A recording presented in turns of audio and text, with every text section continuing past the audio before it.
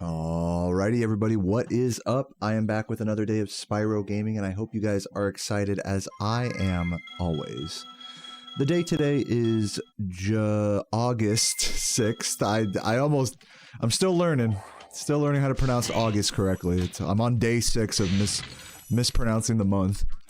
But yeah, it's August 6th, and I feel kind of blasé I think is a great word to describe it. I don't even know if blasé is a real word, but I've heard people use it before. You know, yesterday I kind of took the day off because I was feeling like kind of not great. I was like slightly hungover, I think. I don't know, I was just dehydrated like yesterday, so I didn't drink anything. I just, you know, kind of hunkered down. I actually got a ton of wonderful errands done yesterday, which was great. I went to the bank. I went to I got my hair cut. I don't know if you guys can tell, my hair is a little shorter on top, just like barely. And that haircut was really sensual too. It was like this gay guy that was doing my hair. Well, I don't know if he was gay or not, but he had some flamboyant vibes about him.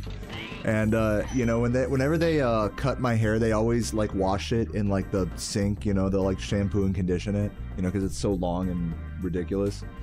And, yeah, dude, he gave me, like, the most sensual, like, head massage, scalp massage ever. I wasn't even expecting it. I was, like, falling asleep there, like, in the sink or whatever. And, yeah, he did me up. He did me up good. I told him, man, that shit was heavenly.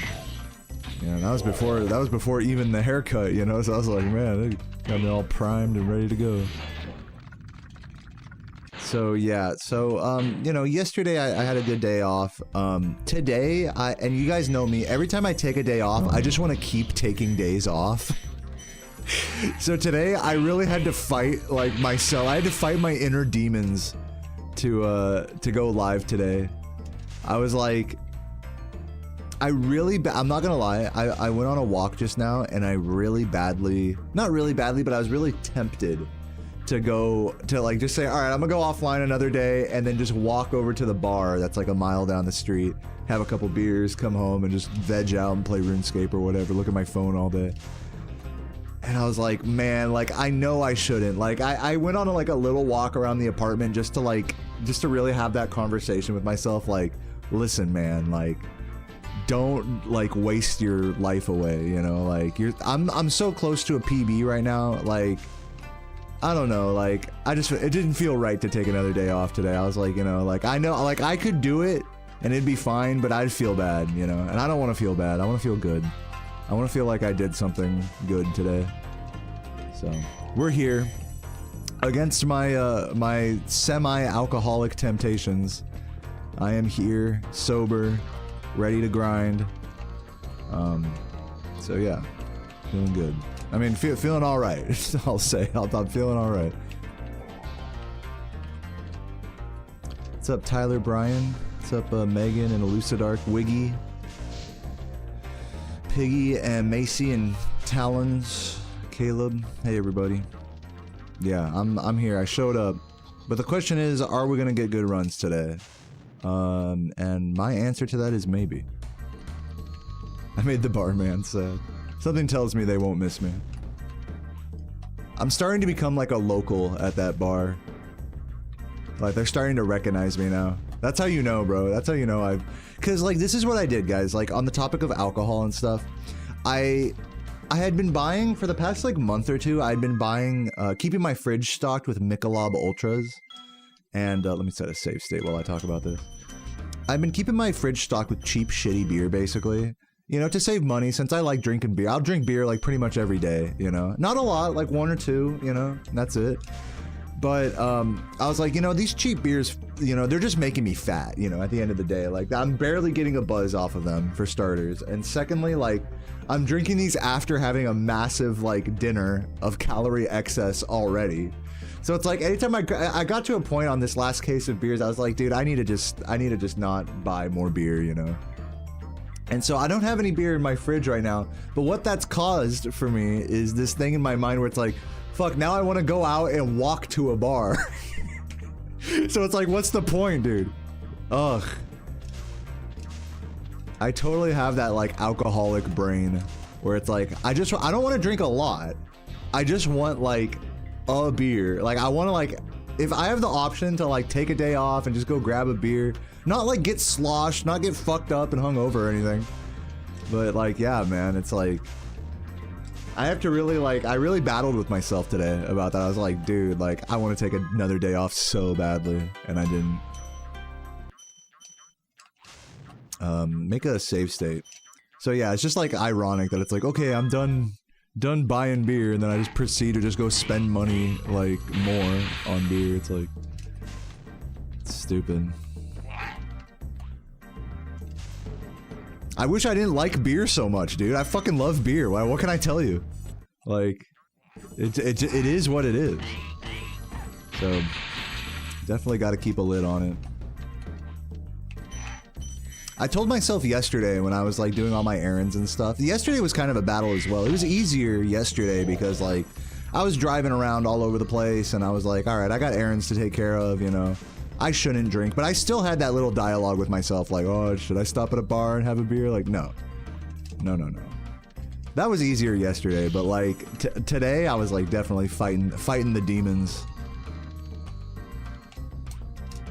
I knew that, like, I'm glad I took, like, a walk. I think whenever I'm feeling like that, I think what's really nice is just take a walk. You know, don't bring any money with me. Because when I bring my, like, my card, like, my fucking credit card with me, that's how I know, bro. That's how I know it's like, okay, game over. You're gonna walk to the bar, you know, like. So, go for a walk. I went for a walk just around the apartment with nothing, no money or anything on me. Just walk around the apartment and just really talk to myself, like, do I really want to do that today? Like, don't act impulsively.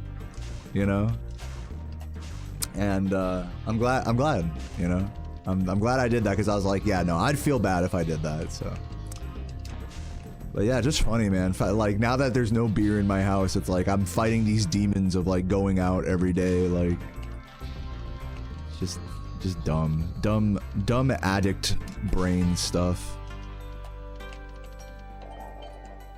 And to think, you know, I'm not even that bad, you know, compared to a lot of, like, alcoholics, like... You know, that shit spirals out of control so quick. So... It's crazy. The temptations, man. The temptations to have a delicious draft IPA. And also, it's nice because it's like, you go for this nice long walk, you know, through the neighborhood, through the suburbs. And like, it's a beautiful overcast day today as well. So it's like the whole experience, and I don't bring my phone with me either. So I'm just like there, like, maybe I'll talk to the bartender or like some patron there, you know, or just sit there and space out. I mean, it's like, it's about more than just the beer, but the beer is definitely what gets me out of the door for sure. But of course, all those other things can be accomplished without alcohol, you know. Should I keep working on this jump? Like, I don't even know what I'm doing here. So yeah, anyone else struggling with alcoholic temptations, feel free to share your story in the chat. Again, I don't think I'm like that bad, you know, in all things considered, like, but it is definitely like a temptation that I have been fighting the last day or two.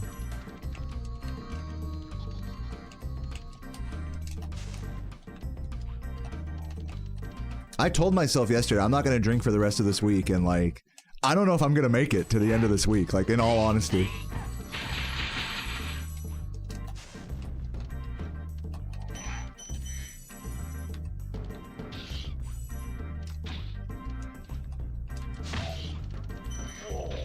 You're like that with energy drinks?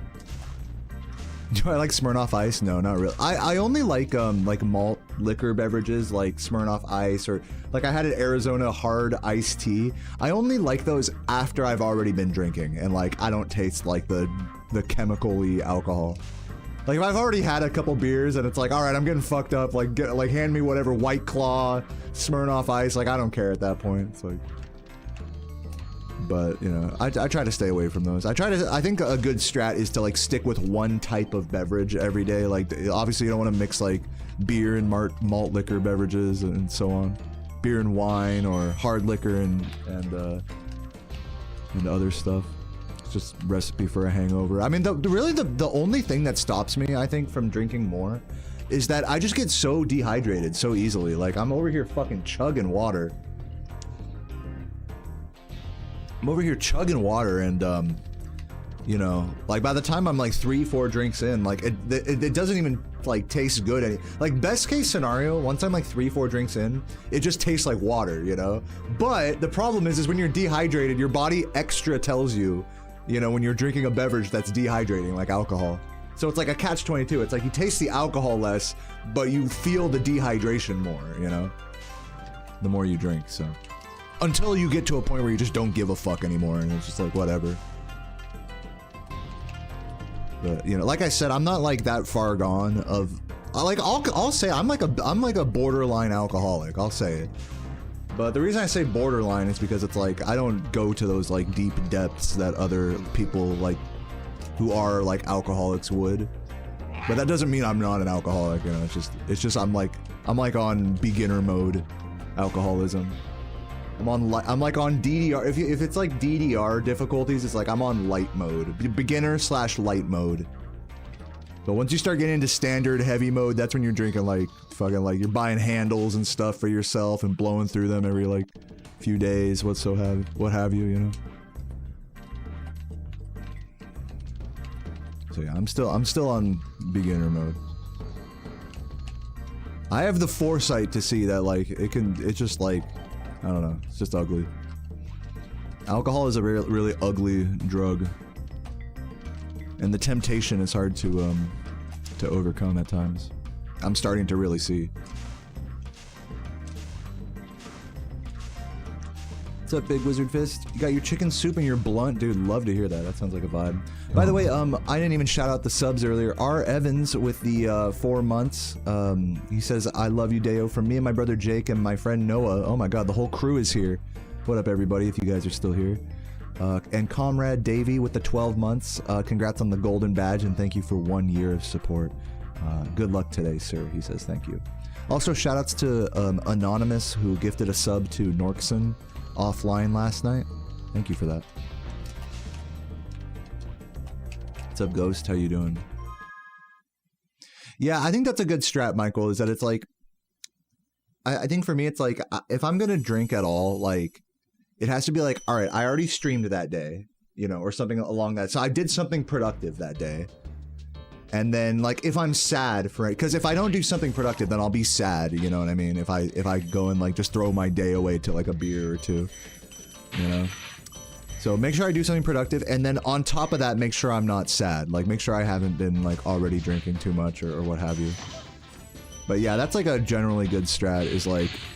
And it's tough because, like, it's like as I was saying earlier, it's like, it's very much like an impulse control thing, where it's like, when you're tempted to go drink or just whatever, like the fucking indulge in something, whenever you're tempted, it's always like an impulse. It's like, oh, I thought I was gonna stream today, but now that, like, you know, now that I'm in the current moment, you know, or like today for me, it was like, okay, now that I'm late to stream, I'm like, you know, like I just had that feeling, and that happens to me, like, whenever I don't stream, is that I get that, I don't know, it's like the devil on my shoulder, like, gets, like, stronger. He's like, nah, you can not stream a second day, a week, you know? It's like that devil gets louder and louder, like, the more I don't stream, basically. But, you know, obviously you're gonna feel bad, like, deep down. Like, if you really, like, if you take a step past that impulse, and you're like, alright, I'm just gonna go for, like, a walk around the apartment and just decide whether I want to do that with my day or not. Like, you'll find, like, once you get past the initial temptation, it's like, yeah, I'm not gonna do that, you know? But it's tough, man. It's tough to, like, you're playing, like, mental games with yourself, you know? It's like, yeah, I want to do this today. And then it's like, no, I don't want to feel, like, I may want to do that, but I know I'm gonna feel bad, like, emotionally for that. That's tough.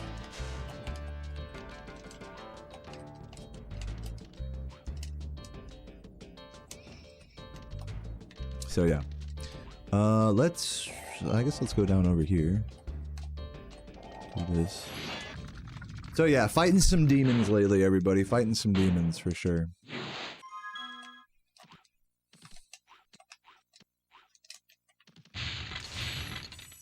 do I want to keep going for this jump? Like, I didn't go for it all in runs the other day. Sober life sucks. I mean, I don't know about that, but it's definitely a life of resisting temptation for sure.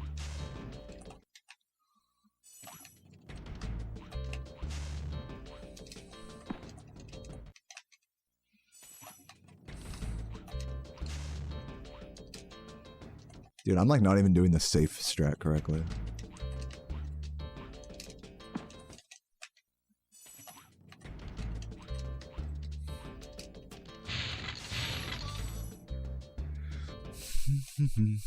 You know, masturbation, honestly, I'm not even gonna make fun of you for that because it's totally the same thing. Like, as a super horny guy, like, I'm just gonna say this point blank, like, I have to control the amount I masturbate, like, or else I'll just feel bad. I'll feel like I just have no, like, self-control, you know? That's what I think, like, you know, people talk, like, the meme about, like, No Nut November is that you, like, get superpowers and stuff, you know? You can, like, see through walls and, like, have, like, you know, telekinesis and shit if you don't nut for, like, you know, however many days. But the truth is the real superpower is self-confidence through moderation, through controlling your temptations. And I think it's the same thing with drinking or overeating or any of that. Which all three of those things I think are probably like my biggest vices. Are like overeating, drinking alcohol, and I don't know about masturbating being such a big vice, but you know. I'll say life is better for me when I'm masturbating less. I'll put it that way. Just generally speaking.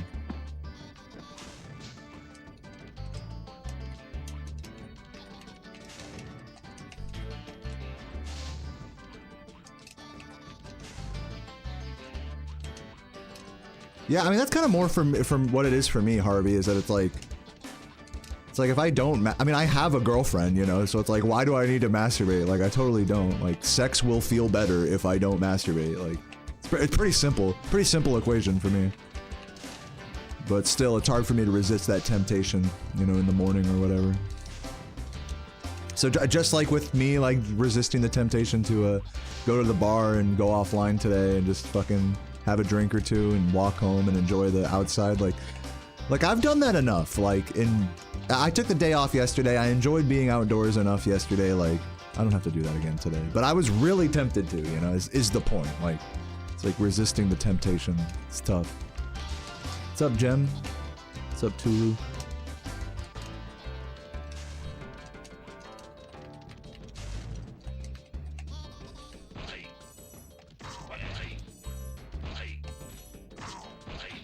Right, Big Wizard. Well, that's how you know, right? Like, that's how you know that you're just giving into temptation and that you need to, like, take a second to, like, assess and, like, or that's how you, like, know that you might need to, like, have more self-control. Is like, when you get tempted to do something, and like you said, it's the lead up to the thing, whether it's ordering food or having a drink or going out or jerking off or whatever it is like, the idea of it is more fun than the act itself. That's how you know that it's like, okay, I'm just giving into temptation at this point.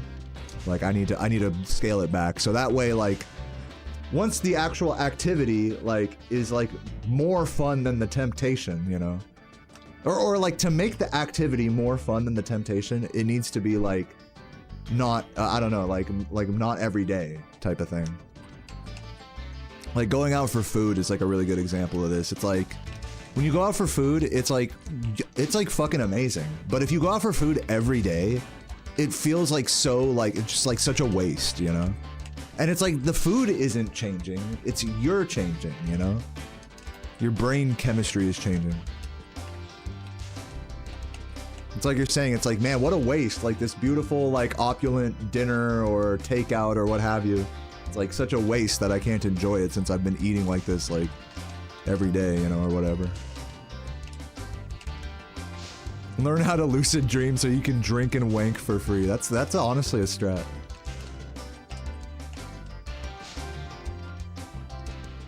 What's up, Biscarot? What's Fasty Nork? It's over here. I'll show you. Since I'm just fucking around anyways. Let's go to Nasty. What's up, Zach? How you doing? Do you love the idea of jerking off? I mean, sometimes that's how it is for me. I'm saying this unironically. I know to you it may be a meme, but to me it's like, if I've jerked off like twice, 3 times yesterday, I mean, I'm still gonna have morning wood the next day, you know? So it's like, all right, like, it gets to a point where you're just like, all right, I'm gonna fucking just do it, and it's like not even as, like, the idea is more fun than the actual act of nutting. You know what I mean? At times. When you're overdoing masturbating, I mean. So, yeah, like, I'm right there with you. Like, I fucking love the idea of jerking. I'm a horny ass motherfucker. I mean, I think this is like innate for most Spyro players. It's like, we're just horny ass motherfuckers, you know? But, like, I don't know. So, I mean, in my experience, sex, or I'll just say coming, in general, like, feels best when you don't do it for a day or two or a couple days. That's just my truth. Like, whether it's sex or masturbating or whatever, like, coming just feels better when you haven't been doing it like every day or multiple times a day. That's just my truth. I don't know if that applies to you guys, but that's just for me. So yeah, it's definitely true. The idea can be more tempting than the actual act at times.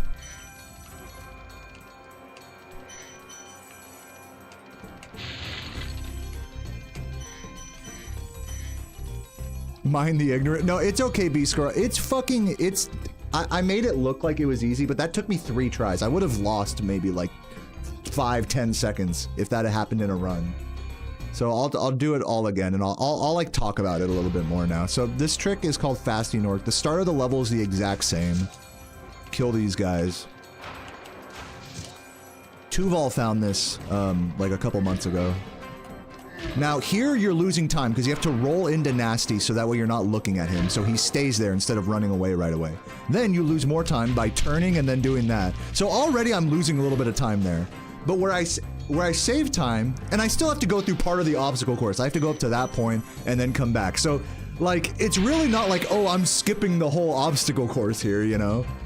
You're skipping part of the obstacle course for some, you know, for some more suboptimal movement, but it still nets out to like optimally 4 seconds. And that, when that was originally timed, that was timed with this wall glide, which is maybe a second or 2 faster than what is RTA viable, which is this boosted jump. So in reality, all of this effort, and keep in mind this is after Rat Proxy on PB pace, world record pace, after Rat Proxy, where you're already thankful, you know, you've already thrown hundreds maybe of runs like me, just to get to this point on PB pace. You're gonna be like, all right, I'm gonna put it all on the line for this jump for like 2 seconds.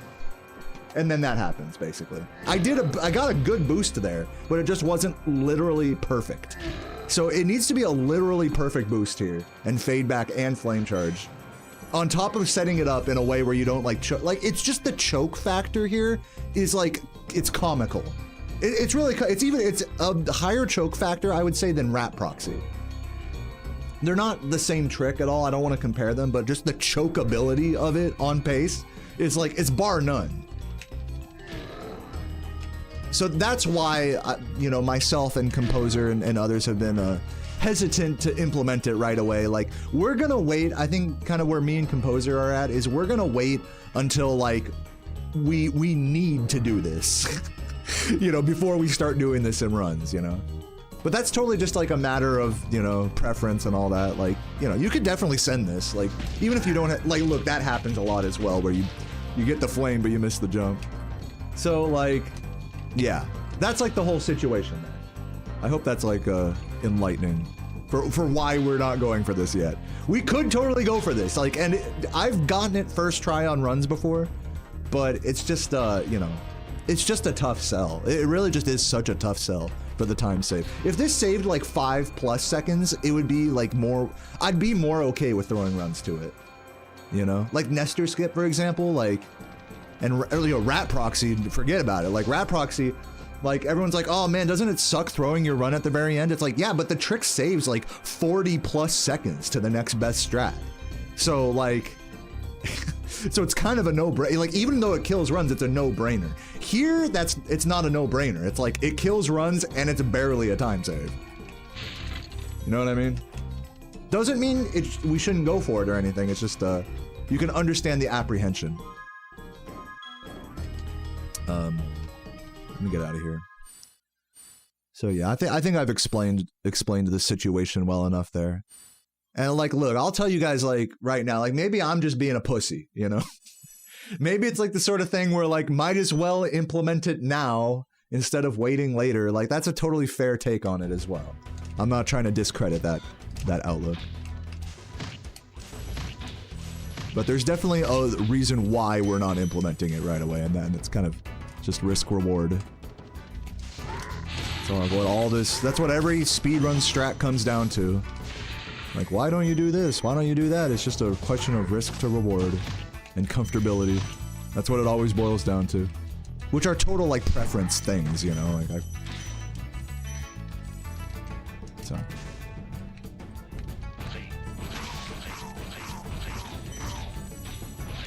What's up, Zeals? Stop being a baby, go for the yeah, like that one guy, fucking Alexander in the, in the Spyro 1 chat. That guy was funny.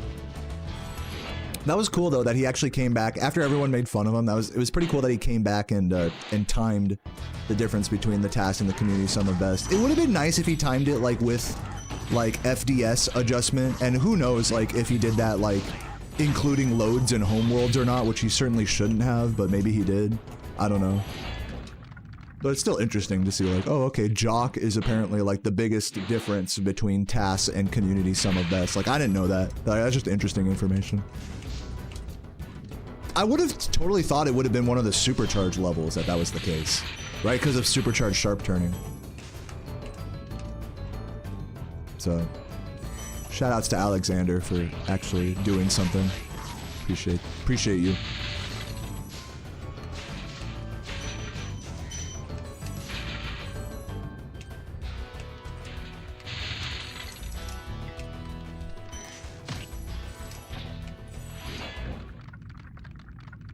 Oh, he didn't even time those. Oh, okay. Well, there you go. That makes sense.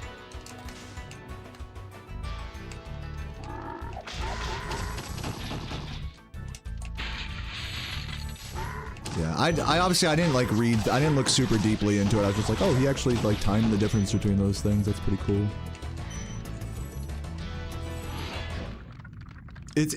I will say it's funny that like he did that, and it's like the logical jump between like, okay, timing the difference between community sum of best to task. It's like, okay, so that means the community should work on this level because it's the furthest away from the task. Like regardless of the strategies involved and how viable they are or aren't, like that's like not a consideration for for Alex. I thought that was like a funny element. That's why I thought he was trolling initially. It's like, forget about like how easy or hard a strat is. It's like, and that's how it is with like analytic. I've noticed that it's like with Alexander isn't the first person to kind of take that attitude of like just analytically looking at time differentials. Like these people who are like analytically minded, they're not interested in like what's humanly viable. They're interested in like what's theoretically possible. And so like it's really easy to like kind of poke fun where it's like, what, so you're just telling me to play like Task Jock? And they're like, yeah, basically. It's like, well, that's not realistic. And they basically have no answer to that. They're just like, okay, well, whatever, but it's still the case. And it's like both of us are right, you know? So it's just a funny like butting of heads whenever you see like a really hardcore analytically minded person come into like the game's Discord, especially when they don't do runs either. So they really have no idea about like what's viable and what isn't. It's just really, it's like a really funny butting of heads that you'll see there. But you know, with that said, like it was pretty cool to see that Alexander did do some timing. That's more than I was expecting to be. That's more than what Arkix, what's his name? That's more than Arkix has done. I'll give him that. Yeah, Alexander with the comeback, for real. You gotta respect him.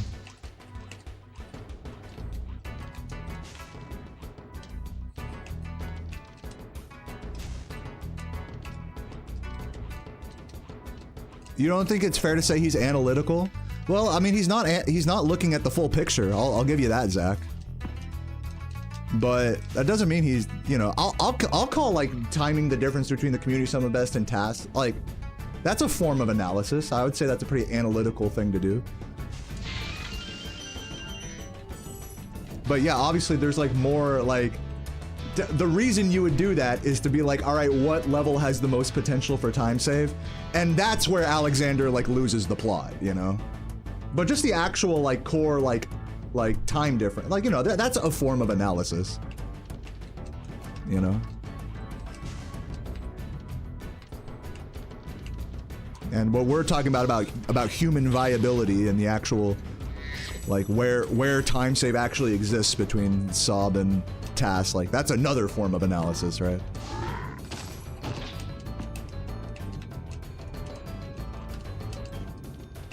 Dude, it's so true, Zach. I mean, I bet like this exact thing happens like with businesses and like financial, you know, like advisors and stuff all the time.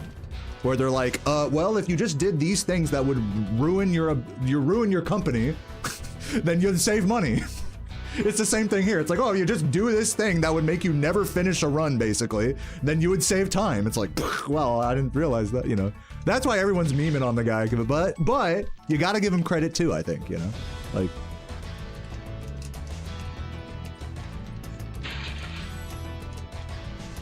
so it's just interesting. Interesting situation.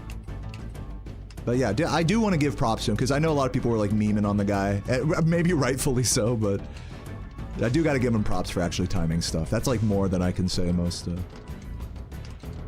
armchair Discord speedrun scientists would do. You got to give him credit for that. I'm not saying you gotta suck his dick or anything, but you know, give him the Nobel Prize, you know, obviously.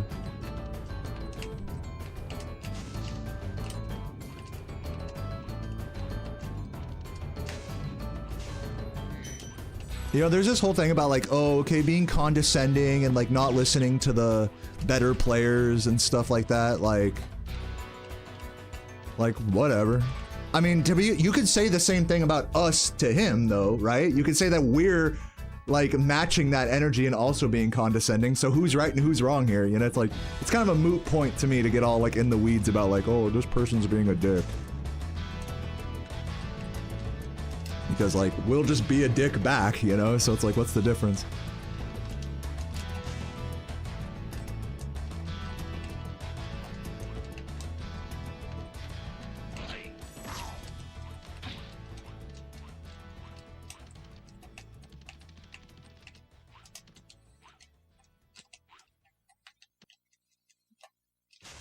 Do I have a bidet or just smear it?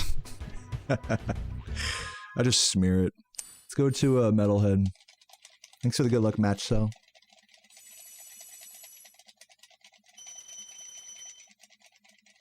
Yeah, I'm rooting. Yeah, dude, me too, Zach. Me too. I'm rooting. I'm with you on that.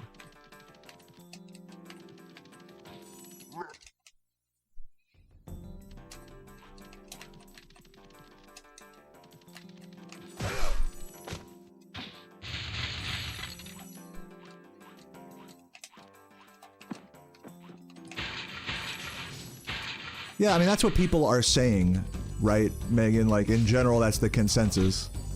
But, you know, both, like Zach and I were kind of saying, it's like, there's validity to both sides of, like, you know, this whole game, like, speedrunning, it's all a big puzzle, you know? Like, just because I do a bunch of runs doesn't mean I have the answers, you know what I mean?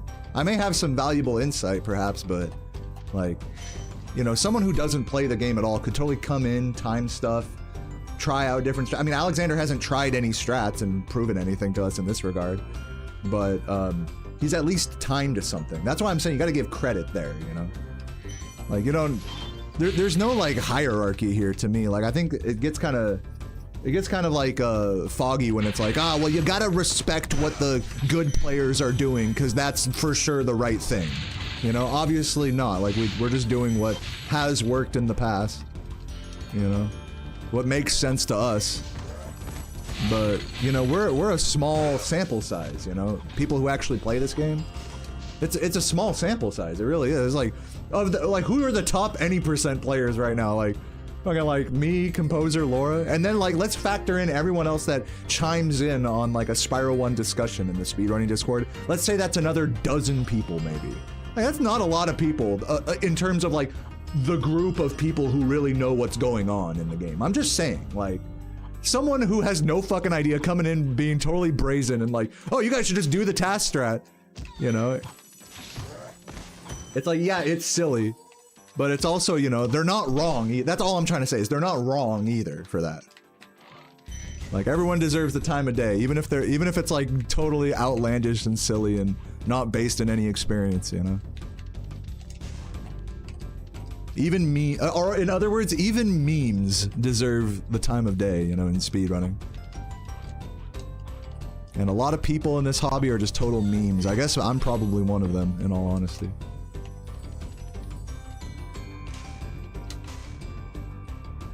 Dude, right, Zach. But just because I did it?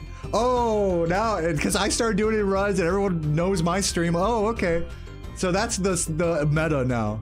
You know, like, what the fuck? That was just me being faded as fuck one day on the drive home and being like, what if we just cut this fucking level? Like, I'm just gonna do that. So yeah, I mean, it's just totally like, like, I think we put way too much value on what the experienced runners think. You know, like that's like the fucking where it starts and stops, you know. And just the reality is for someone who doesn't run the game a lot, they're gonna just sound really stupid suggesting stuff. That's just how it is. So it's hard to like get past that and be like, yeah, even for me, when Alexander was first talking, I was like, oh, this is clearly bait. Like Zach and I both were like, oh, this is clearly bait. Like, we're not even gonna respond to this guy. But actually, he actually is a real person, you know? It's just crazy, like, crazy hobby. If there's one thing I've learned speedrunning is you can't tell the difference between a bot and a real person. You just can't. Not in a chat room, not in a Discord. And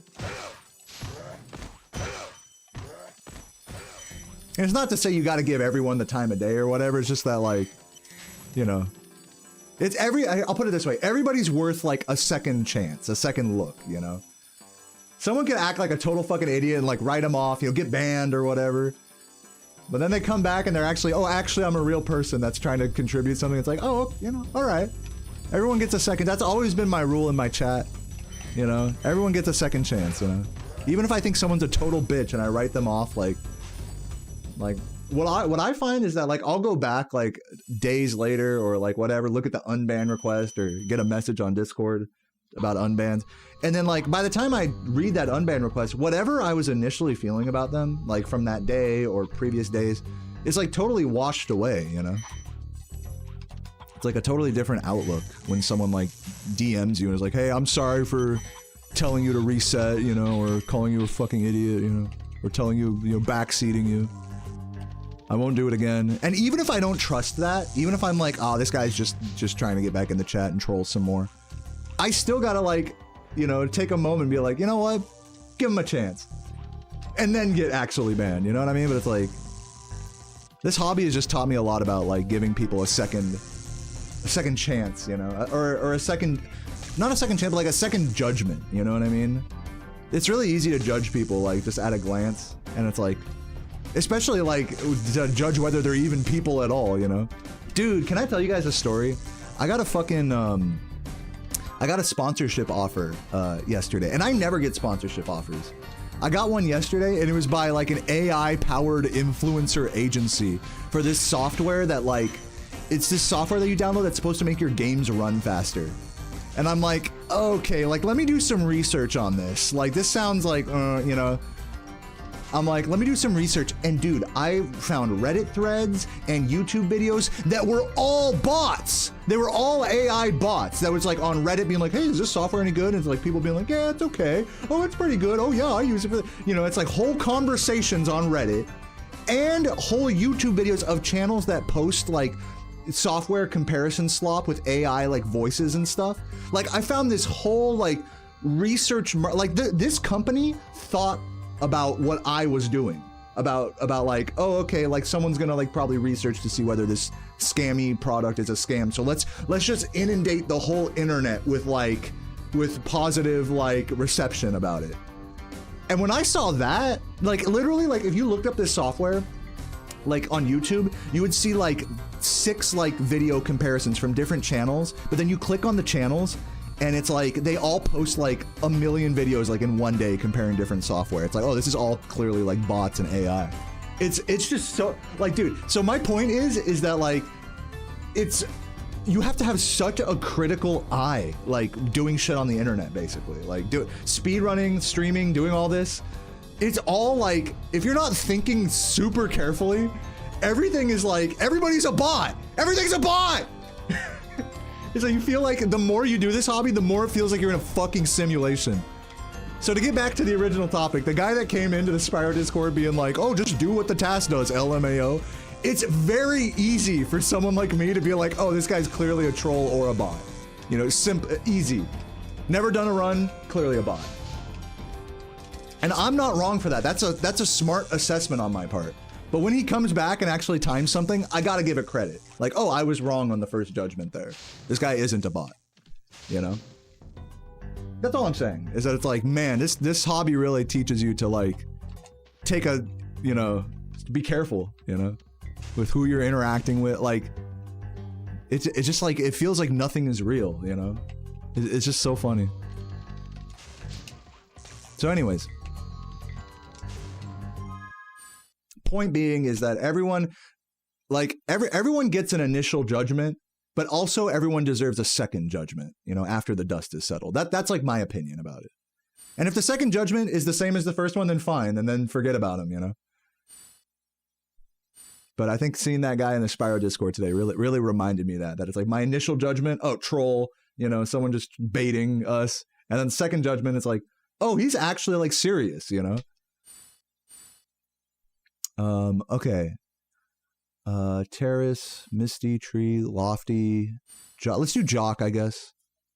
Anyways, that was a long-winded rant to just say, like, just give everyone the time of day, basically. Give everyone a second judgment. That's like my whole message here. It's okay to be cynical. I mean, if there's one thing speedrunning teaches you, it's to be cynical about everything around you, you know? Everyone's a bot, runs are all bad, I'm never gonna PB, you know? Like, this hobby is rife with cynicism, you know? And that's like just, I guess that's like the survival technique to like make it through this hobby, is to just be cynical about everything so that you're never disappointed by everything constantly. So I don't think there's anything, I think that's a good place to be mentally, is to be cynical. But you can't let your cynicism like override like everything.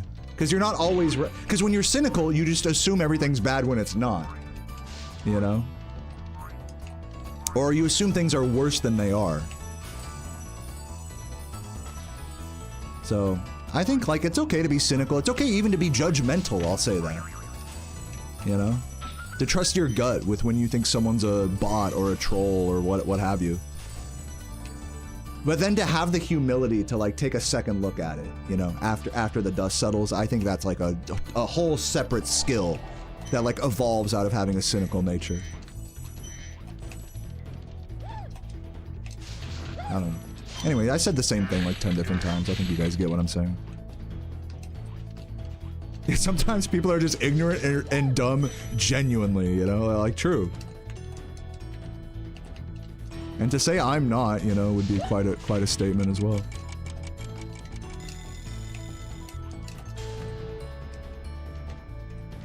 Yeah, I'm already we're 40 minutes into stream, I'm already questioning reality.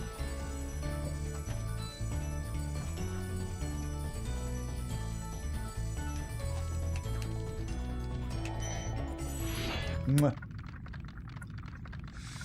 Ah, yeah. I think it's exclamation point colors with an S to see how to do the chat colored stuff on screen. I guess maybe I should work on this double cake since it has been killing my runs lately.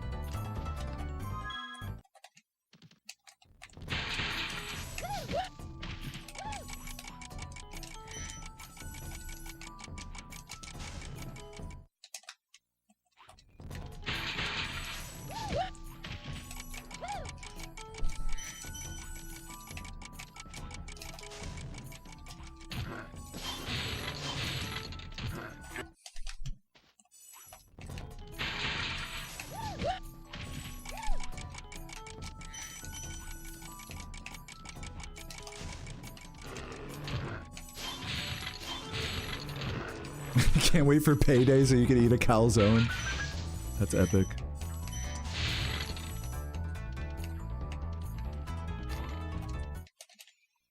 What's up, Critical? Best after work activity. Dude, I'm so tempted. Dude, I was talking about this earlier today, at the start of stream, but dude, I was so tempted to take a second day off today and just go to the bar and just have like 2 fucking draft. They have this fucking amazing IPA on draft at the bar down the street from my house. And dude, I have been fucking...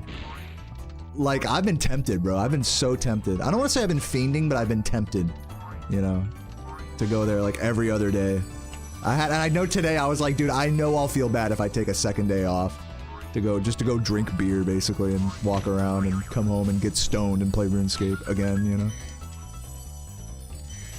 Dude, yesterday I got, talking about Chinese takeout, yesterday I got, Thai takeout. I got Sarah some, pad Thai, and I got me, a tom yum soup. And dude, can I just tell you, tom yum soup has been my favorite soup lately. The lemongrass, like the kind of seafood, you put some shrimp in there, some mushrooms. Oh my god, that's like peak, like, Asian soup. Tom yum, dude. Shit goes so hard. And so yeah, what I was doing last night, I had some tom yum and I made my own beef and broccoli at home. And the beef, broccoli, and rice came out totally fine, but yeah, that tom yum, like, just on the side, like, sent it over the edge. Shiz takes the wheel. Thank you for the 4 months, man. Welcome. And, Guinness Buddha, or no, hold on. Am I missing something? No, that was 2 days ago. Thank you, Shiz. Dude, you made beef and broccoli as well? You know what the hack is with beef broccoli? Do you do this, Zach? Do you, buy oyster sauce?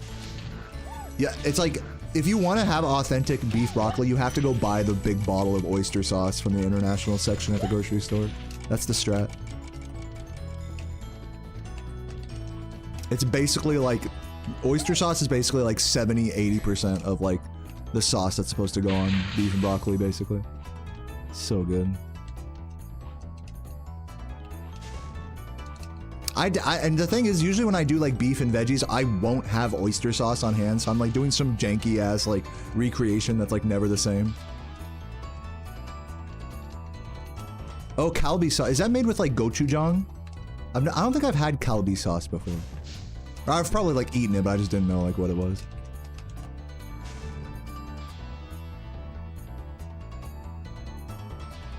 You're very welcome, Critical. What's up, fake Big Weld?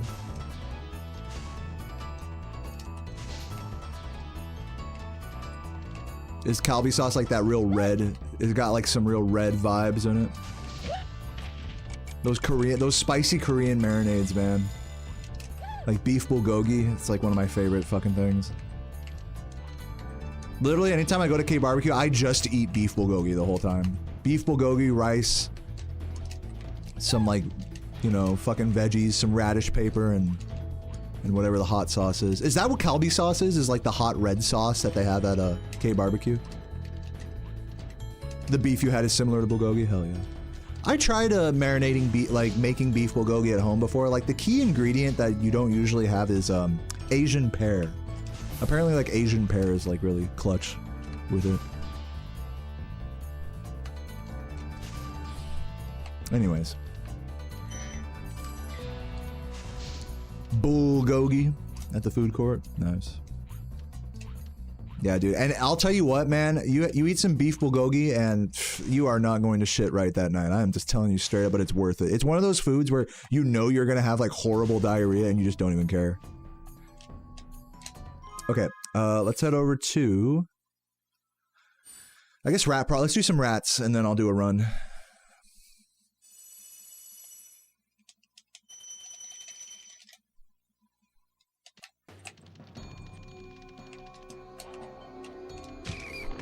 Close.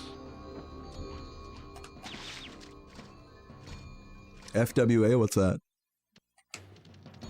Nashville hot chicken? Dude, there is a Nashville hot chicken place like right by my house, or right by my apartment, but I never go there. I've never been there once.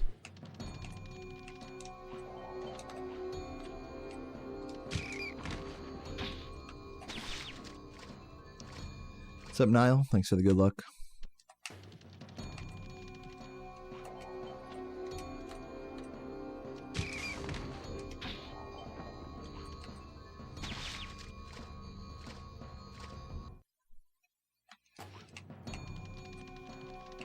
Furry Weekend Atlanta. Oh, okay. Yeah, Megan knows a thing or two about that. What's up, Ruku? Thank you for the good luck. Yo, Cole. Thank you, thank you.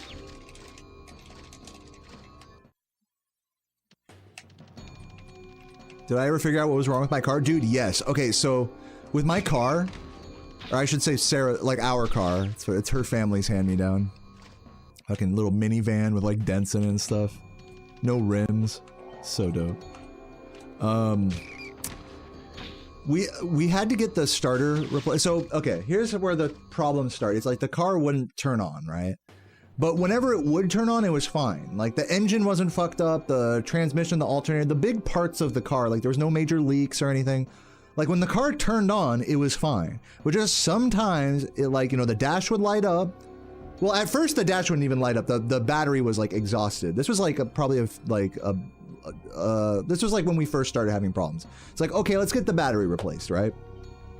Okay, we get the battery replaced, car's working fine, and then it works fine for a week, and then it stops turning on again. But this time the dashboard lights up, and you hear all sorts of weird like clicking and stuff, like, you know, from all the electronics in the car.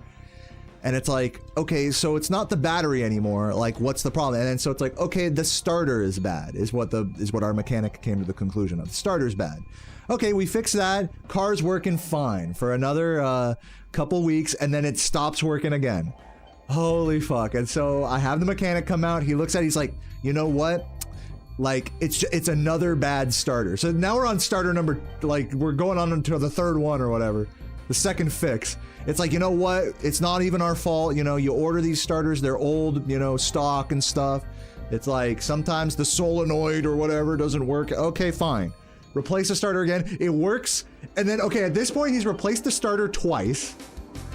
And at least, by the way, at least we had warranties on these starters, so we only had to pay for the first one, so that was like fine. So we replaced the starter for free, and we're like, okay, our car is finally good. We can drive down to South Carolina. This was like during my big break, like last month. We drove down to South Carolina, and like, I'm not even kidding you. Like, when we're in the most rural part of South Carolina, like, we're not even by the hotel. We like went horseback riding, and it was a beautiful day, like picturesque, beautiful date. And then we're stopped at the gas station to fill up the car before heading back to the hotel. And the car, and this is like, it's like 110 degrees out, like down south, sweaty, gas station, nothing else around, and the fucking car doesn't start again. And this is like, we're on the third starter at this point. We're going on the fourth or whatever. And we're like, holy shit. So we call our mechanic back here in Virginia, and he's like, all right, fine. I'm sorry if this is a boring story, by the way, but it's just like, oh my, just to explain the whole story here. We call the mechanic. We hang out in the fucking gas station. The mechanic finds another mechanic out there that we can call, and basically tells us to just get our car towed to another mechanic out there, and then our mechanic will pay for it, which was very nice of him, by the way. Because as it turned out, we eventually got the fucking car taken to a mechanic out there, who first of all jumped it and then like was like, okay, it's fixed, which did not fix the problem. And of course we get back to it and then the car doesn't start again. It's like, great, now it's at a mechanic's yard and not starting. And so finally, and this is like the last day, one of the last days we were there, finally I fucking call a mobile mechanic to drive out and come to this other mechanic's yard on the weekend. Because, you know, the mechanic isn't there during the weekend, so we gotta go get the mobile mechanic out there. And this guy was a fucking legend. I think his name was Rich. This guy was like, you could just tell he like really cared about cars. Like, he wasn't just collecting a paycheck. He showed up, he was like, what's the problem? I'm like, oh, it's the starter, you know, this is like the third one or whatever we've changed. And so, you know, I don't need you to diagnose it or anything, just change the starter. He's like, yeah, you know, based on what's happening, that seems fine, so let's do that. And he changes the starter, and just fucking guess what happens. The car doesn't start on starter number like 4. The car doesn't, so okay, clearly it's not the starter, right? And this mechanic, bless his heart, he was right there. He did the whole job, changed the starter, fucking was standing there, you know. Keep in mind, he's like $900 into the job. And he's like, all right, well, we got to diagnose what's really happening here, because your car is, you know, that's like, what else are we going to do? We have to diagnose now after fixing the starter for the billionth time. So here we are in the hot South Carolina heat, sweating our asses off. And the fucking mechanic, I'm not even kidding you, he pulls on one of the fucking wires that connects to the battery. He pulls on the positive terminal wire. He pulls on it and he says, okay, try it now. And it starts. So the whole fucking time, for the last like 3 different repairs we did on this, it was just that the terminal connectors were shot and needed to be replaced. The entire time. It was just like the little connectors that connect to the battery. Probably the last 2 or 3 starters that we replaced didn't even need to be replaced. The entire time, and it took me driving all the way down to South Carolina, getting on the phone with like 10 different mechanics, waiting here, waiting there. Sarah's stressing out, you know, fucking Michi is like having to rescue us, you know, picking us up and shit. And the whole fucking time, if I'd have just pulled on one of those wires and tried starting the car, it would have been fine, basically. So, the mobile mechanic, and when we finally figured it out, it was like this weight off my shoulders. I was like, oh my God, finally we figured out the root of the problem.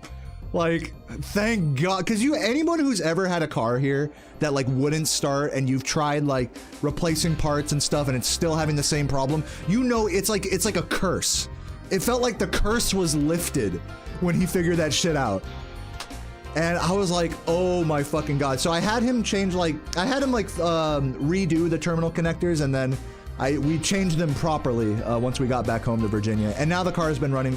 Also, I got the tires, a couple tires changed in the alignment. So now the car is good for the next indefinite period of time until we got to go get an oil change, basically. The car is finally, and thank God that whole South Carolina fiasco was completely covered by mechanic. $1,200, by the way. For a mobile mechanic to come out, fucking change the starter, diagnose the problem, and fix up the terminals just like janky style. Whew, man. So thankfully, all of this stuff, if all of these problems had to come out of my pocket, like if we didn't have the warranty on the starter, and if I had to pay for the mobile mechanic, I would be out maybe like $2,000. But because I had a good mechanic out here that was honest and stood by their word, I only really am into the car for the price of a new battery and a new starter, basically. And then plus the tires and the alignment, which across all those things is like $1,000 roughly. So, but it would have been 1,000 plus like 2,000 if I had not like done all that.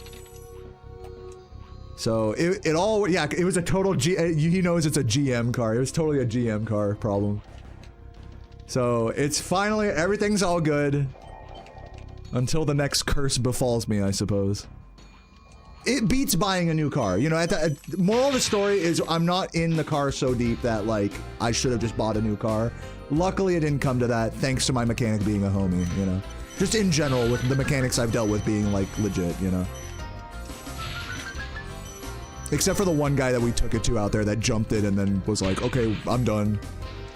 Luckily, he didn't charge us. Now, I will say we did pay a price in terms of tows. Like, our mechanic covered one of the tows, but actually technically 2 tows. We technically haven't really had to pay for a tow yet, but we have used up all of our fucking insurance, you know, roadside assistance tows, and, you know, had to get some tows reimbursed as well. So at this point, if the car breaks down, like, I'm pretty fucked. Like, I'm gonna have to dish out like 150, 200 bucks just for a tow. You know, if the car breaks down at this point. Yeah, never pay for tows. Tow picks.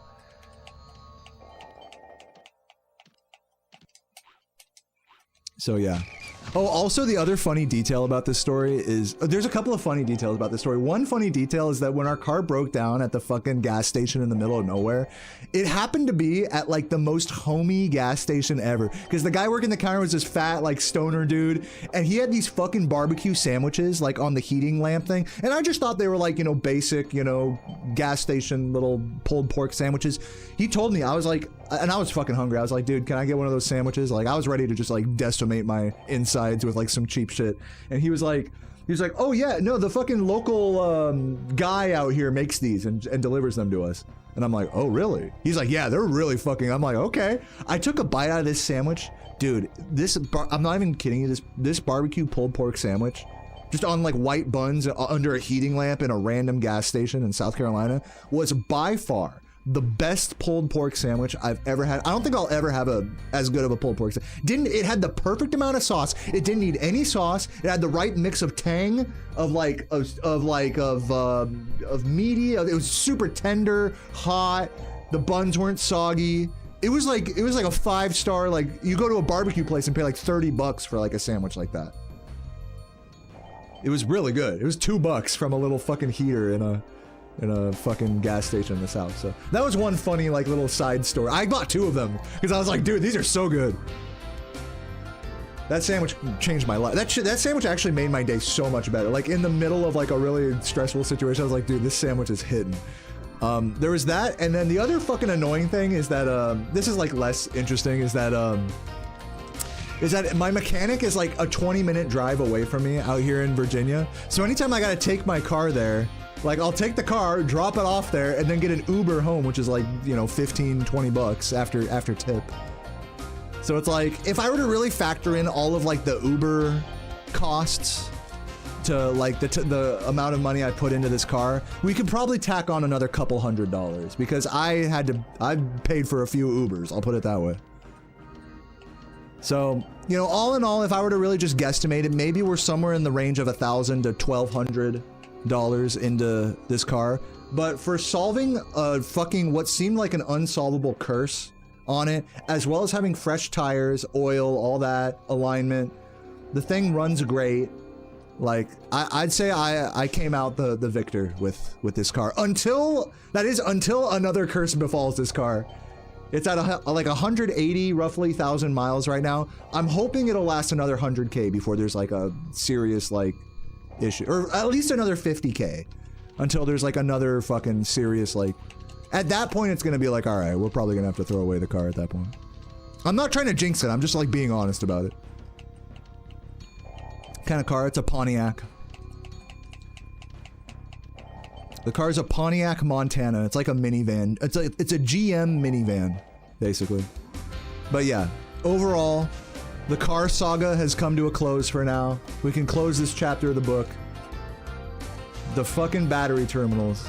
I got a starter changed 3 fucking times when all I needed to do was change the battery terminal connectors.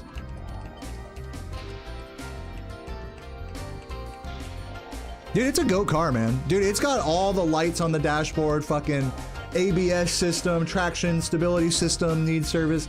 Fuck that, it's missing rims, it's got dents on both sides, covered in bumper stickers from throughout Sarah's college life and stuff.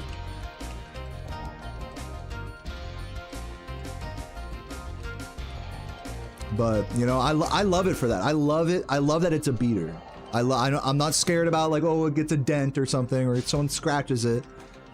Insurance is so cheap. I literally pay $60 a month to Sarah for insurance on that car. Or $50 a month for insurance on that. Super cheap car. All right, guys, let's do some runs. I'm like totally just fucking around here.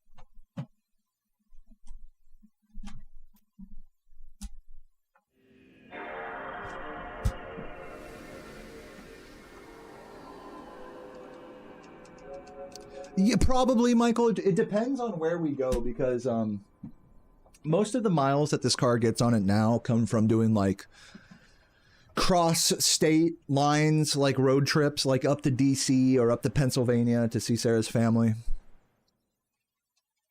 I have not, you know what, Elucidark, thank you for saying I have not done my push-ups yet. In fact, I will knock those out right now. But let me just refresh the capture card real quick. Oh, is it gonna work? Well, let's see. Come on, capture. No. It died. Excuse me. Oh. There we go. All right, push-up time. Let's get it. You think I got 22 in me? Maybe. Here, let's get past that. All right. Should I take off the shirt? I'm gonna take off the shirt, fuck it. What's up, Giada? What's up, everybody? Thanks for the good lucks, everyone. I'm doing 20 push-ups right now. 2-0. Before runs. Oh man, hold on. I'm gonna do like a little stretch real quick. Oh yeah. Oh my. Woo, that was good. All right, here we go. 20. Here we go. Oh wait, no, just kidding. My head hit the fucking mic. Here we go.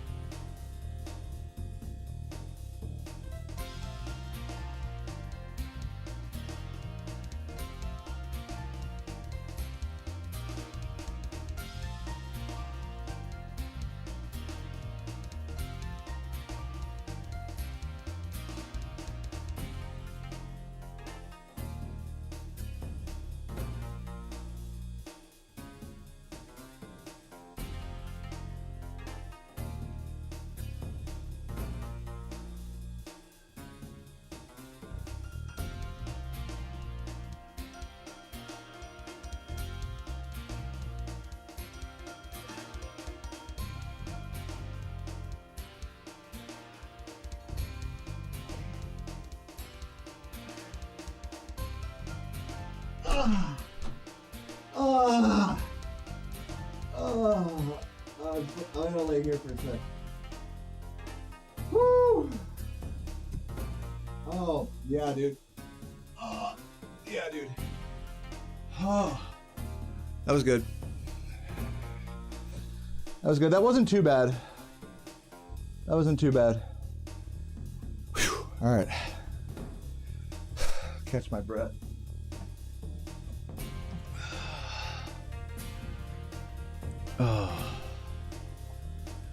20 push-ups for the day complete.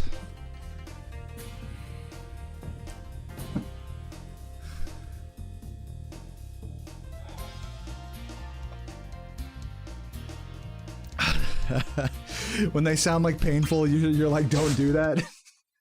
That's kind of what the point of anaerobic exercise is, right? It's like you do it till like it's actually like tearing your body up a little bit. So that way when your body heals, it heals like stronger or something. Isn't that how that works? I don't know. Look, man, I'm not a fitness expert or anything.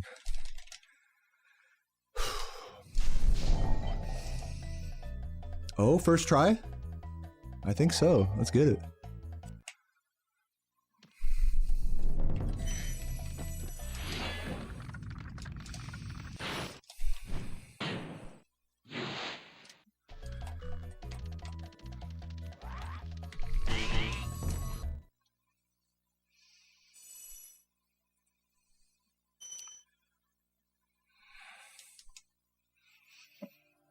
Yeah, 100% nesters today so far. Huge.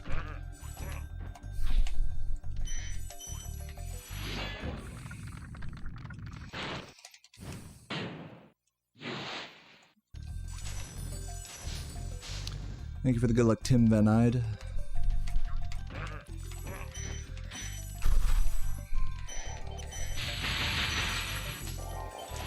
Like, just to give you guys like a kind of a touch on where I'm at mentally today, like in the game, like gameplay wise.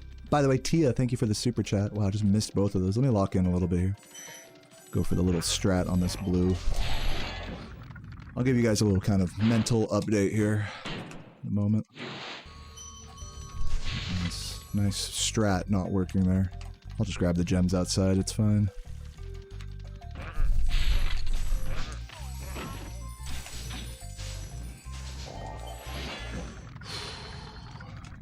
one thing I love about doing those push-ups is that like just holding the controller, it's like you're really like flexing your muscles, you know, just holding the controller.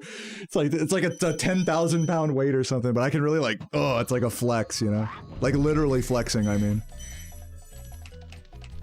So yeah, so like emotionally, or God, what's even the word? Like just mentality wise in the game today, like out of the game, I feel fine. I've fought some temptations today to go offline and go to the bar, and I overcame that, and I'm here. So I'm proud of myself, like emotionally there. Now, as for the game, I haven't really played at all yesterday. And so right now, especially after all the ranting and story time and stuff, I'm feeling like a little bit, maybe not 100% focused. So we'll see if I can't relax into this run. And like, I seem to be playing okay. I did miss that flame, but I seem to be playing okay despite some,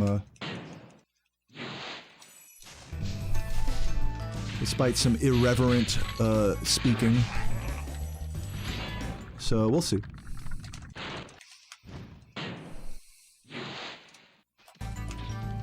But yeah, that's where I'm at like mentally right now. It's like I feel good, but I think the focus needs some work, maybe.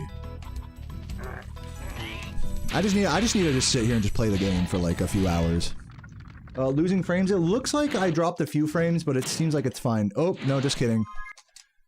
Oh. Uh-oh. Yeah, I'm dropping frames, guys. Sorry about that. I'm not really sure why that is. Hopefully it goes away. God damn. No, this is ass. This is truly ass. I'm sorry, everybody. Stream is borked. I'm gonna give it a minute. I'm gonna give it a minute.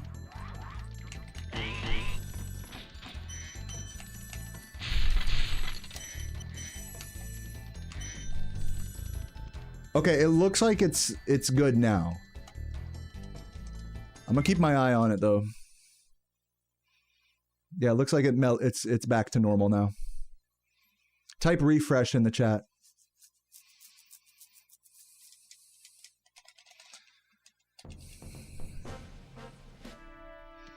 Balboni hacked my stream. True.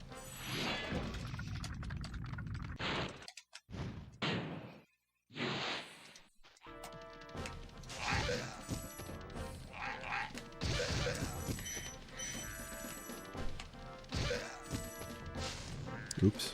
Another blue mist there.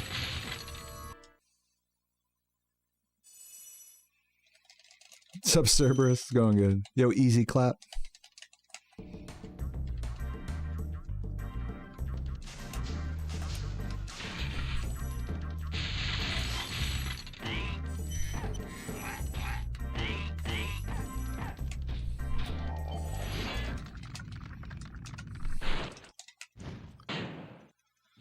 Yo, Poorly Fox, thank you for the good luck.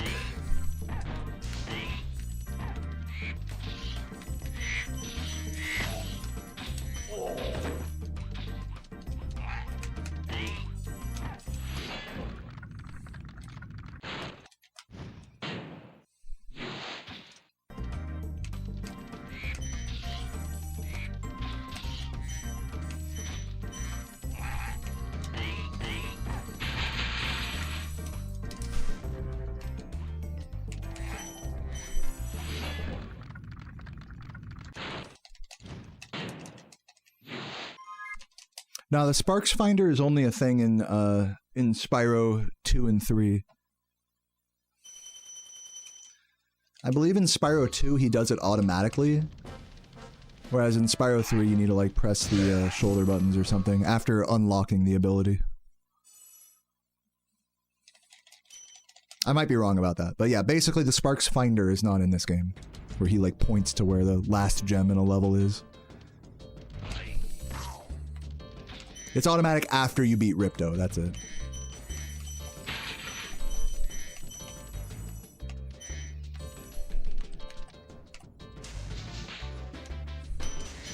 Oh, that might be too deep.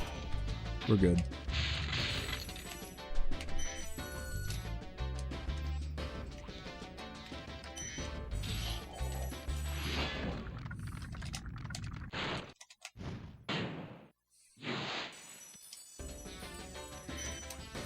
Did I play Spyro as a kid? Yes. This was one of my first video games. What's up, Humber? Thank you for the good luck. Welcome, welcome.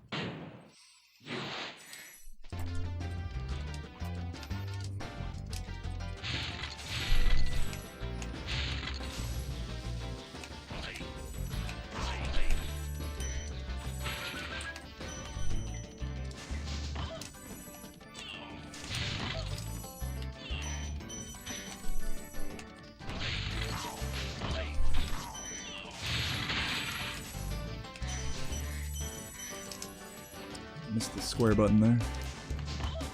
We're good. Yo, Finn, thank you for the good luck.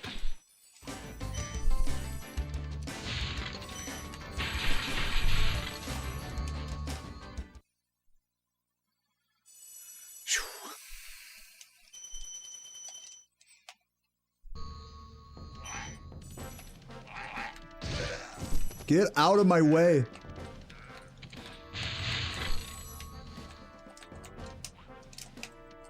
Good.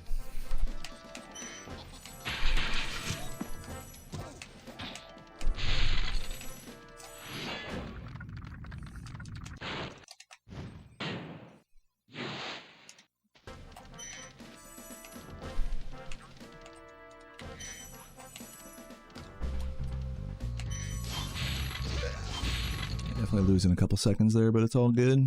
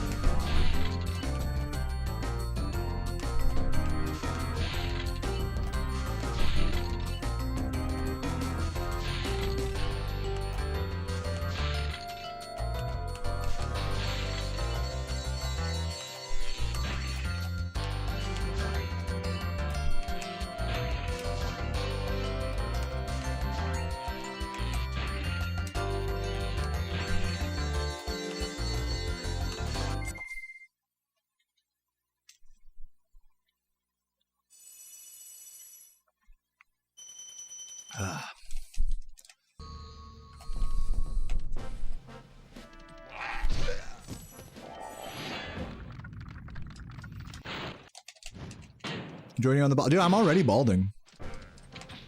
Okay, honest question in my chat. I'm not gonna put out any vibes or anything.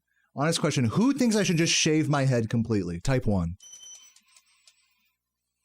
And who prefers that I just keep my hair the way it is, just like purely on aesthetics?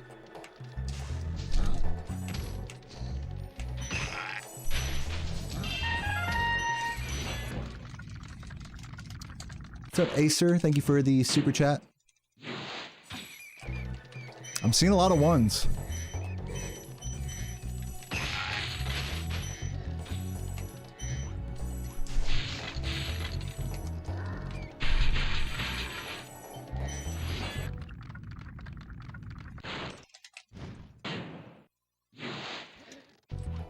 I'm seeing a few more 2s now.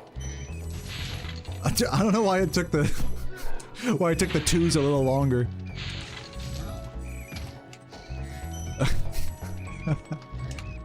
Oh shit. Sarah, I actually asked, so I got my hair cut yesterday, just like very slightly on the top. And I asked Sarah before I left, I was like, hey, like, is it time for me to just get it all cut off? Like, what do you think? And she says no. She says, like, keep it that way. Like, really the only thing that's stopping me from doing it at this point is the fact that Sarah likes my long, dewy curls. And I like them too. I mean, they're fun. I've always had long curls my whole life. And even though I'm balding on top, and let me also just acknowledge that, like, I look like a fucking goofball, like, with my curly mullet thing going on. Like, I'm not gonna even try to argue that this looks better than me being bald. I'm not even gonna try to argue that. Like, I realize, like, by society standards, I look like a fucking stupid goofball. I realize that, you know, with my big bald spot and long hair. But the good news about looking like, and this is my cope at least, you know, for keeping the long balding hairdo. My cope is that, like, at least I don't have to look a certain way for anyone, you know? I don't have a job where I have to be all clean cut or anything. If anything, I like having a more goofy, like, out there look. That's my cope. I mean, that's my cope. That's why I haven't just pulled the trigger and just shaved it all off yet. But I'm totally not against doing that either. Like, eventually I will do that for sure. So yeah, that's where I stand about all that. Like, I will totally give it up that I would probably just look like, just generally, like, more conventionally attractive if I just shaved my head. Like, I'll totally give it up.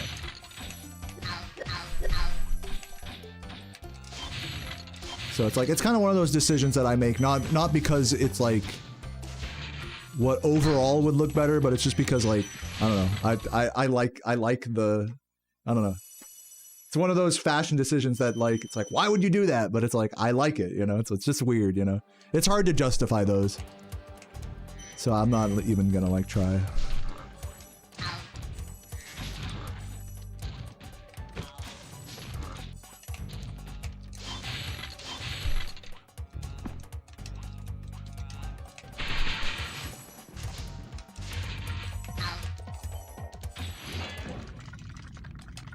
Yeah, this is the first run of the day.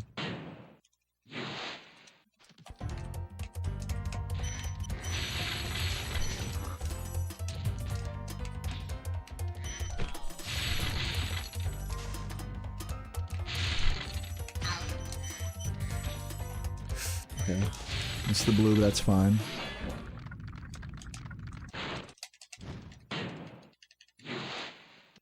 I mean, yeah, if I went bald, I mean, I guess I could grow this hairstyle back, which is another good reason to just try it at least. I've never tried going bald before. It's not like I'll never be able to grow any hair again. It's just, I mean, I'm still gonna have the same bald spot either way.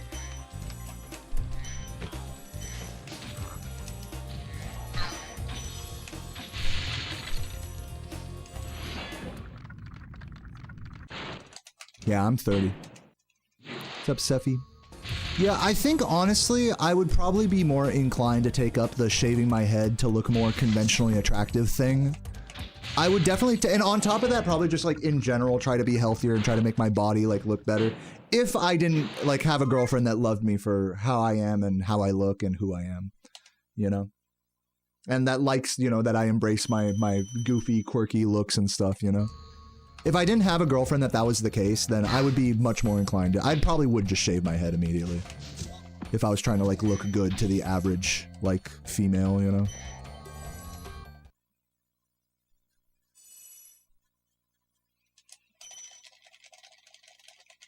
But luckily I have an above average female. So that's not a problem for me.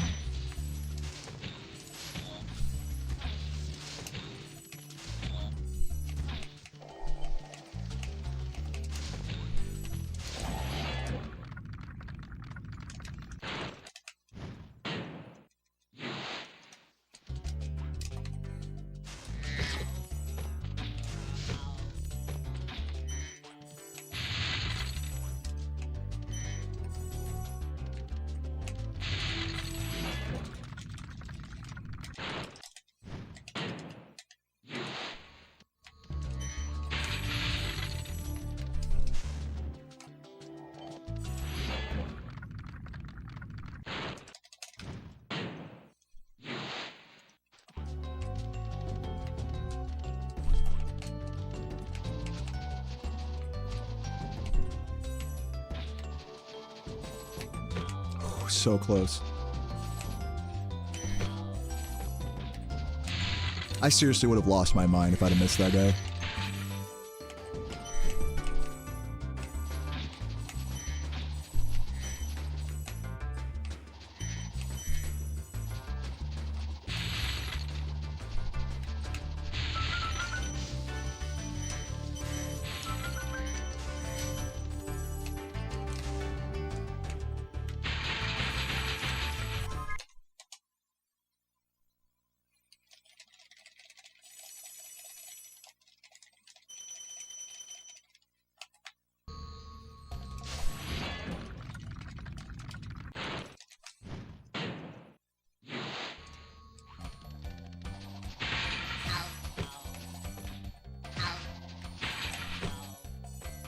No, I know Bukele, Bukele, is that how you pronounce it? Bukele, the president of El Salvador. What do I think about him? I've heard that, I've watched a few documentaries about El Salvador. It has one of the largest supermax prisons in the, like one of the harshest prison systems in the world, even worse than America.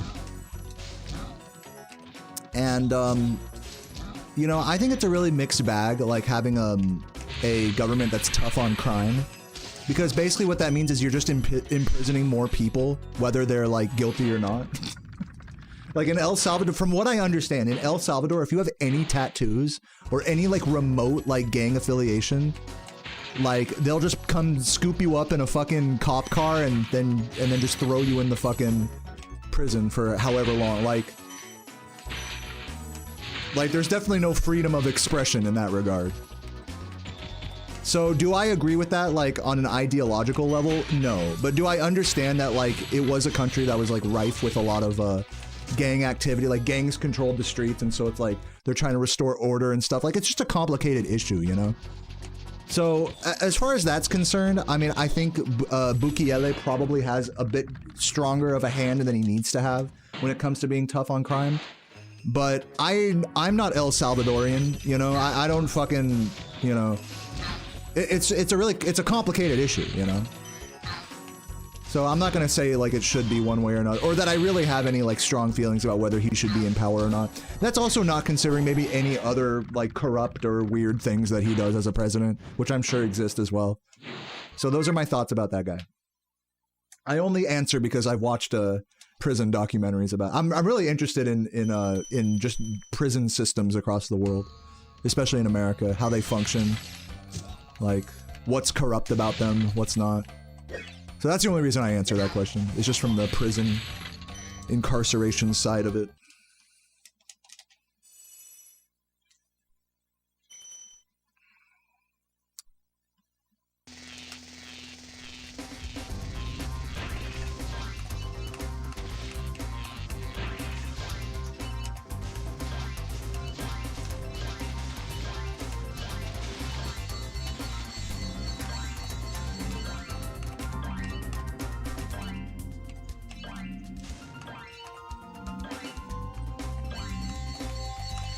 Oh, he's the Bitcoin president? I don't even know. Oh, he's the guy that made, is he the guy that made the fucking fake, like the cryptocurrency? He did like a crypto rug pull?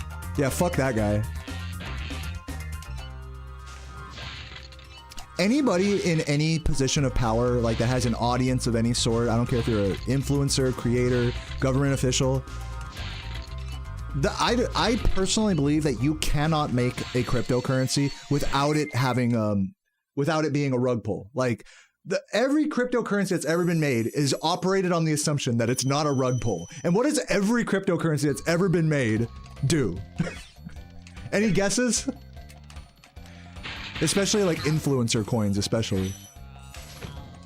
And when I say every, I mean obviously there's Bitcoin is like an exception, right? But even Bitcoin has massive like pumps and dumps as well. Like crypto is such a volatile, scammy market that like if you're a person in any degree of power and you're involved in the crypto like space, like making coins and participating and trying to make money through that, like you're basically just scamming people. Basically, that's like I don't really see how it could be anything more than that. Without some serious like ideological, like really idealist outlooks, you know, on the thing.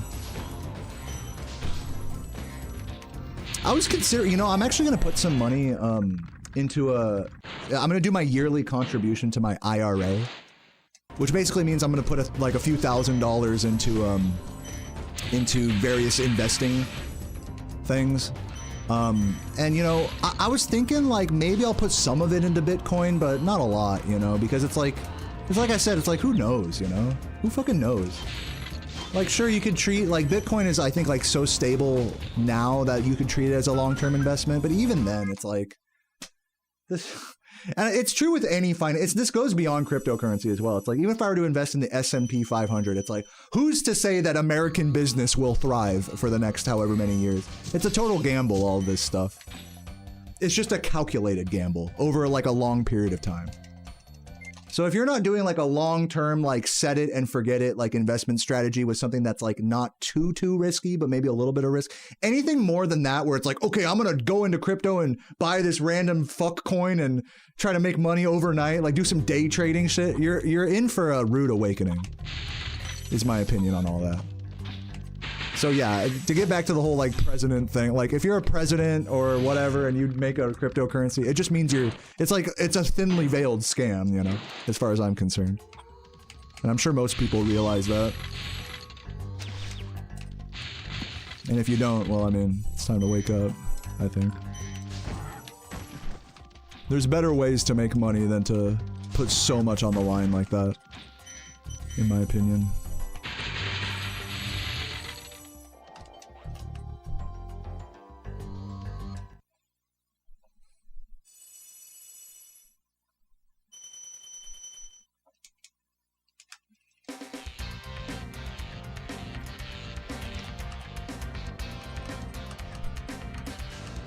NFT, do NFTs still exist?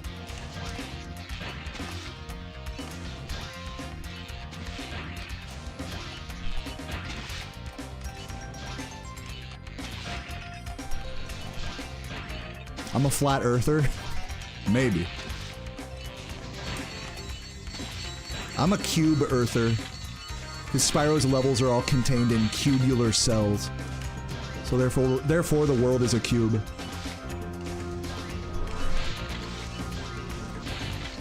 Rectangular prism.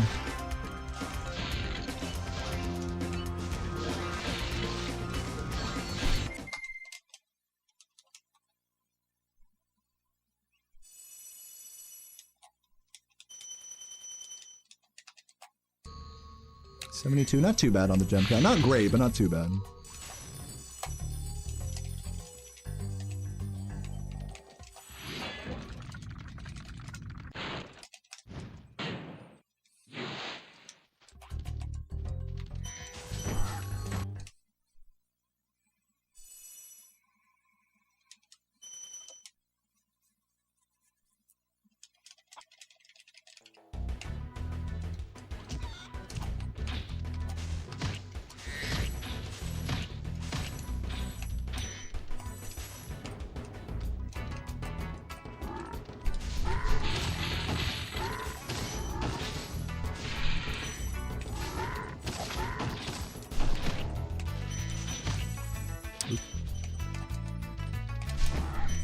And I really need every gem I can get to. So I gotta be real careful downstairs here.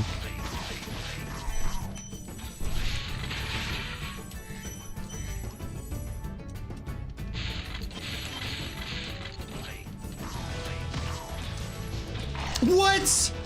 Ah! That flame was hitting all day, bro. That flame was hitting all day. I disagree with that. I think the problem there is I could have frame glided to dissociate the flame. I think the flame hit the ground was the problem there. Even though the flame had enough distance to reach him, the flame got somewhat eaten by the ground as I came out of the air. I think that's what happened. That's so rare and stupid. Well, there goes all my time save here. I could still break even here is the good news.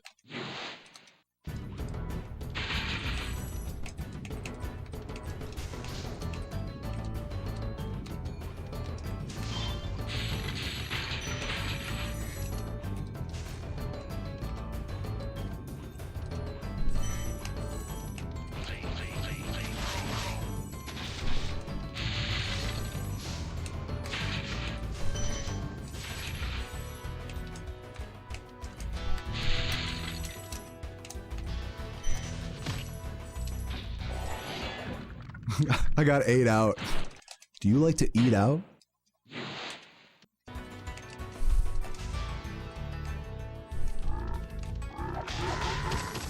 Shrub likes to eat out.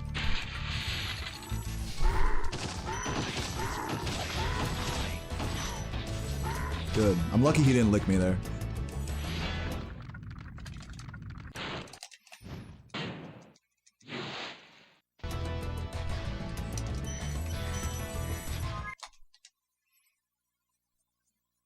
No plans to grind 120 anytime soon. I might do the odd run here or there once I achieve the time I want in any percent, but that day is not coming soon, I'll put it that way.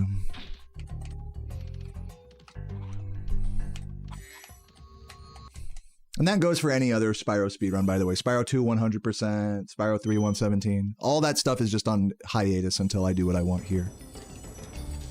Alright, let's focus.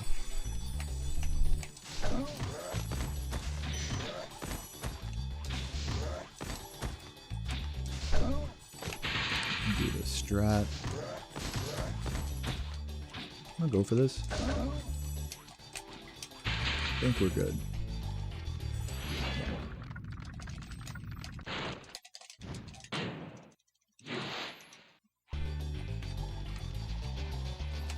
What time do I want if not world record? Maybe a 36.3x, but I don't know until we get there. Sorry, I'm trying to answer these questions and still focus on the game. I should probably just stop answering these questions, to be honest with you. You guys can ask me after the run, though. Can't really know what I want until I achieve it, is the truth about it.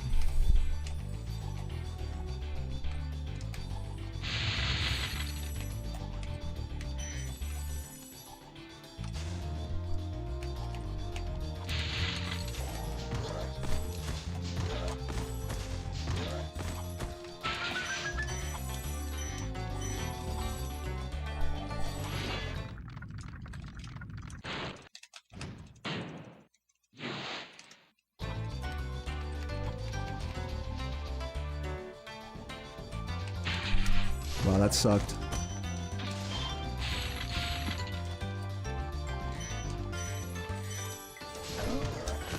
Really slow there.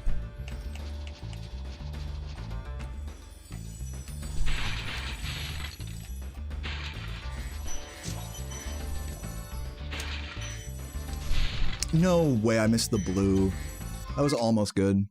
Still saving some time though. Not as ahead as I want to be, but I'll take it.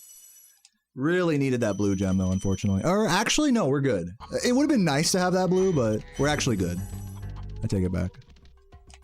We recovered enough in bog that it's fine.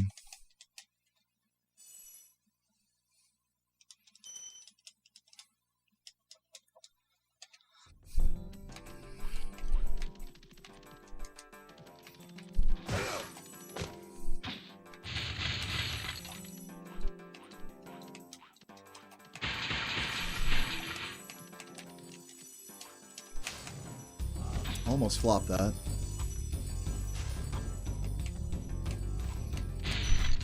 That's really weird. That's really weird. I gotta grab these two reds. Time loss.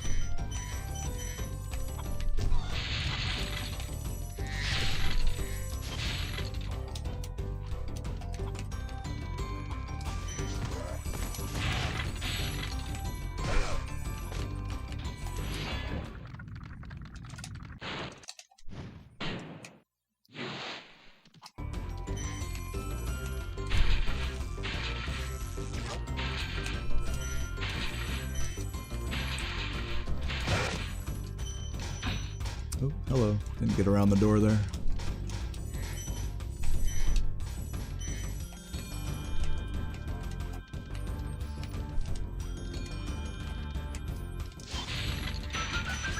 Probably losing some time here, I'm guessing.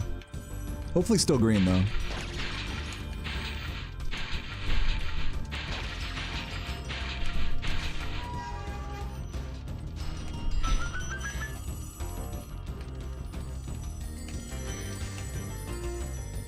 Oh, good luck with streaming, Cole. You got this, man. I think I got that blue. Seemed a little sus. Yeah, if you have any thoughts or questions or feelings about streaming, feel free to share them here. I love talking about it.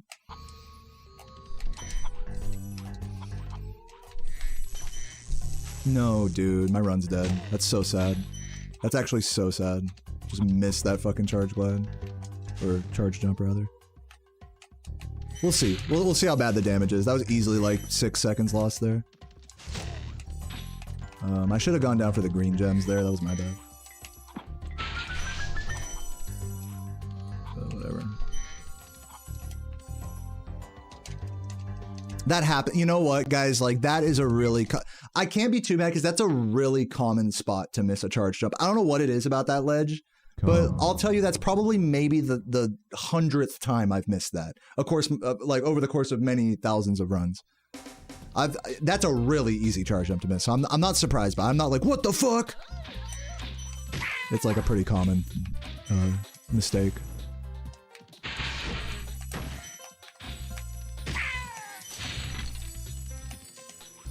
Still, though, that was disappointing to see on PB pace.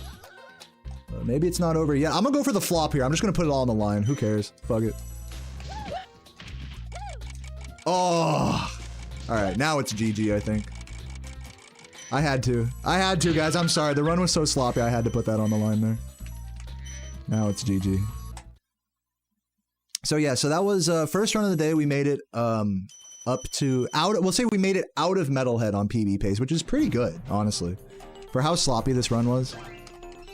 I'm thinking like this run was pretty good. This run still is pretty good, you know, I'm just saying. Depends how you look at it, right? But yeah, I would say like for the first run of the day, I think I pretty good. I don't know. Am I coping too hard? What do you guys think? Should I hate myself more? Let me know in the chat.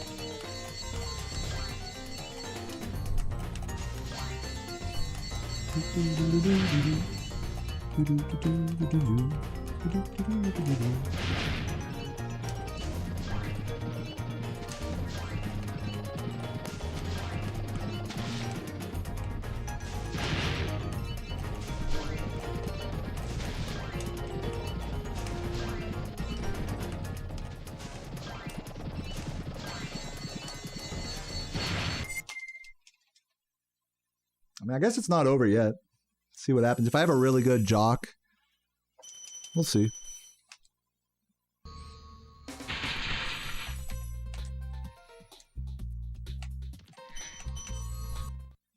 By the way, Yummy Bear, thank you for the gift earlier. Love you, Yummy.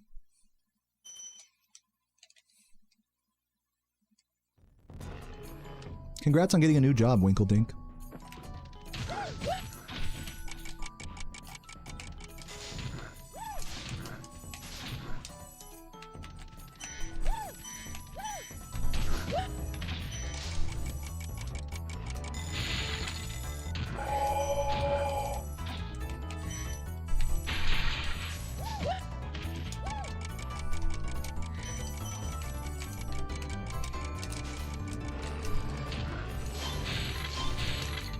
Where's the glide? Good thing I didn't miss the glide on a cake. I missed it there instead. Ooh, missed the red. That's okay. Probably not securing the time save I need.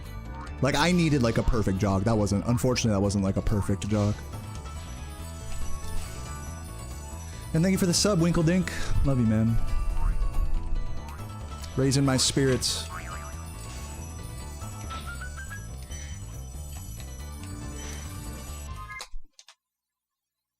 Yeah, almost. I mean, maybe. I mean, who knows? If I have a fast rat, go for fasty, maybe.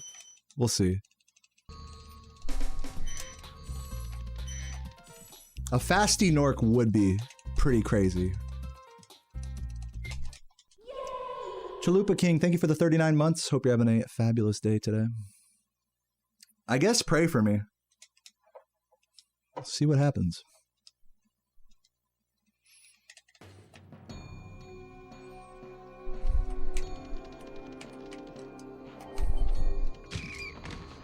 Oh, come on.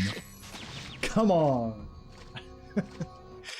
I sent it. I didn't have time to set it up, you know, so I just had to send it. If I'd have set it up a little bit, that probably would have worked. Maybe. That was a bad setup.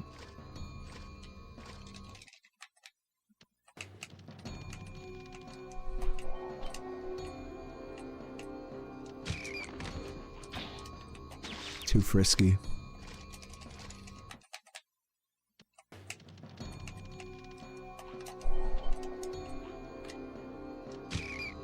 Come on, man. Just give it to me. Just give it to me.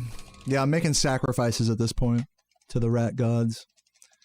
GG's, everybody. And thanks again for the subs, Chalupa King and Winkledink. And I saw Laura up there earlier. Hope you had a nice stream earlier. I was lurking for a minute. Oh, so close. So close. Getting all the close ones out of my system now.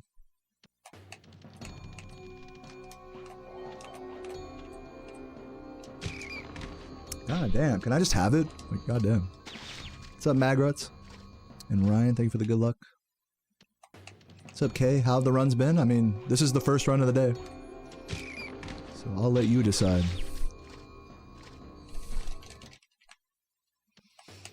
Thank you, Ruku. Yeah, I mean, I'm not mad about this run, honestly. Did my best. Had a lot of slop, honestly, and still managed to hold on to PB pace, so... hope I can take it. It was interesting up to the end. That's more than I could say for most runs. Should I go for Fasty anyways? Just because this run is ass, like why not, right? No, you know what? I'm gonna not go for Fasty. Because I fucked up the turnaround on like a near PB pace the other day. So let me just like do the obstacle course to make sure I know how to do it.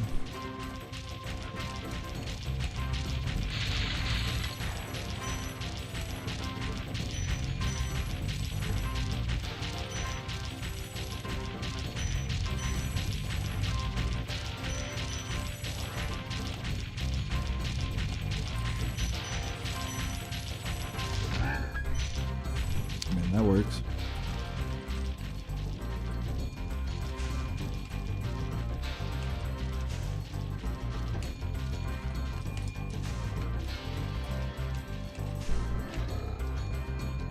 I should try to stay a little bit more in front of him towards the end of that chase before doing the turnaround. I kind of let him get a little too more close than he needs to be, and that's kind of what fucks up the turnaround. Sorry I took so long. La la la, GG's. What about I know that was a pretty underwhelming ending there, but I hope you guys enjoyed that run so far. First run of the day. First attempt of the day, actually. Fucking first try Nestor, and then first try almost PB. First try PB pace out of Metalhead. Like, I'll take that, you know. We're definitely gonna do a few more runs, so stick around if you want to see that. I'm gonna go pee real quick and let these credits play out. And yeah, if you guys are enjoying the stream, feel free to drop a sub. Dude, you guys know what I just remembered? Hold up. Hold on, can I do this right now? Okay, so Twitch has this thing where you can actually do sub discounts on your own channel. So let me see this. If I made 5 gift subs 35% off for the rest of the stream, would anybody gift 5? Like, honest question. Honest question. Because I'll do it. I have the power to do that. I can't do it every stream. I can do it like, I believe 7 times between now and the end of this year. So who's saying we just turn gift subs, 5 gift subs to 35% off? Who's down with that?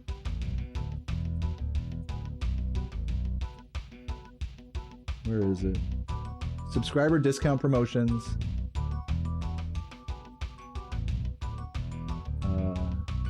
Yeah, let me start it. Who's down? I'm gonna do it. Select hours.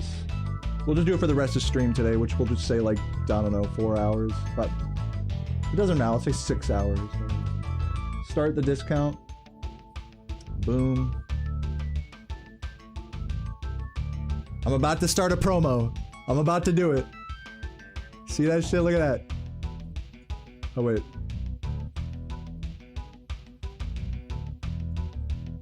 Should I do it?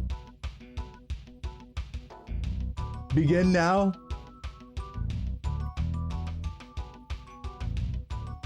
I'm gonna do it. Don't make me regret this. I'm just kidding. So now, I believe, yeah, 35% off 5 gift subs on Twitch, you can see right there, is now active. Pretty fucking dope. Pretty fucking dope. But now the ball is in you guys' court. I'll give you guys, you know, all the time in the world, you know. We have the rest of this stream. If we get even 1 5 gifter out of it, then I'll be... There we go, Drummer Jenny with the 5 gifts. Dude, already worth it. Already worth it. Already worth it. Biscarot with the 5 gifts. Already worth it. Already worth it. Dude, legends. It's a 50-cent difference? I don't think so. I think it's more than that. What's the actual, like, price difference? And Jenny with the prime, and Ghost with the 5. Man, I'm loving this gift sub promo thing. Man, thanks, guys. No, honestly, I really do appreciate that. I am gonna go pee real quick before I start my next run, but stick around and we'll get right into it. 5 gifts or more, 35% off. We just started the promo right now. Anyone who wants to follow in Ghost or Beastgrowth or Jenny's footsteps, feel free. If you enjoyed the run or are enjoying the runs, now's a great time to gift. I will be right back. Let me actually turn on my BRB. Ghost with another 5! Ghost coming in hot. Let's go. Alright, I'll be right back. Wow.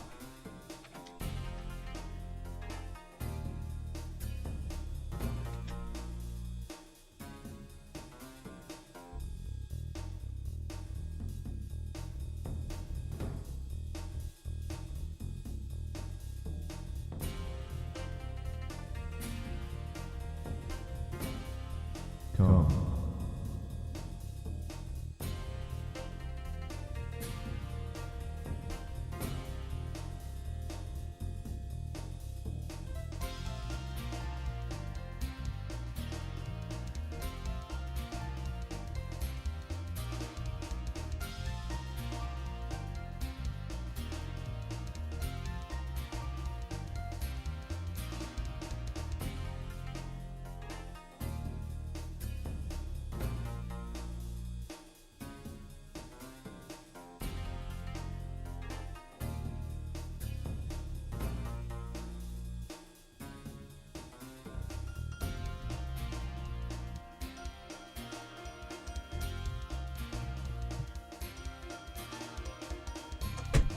Alright, I'm back.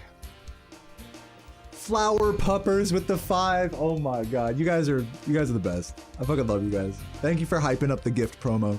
Someone said that it's like the promo makes it so that 5 gifts or more are like you save $2.10 a sub, I believe, which is kind of funny because subs are like what, $7 now, and they used to be $5. So now they're basically the original price that they used to be like a year or two ago. But still, I really appreciate you guys playing along and enjoying the stream and supporting, you know, more than anything, regardless of any promo or whatever. We now have 12. Dykes, thank you for the prime. And big shout out once again to Flower Puppers, Ghost, Jenny, and Beastgrowth. You guys are legends. Oh! Ground with 20! What the fuck? 20?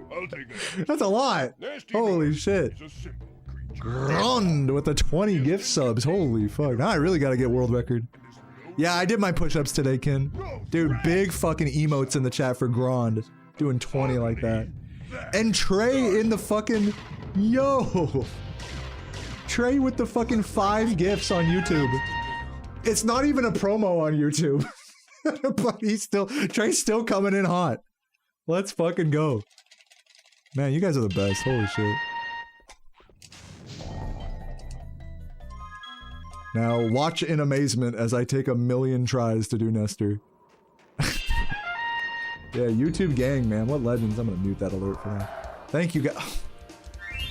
Man, I can just go offline now, man. I'm good. No, I'm just kidding. You guys really made it, like, so worth it for me to stream today. Not just money-wise, but, like, support. I feel the love big time. So, yeah. Enough gushing. Let's focus on the run, everybody. Thank you once again. I love you guys. Let's get it. Nestor, here we go. No, that's not gonna work. Or is it? Maybe. Hold on. No. Wow, that almost worked, actually. I, like, wasn't even looking at the screen. I just trusted it. Releasing me, Spyro. Free 10 dragons in the artisan world. Then find the balloonist. He'll transport you to the next world. What about Nasty Newark? I'm going after him. Find dragons first. That's all. Should I do like a little thing that's like, hold on. I'm gonna be like super sold out here and just so people know and I don't have to like re-explain it to people. I'm gonna do this. One sec.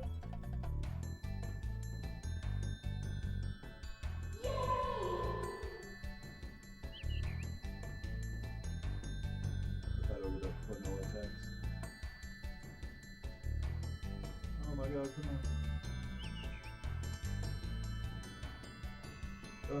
Come on, we can do it. Boom.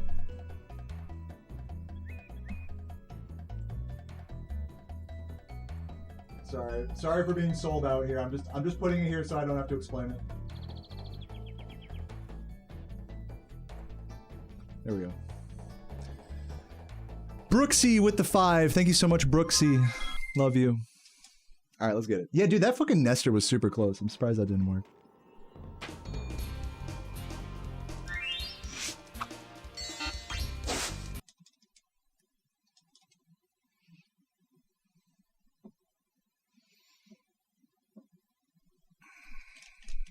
Yeah, I probably won't do this promo like every... I mean, I can only do this promo, I guess 6 more times between now and the end of the year. So it's August now. I'll probably do like 1 a month, like September, October, November. I guess 1 or 2 a month. I might do like another one towards the end of August or something. I definitely don't want to just do these promos like back to back to back. I feel like that'd be a little scummy. Yeah, after every PB, I'll do it. That's a good idea. Then I'm doing it once every 3 years. Oh yeah, there is that's the fucking annoying thing with Twitch, though. Like, is you never know what they're gonna do for September.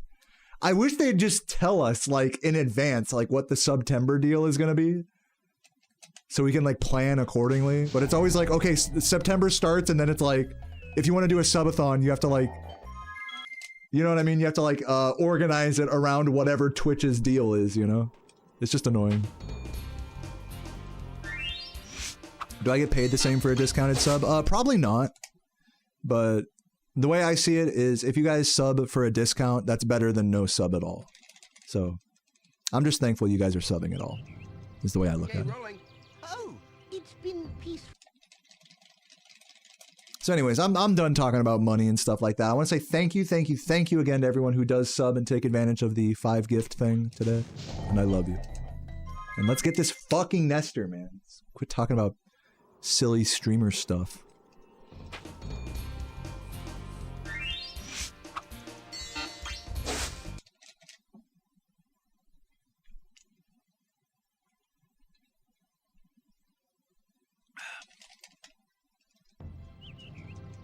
Okay, rolling. Oh, it's been peaceful.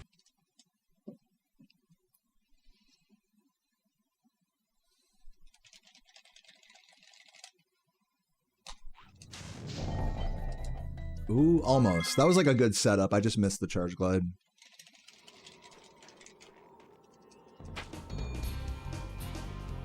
Spam Sunseed and crank that hog, dude. Hell yeah. That's the way to do it. Get a new car, dude. I told the whole story about my car earlier today. It's a miracle I don't have to get a new car. Okay, 4 starters later, and it turned out to be the battery terminal connectors. TLDR.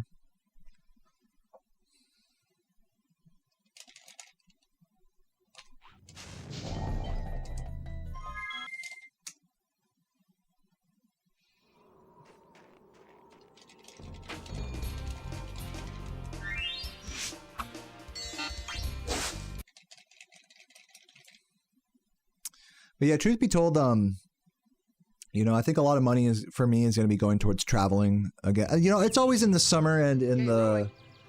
This is like my downtime. Like this month and next month are like my downtime before like the really intense like winter season travel starts for me. Sarah just got tickets to see Chapel Roan in Kansas City, and also this Nestor is going to work. In other good news. So yeah, we're currently like planning out like the plane trips for all that. We're gonna go meet up with my sister and her dog's boyfriend and my mom as well. So yeah, anyone gonna go see Chapel Roan in Kansas City, hit me up. Or is in Kansas City, hit me up. Yeah, husband, pardon me, her dog's husband. I did not see that save file. But yeah, super stoked for Chapel Roan.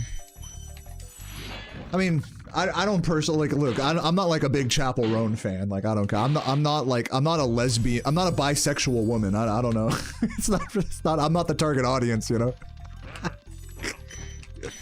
But my girlfriend is, and so she loves Chapel Roan. So I'm stoked to go to a show, you know? What's up, JX? Thanks for the good luck.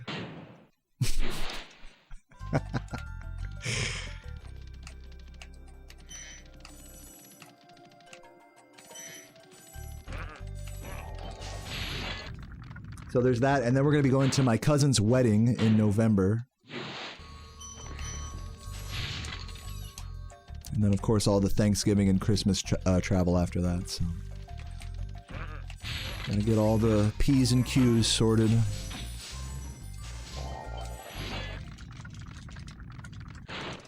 What's up, Champachi? Thank you for the good luck.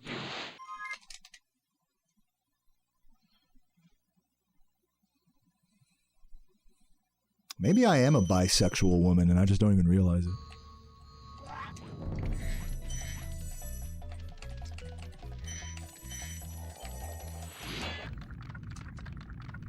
A bisexual lesbian. Yep, that's me.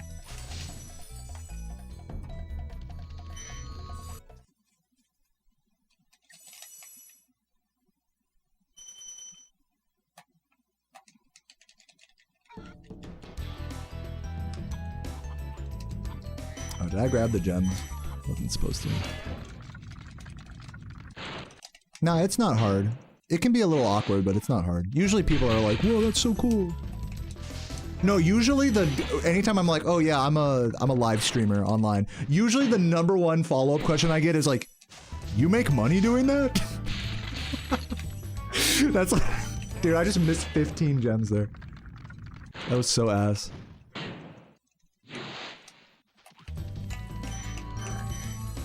I had that conversation in a bar the other day.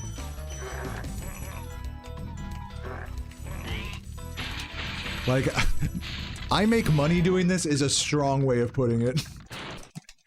I'm lucky. I'm lucky that people throw money at me. Yeah, I might as well just tell them I do OnlyFans. It'd be like easier for the average person to understand that. What kind of music am I into? I usually gravitate towards video game soundtracks, especially stuff from like the 80s, 90s. Stuff that's like based on that, like those 4-channel chip systems, like, you know, Genesis, Super Nintendo, you know, fucking chiptune type stuff. But you know, I'll dip my feet into like all sorts of like breakbeat, fucking nightcore, you know, fucking Hatsune Miku type shit, like random. So some shit you'd be hearing on Osu or whatever. And then right after that, I'll listen to like the Doobie Brothers or something, just on some feel good music. Listen to some Stevie Wonder. Then like let that rabbit hole take me into like 80s, like Japanese fusion, stuff like that. So I kind of like float around those different types of genres whenever I listen to music on my own. It's some mix of those things. The medieval sound, you know, it didn't really like super duper stand out to me, but I would need to go back through and like listen to the soundtrack just on its own on YouTube to have a better opinion on it.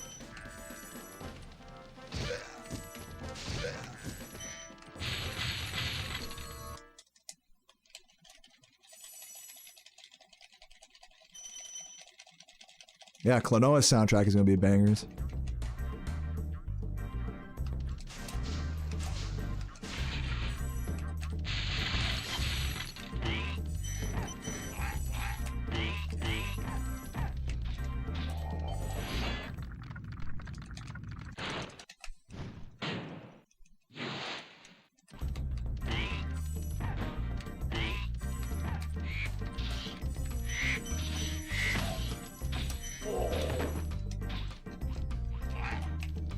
One of my favorite video game songs that I've been like kind of addicted to lately is from a PS1 game called Alundra. A-L-U-N-D-R-A, Alundra. Look that game up on YouTube. I think the song is called like Village or something. Village of something. It's such a good song.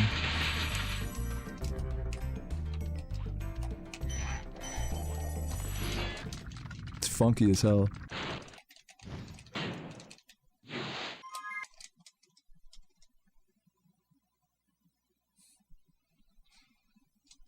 Why does my wall look like the jump scare Flash game? Just to give you more nostalgic nightmares. If that isn't already what's happening.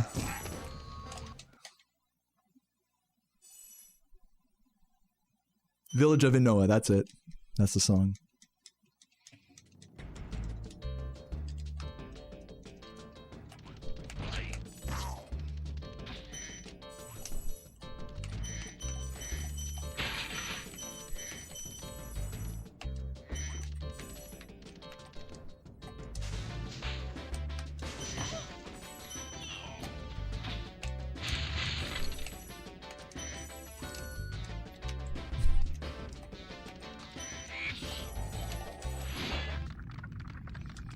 Give me food, give me fire, give me da.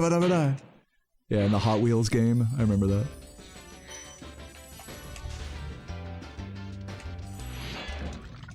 They had that in a ATV Off-Road Fury as well, that song.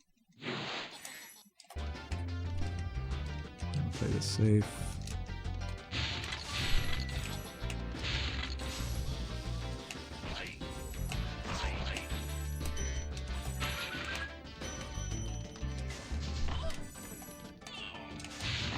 Dude, I had talk about like some classic, like just licensed music soundtracks that really took me back to when I was a kid. Is I was playing, I got really stoned the other night and played Dave Mirra's Freestyle BMX 2.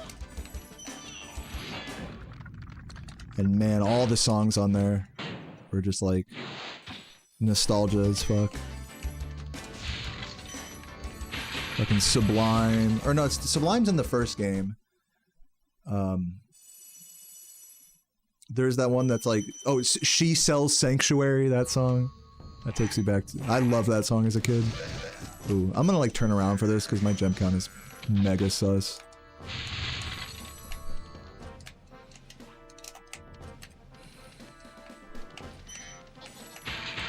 Dude, Tony Hawk Pro Skater 3, dude, that's literally the fucking,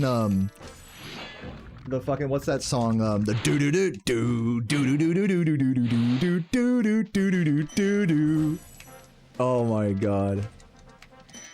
It's that CKY. That song is like Tony Hawk Pro Skater 3 to me. I remember I was listening to that song in the car with Saboom when I met up with him one time.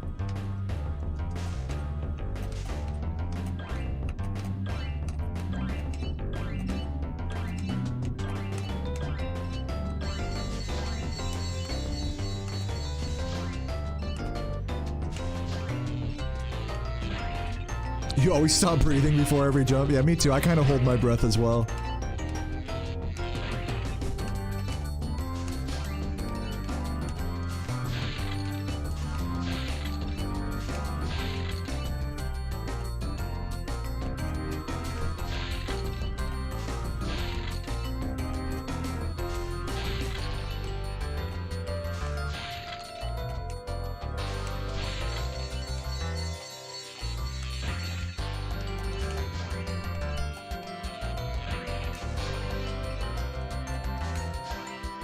Also, since we're talking like licensed music and Tony Hawk games, I gotta shout out Tony Hawk Underground for getting me into Jurassic 5.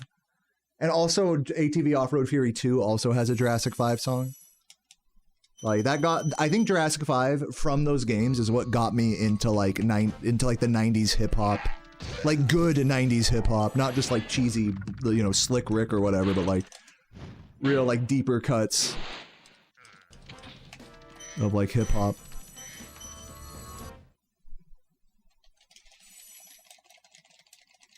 Started me down that rabbit hole of finding like MF Doom and Jay Dilla and stuff.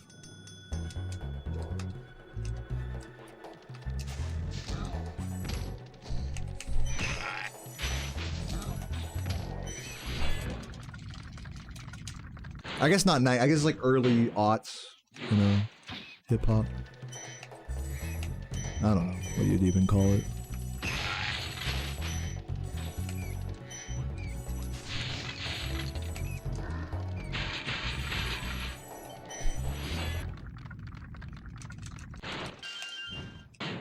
Yeah, Slick Rick is cheesy. Bro, dude, Slick Rick is so... Don't tell me Slick Rick is not cheesy, bro. Like that fucking one song? I mean, dude, he's sick. I'm not saying it's bad. I'm saying it's cheesy. Like, it hasn't aged as well as other hip-hop. That's all I'm saying. It's okay to like it. I'm not saying I don't like Slick Rick.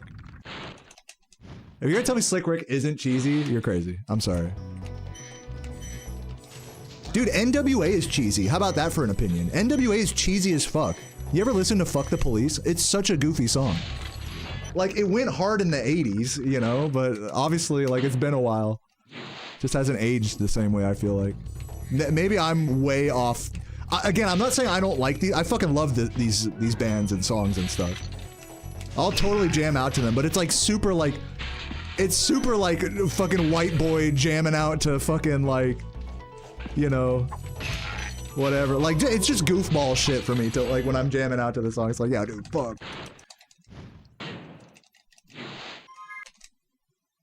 Those songs, these bands and like this more classic hip hop, like it goes hard just in a different way. In a way that's like not like actually like hard by today's standards, you know?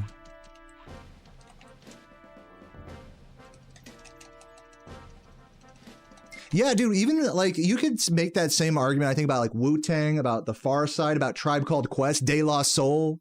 These are really big hip hop bands throughout the late 80s, early 90s that like you go back to and listen to them, and like they have some songs that really will hit you. And I'm not even kidding you. Tribe, De La Soul. I mean, I fucking love all those bands. But if you're gonna sit here and tell me that they're not like, they don't have a really like a lot of really cheesy fucking songs, like, I'm sorry. Like, I mean, I guess it's just a matter of opinion, but I think by today's like hip hop standards, like it's like you got to look at it through the lens of that era. You know, you can't just like.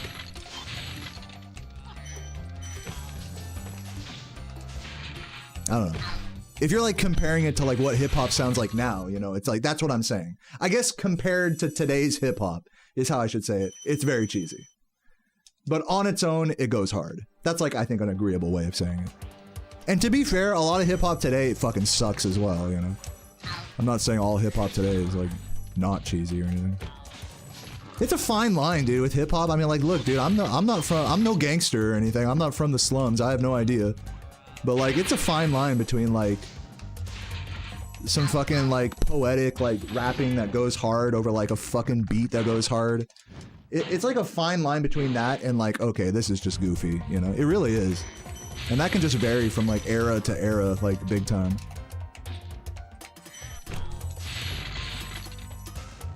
Bro, I saw a video, this blew my mind. I saw a video of, you guys know like how Will Smith was you know how Will Smith, talk about cheesy, right? Will Smith rapping is like the cheesiest thing ever, right? But like, so I saw like on Instagram, someone like changed the beat that he was rapping to and it fucking went so hard. And I'm like, I can't believe it. Like, this guy made Will Smith sound good.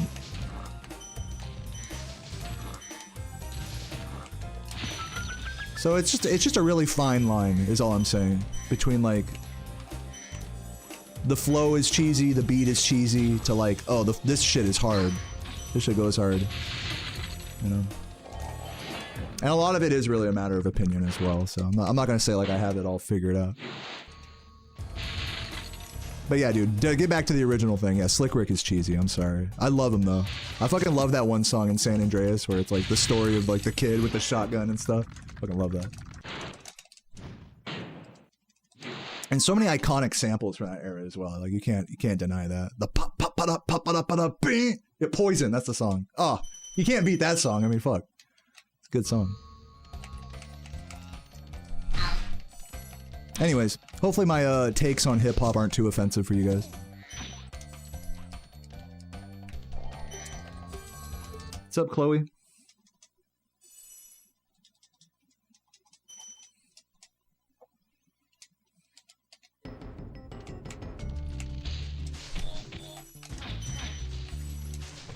Oh no, I need to turn around for that. I've missed too many gems. That sucks.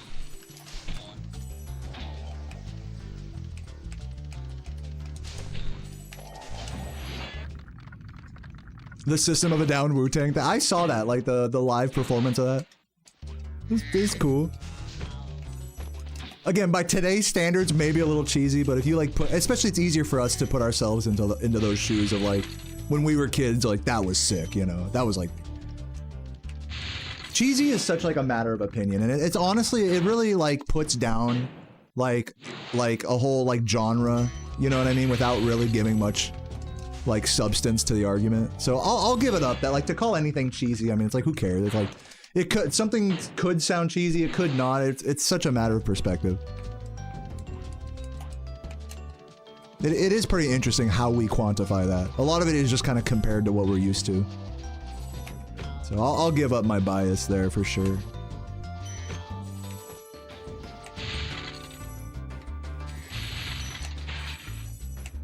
So yeah, really don't mean to talk badly about any of the artists mentioned here at all. I love them all. Whether you find any of them cheesy or not.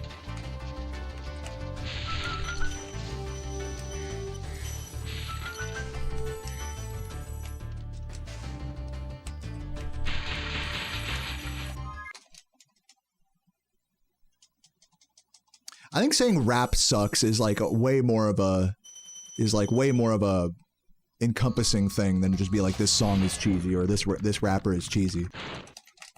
Like you can like rap and still like find some of it cheesy. This is what like I really hate the opinion like that like blank style of music sucks. Because you know who fucking would say that to me the most growing up? Is my music teachers would say that. Isn't that fucked up? Like they're supposed to teach you to like have an open ear and to like, you know, soak in many different styles and translate them into your own like original playing, you know? And so many band teachers, like multiple different band teachers I had growing up would be like, oh, rap isn't real music. You know, there's no melody, there's no harmony or something, you know? It's all samples, you know? It's just poetry to a beat, you know, stuff like that. That I feel like is a super dumb opinion. That's like a crazy like... That's like on a whole nother level than calling like an artist cheesy, you know?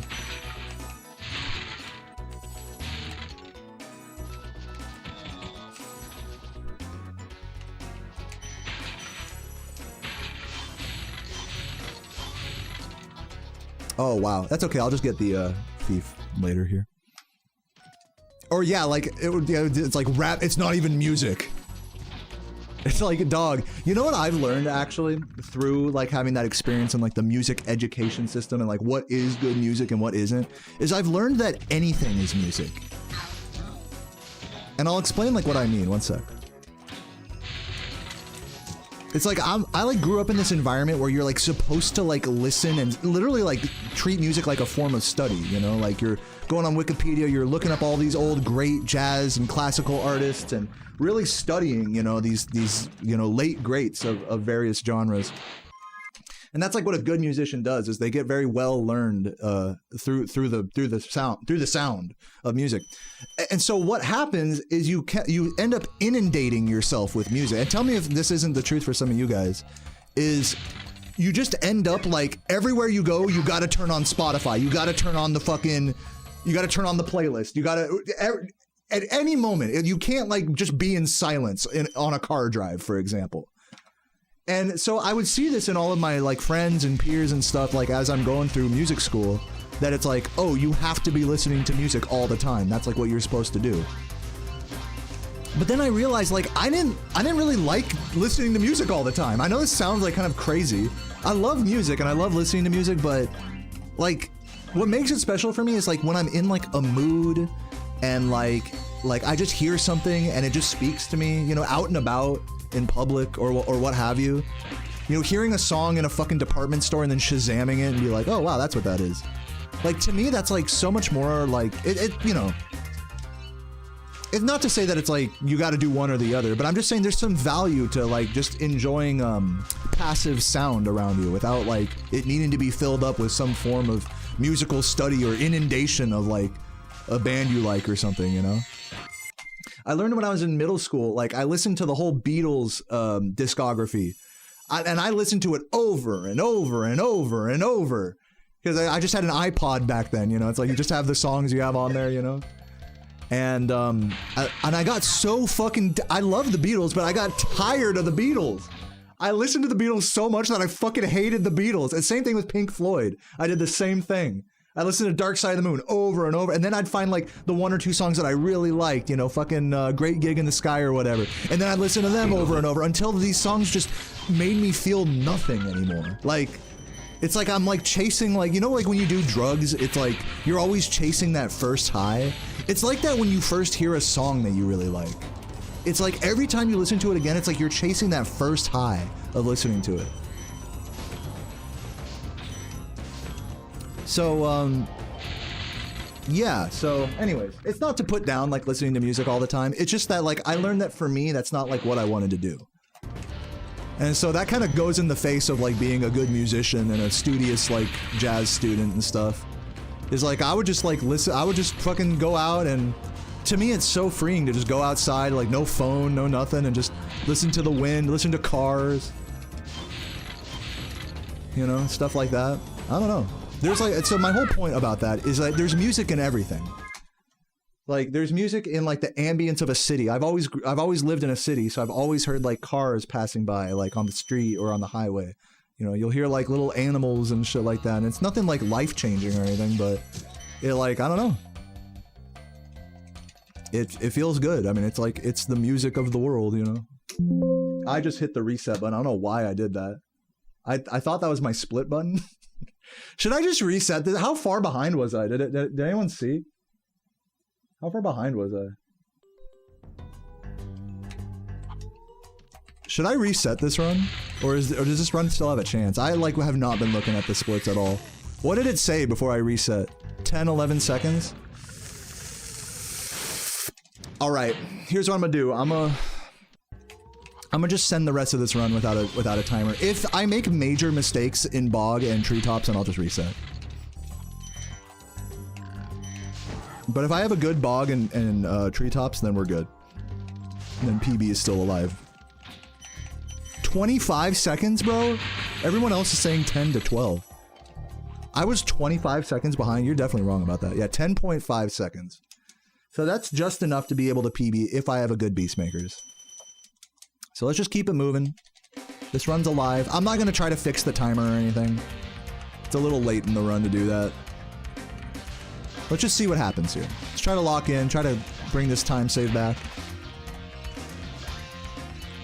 I'll know. Now that you guys have told me what the pace was, like, I'll know. I'll keep you guys in the loop.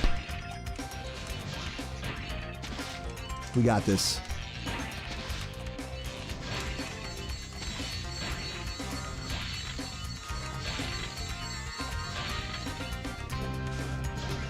Anyway, sorry for going on a whole diatribe about, like, the nature of what even is music.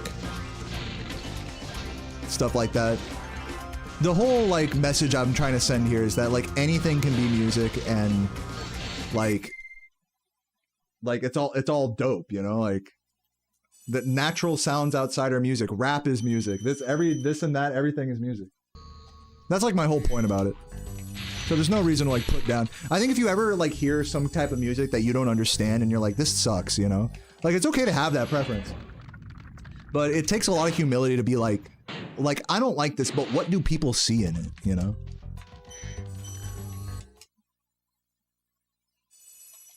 So, I'm done ranting about that. Let's lock in. Let's have a good, fucking bog here.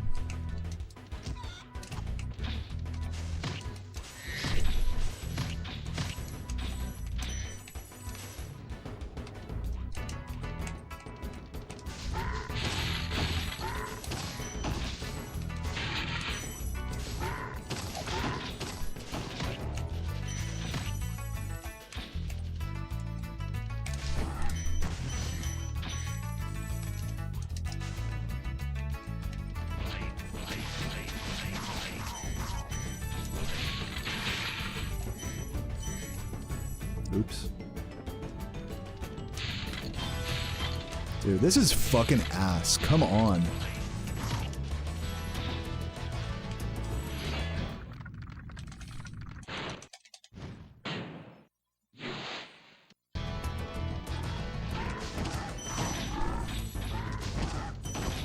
Whatever. Dude, this is looking like a reset, everybody. This is like truly not the bog I wanted to see.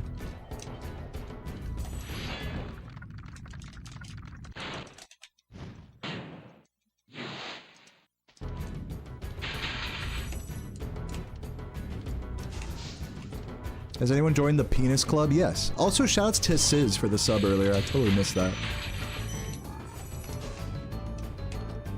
I don't have like a list of people who have done it or anything.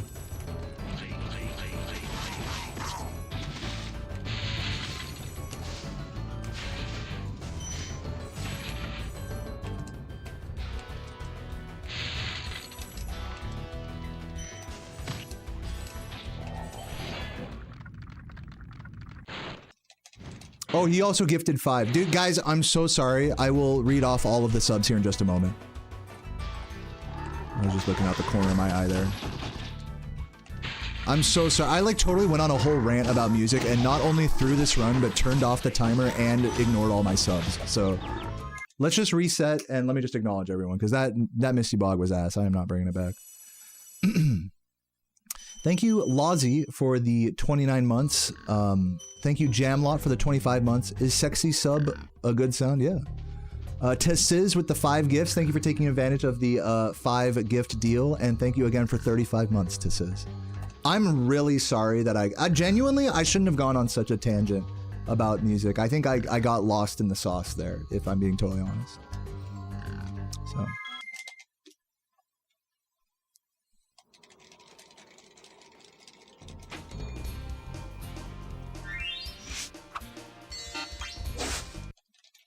I'm gonna try to stay more on topic here.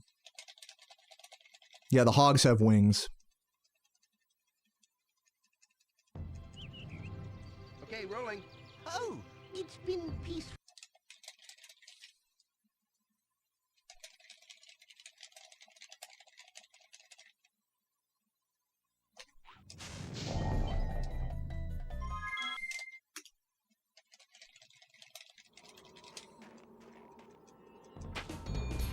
Yo, Raindrops, thank you for the 6 months. Appreciate that. Love you, Rain. Do I miss being clean shaven? Not really. I like my beard. Okay, rolling. Oh, it's been peaceful. What's up, Iron Magni? Thank you, thank you.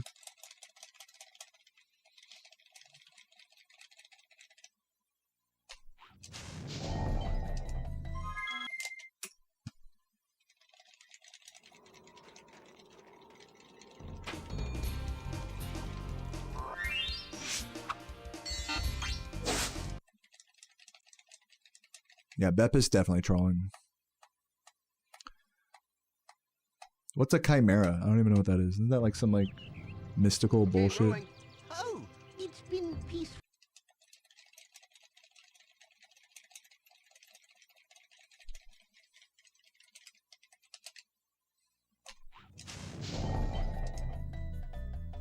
How are you trolling? Okay, so here's how you're trolling. So like you're watching a video game stream right now. And keep in mind, like, we love all sorts of video games here. If you're gonna say that music is, like, music that talks about, that, let's say even glorifies sex, drugs, alcohol, violence. If you're gonna say that that music is bad for society, you have to also say that all forms of media that glorify violence, or, you know, like violent video games, GTA is bad for society. Is that also your opinion?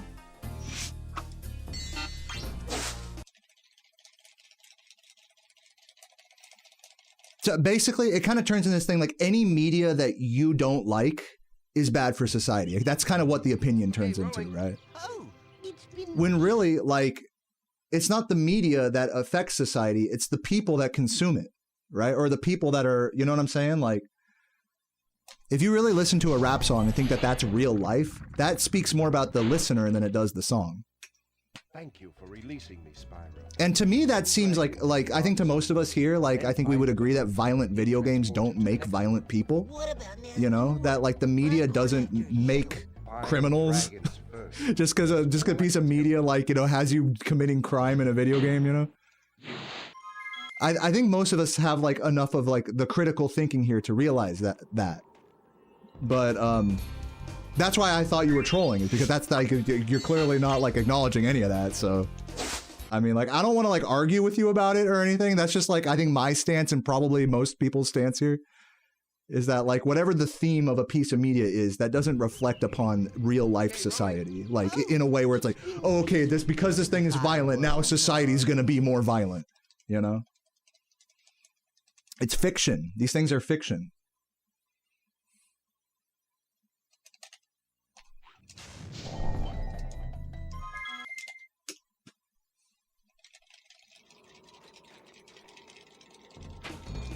What's up, Vivi?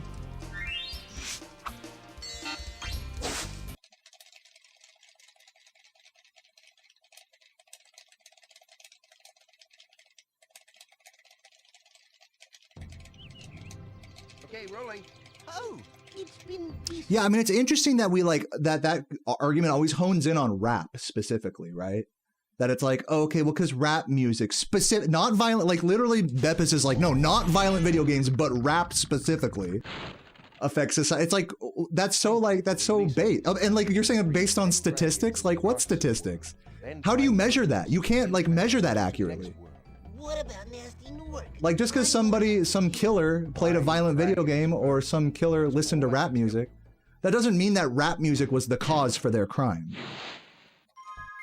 Or violent video games, or so on and so forth. Or in other words, like the correlation isn't causation.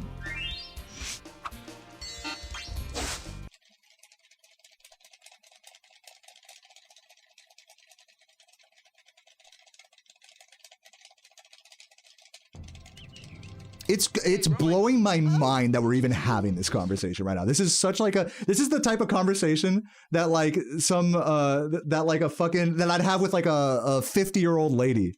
This is like the type of conversation I'm having.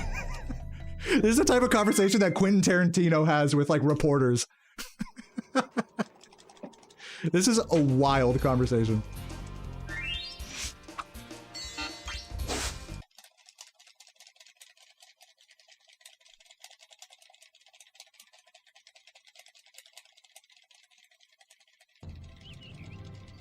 Rolling. But you know, hey, like, let's play devil's advocate here. Let's say you're right. Let's say rap music causes violence. Let's say violent video games cause it. Let's say both are true. So, like, what's the solution there? Should we not have rap music? Should we like limit? Should we censor these things? Beppis? What's the solution there? Then find the balloonist. He'll transport you to the next world. What about nasty Newark? I'm going after him. Find dragons first. That's all I can tell you.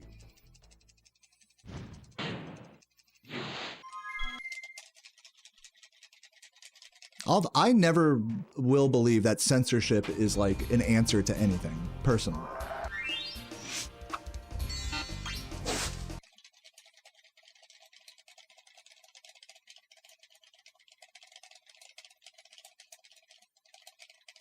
No speedrun? Dude, I'm trying. I am trying to get Nestor skip here. Trust me, T-Speed. Yeah, I mean, like, the truth is I get the feeling that, like, this conversation is so low IQ, and I don't mean to be mean about it, but, like, I get the feeling that, like, this is just one big troll from Beppis. So, I'm gonna just move on from this topic, in all honesty.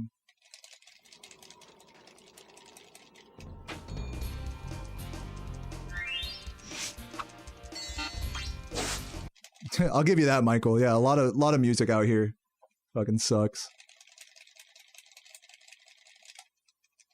Yeah, ban art. Like, oh, it's been peaceful. You know, like what are we talking about? It's really similar actually with the gun debate as well, where it's like who's doing the killing, the guns or the people, you know? So what are you gonna do, ban all guns? Is that gonna solve, like, the violence? No. Like, it's complicated. It's a complicated thing to talk about, and it's an even more complicated thing to solve. But one thing I think is, like, pretty agreeable is that the correlation between certain media, certain access to weapons and whatever, the correlation between that and crime is not the same as the causation, which is what these conversations develop into. It's saying rap music is the cause for society's problems. The guns are the cause for school shootings, when really that's not the case. There's a correlation, but there's not a causation. And that is a very difficult gray line to walk and even have a meaningful discussion about. Because at the end of the day, there's no solution. Okay, rolling. So like, what even are we fucking talking about? Even if one of us or both of us is right to some degree, you know, it's like, it's a meaningless conversation to have, really, in my opinion.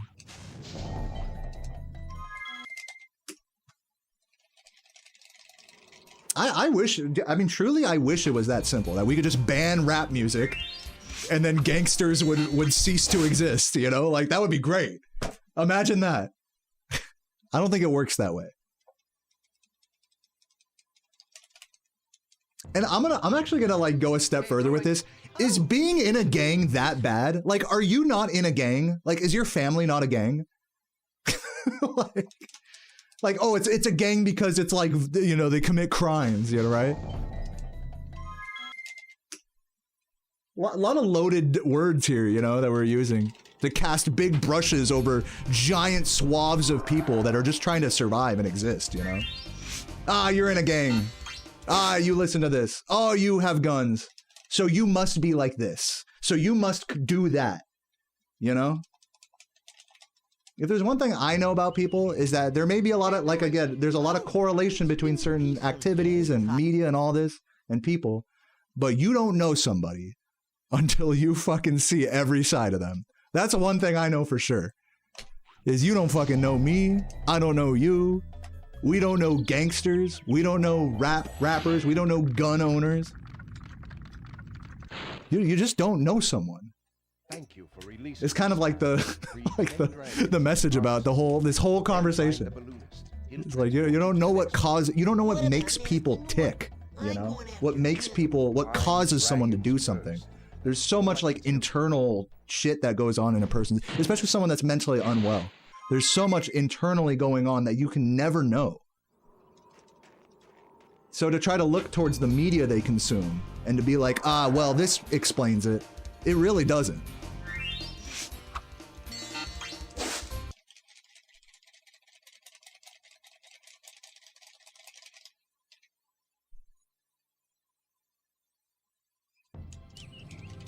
Okay, rolling.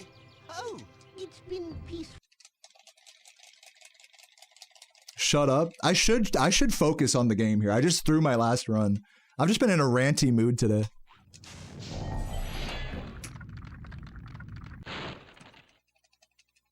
Thank you for releasing me, Spyro. Free 10 dragons in the artisan world. Then find the balloonist. He'll transport you to the next world. What about Nasty Newark? I'm going after him. Find dragons first. That's all I can tell you.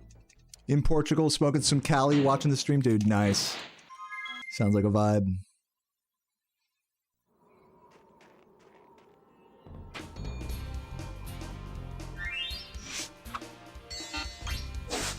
But you didn't have to cut me off. Good song. I think I've seen more YouTube poops of that song than actual, like, that song. Oh, It's one of those songs that's like transcended like itself through memes, you know?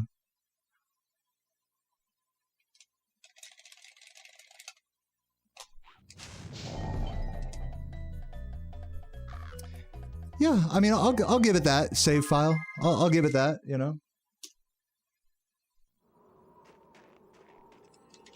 Like, I think there is a difference between like something promotes like a bad thing versus something causes a bad thing. There's a big difference there. And perhaps the messaging got a little mixed up there through this whole conversation. But, you know, again, like, if something promotes something bad, but it's fiction, I think you should be able to promote anything through fiction. Like, personally.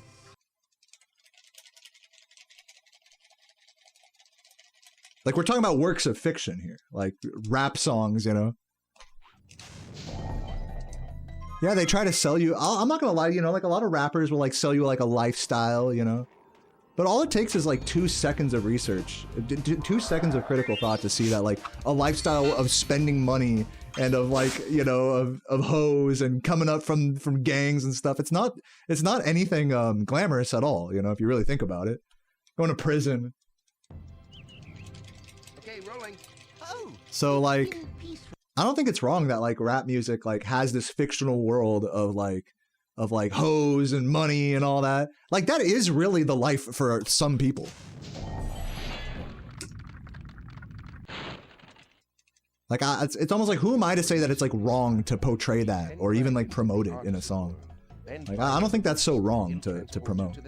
And I think the original thing that like kind of kicked off this argument is that, oh, this is bad for society. You know, it's like, That's all I can tell you. it's like, I don't know how you could even know that.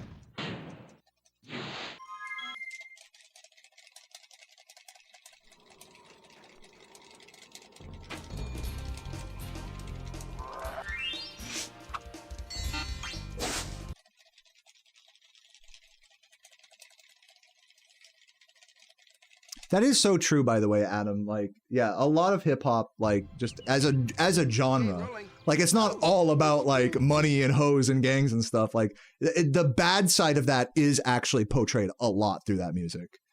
It's not all like rainbows and shit, like, not by a long shot. I think that's why it's so, like, it could be so relatable, the music, is that it's like, you know, it's like there could be so much like under the surface with that, with like such a glamorous lifestyle, that there's something under the surface that's dark and insidious and sad, you know? I think some of the best hip hop songs like convey that really well. Dude, fucking Flashing Lights is one of my favorite songs. Probably my favorite Kanye song is Flashing Lights. Okay, rolling. And it's totally all about like the dark side of like of the glamour, of the glitz and glamour. You know, there's a lot of songs and media out there like that. You know, for every one song that just talks about the glamour, there's like definitely another several that talk about like different layers of that. So like, where do those fall in like how they affect society? You know, like.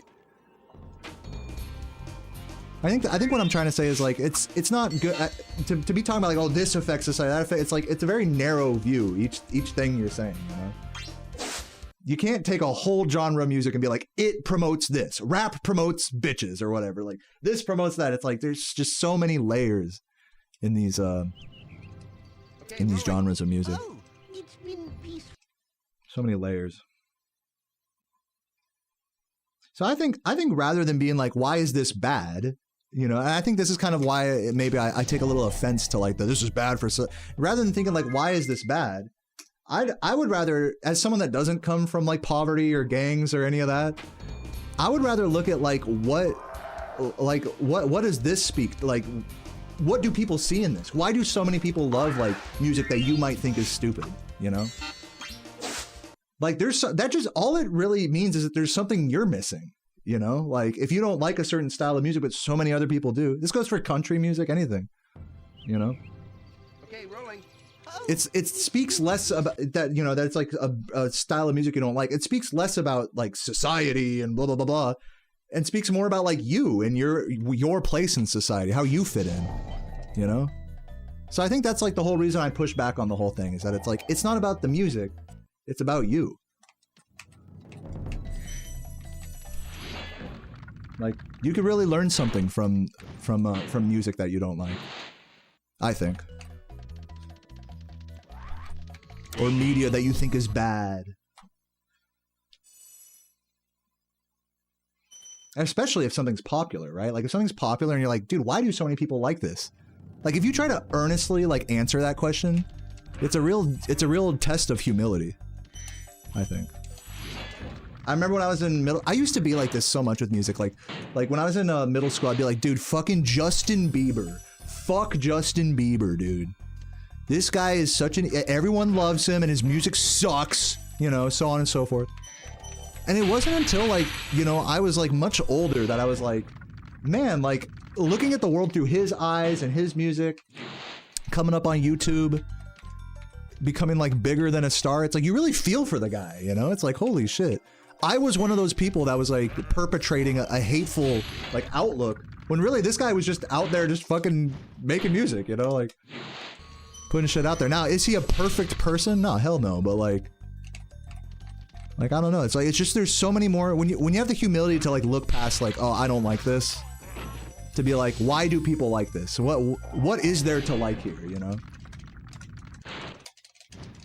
You like learn a lot about not just like some other part of the world or humanity, but you also learn a lot about yourself. It's like, wow, I just hated on Justin Bieber for like no reason, basically. Just because I wasn't personally a fan of his music. And I would say shit like, dude, fuck Justin, you know, it's like, imagine someone says that about you, you know? Someone says that about my stream. Oh, fuck Deo's stream. He talks too much during his fucking runs. He should just lock in. He can't get a PB. Maybe that's what I'm saying. Not what other people are saying. I don't know. I'm totally on a total rant right now, but I don't know.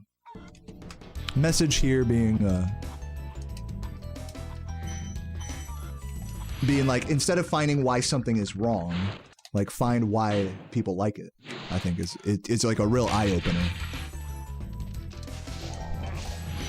Again, especially we're talking about just media and like fiction and stuff like that, you know? Music, video games, so on. And there's just a lot to learn from people that you think are just, you know, degenerates.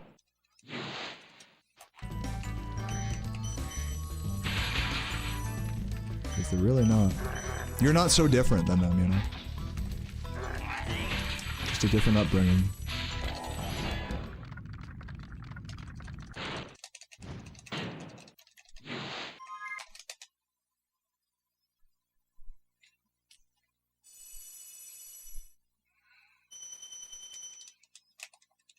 How many songs can you write about getting dumped? I don't know. But many will continue to be written. I mean, it's a relatable topic, you know, getting dumped. Or wanting to be, like, going back to rap, like, wanting to be rich, you know, and make it out of the fucking hood or whatever. That's, like, relatable. Like, I don't care who you are. It's like, who doesn't want to be rich? Who doesn't want to, like, wallow in their sadness when they're dumped? Who doesn't want to find love? Like, it's no mystery why these topics keep coming up over and over in music.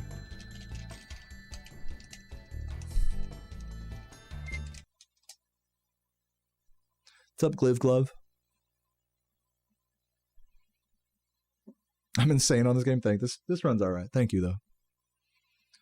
See if I can actually lock in and get a good Peacekeepers again. We did get one run today out of the Metalhead on PB pace.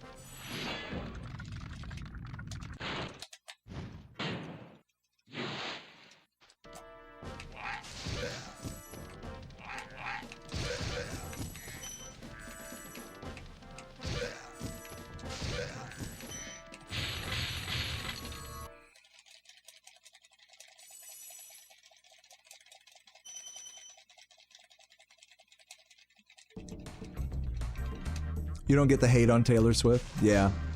No, and these celebrities, they get so big that, like, it's like I said, it's like you just hate them just to hate them, you know? And it's like you don't really even think about them as, like, people anymore. That's, like, the sad thing.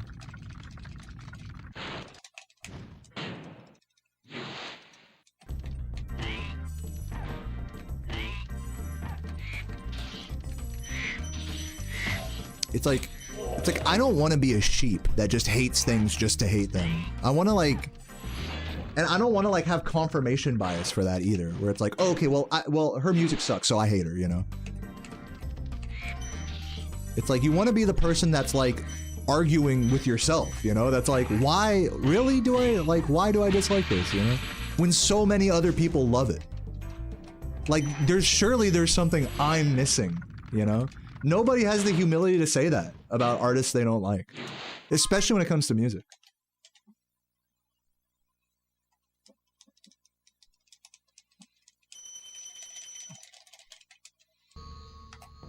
And it's okay not to like stuff. I mean, I'm just saying, like, just understanding, like, the why and the taking an honest look at it instead of a super, like, narrow, biased look at everything, you know? It's like, I don't like it and that's that, you know? Okay. What's up, Mr. Migi? Thank you for the 10 months. I'll read your message in a second. Dude, let me tell you what, I'm like that with video games, man. I'm like that with a lot of modern video games. Like, I won't give video games, like, a chance. Modern games. And I know if I just, like, had a more open heart and sat there and fucking played, like, Hollow Knight or whatever for, like, however many hours, I would eventually get addicted to it. Like, surely.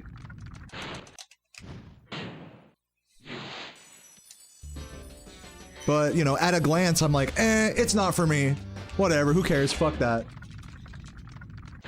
It's all just fucking, all we do is judge books by their cover. That's all we do, like, with people and media and everything.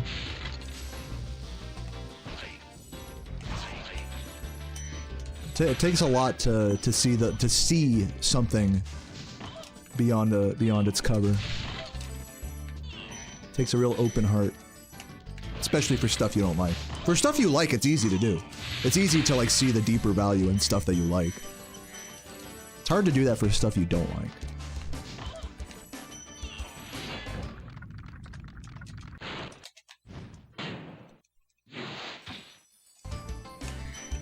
Wow, that's crazy that Sparks collected that.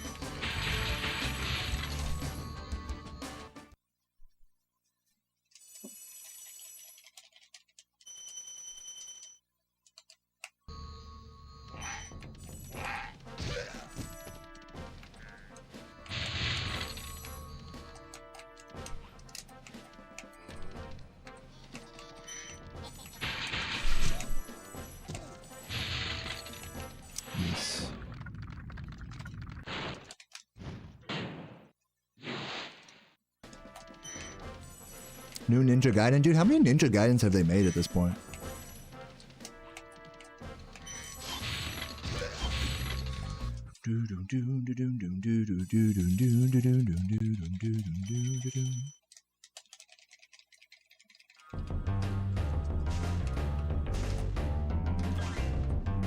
Dude, that's an interesting, like take that thought and turn it on its head. Like, take something that you really love, especially like a piece of media, like Spyro. Take Spyro.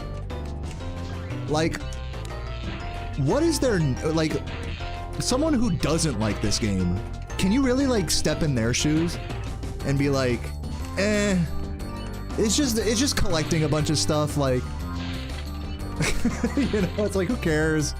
It's boring. Like, that's an interesting, like, test as well. Is like, can you see, like, the bad in the stuff that you're, like, so biased in favor of? I mean, in this game, I definitely can. I mean, I've looked at every corner and felt every feel, I think, but maybe that just means I'm more biased than anyone.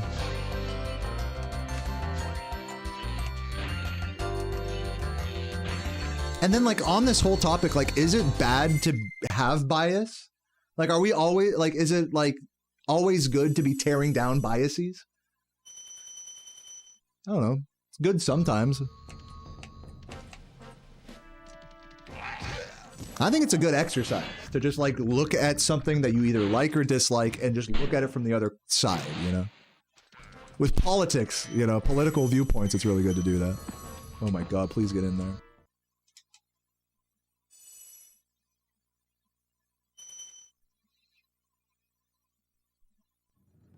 But yeah, does it make you smarter or whatever to do that? Is it really something you have to do? No, not at all. And it's not wrong that you have preferences, you know, with shit. So. Just interesting mental exercises, that's all. An exercise in humility. Selflessness.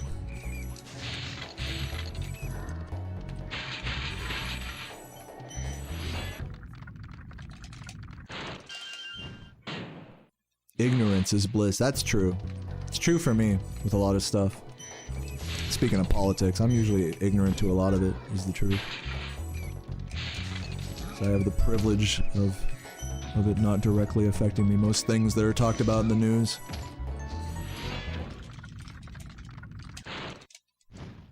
So yeah, I'm blissfully ignorant of a lot of world happenings.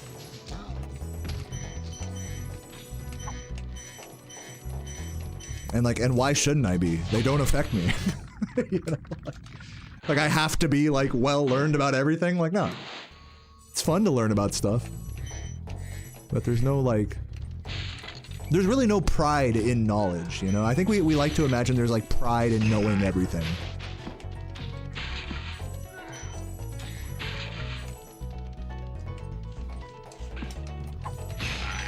But in the same way, there's no pride in blissful ignorance. There's no pride in like being a fucking know-it-all either, you know?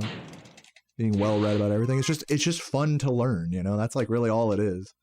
It doesn't make you better or worse than someone to be like more like world weary, you know?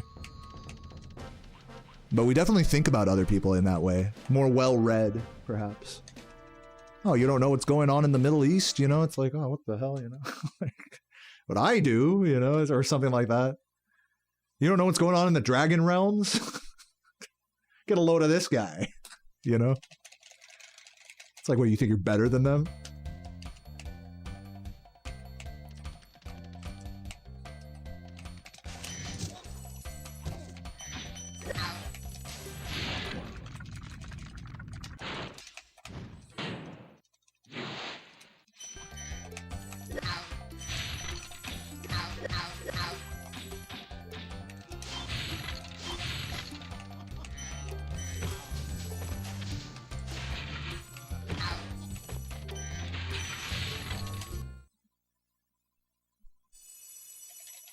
What's up, Crazy Comics? Thanks for the good luck. I'm doing pretty well. You have not missed anything in the past 20 minutes. Just a lot of ranting and Nestor skip. But here, we are finally on a run. Let's see if we can secure some gaming.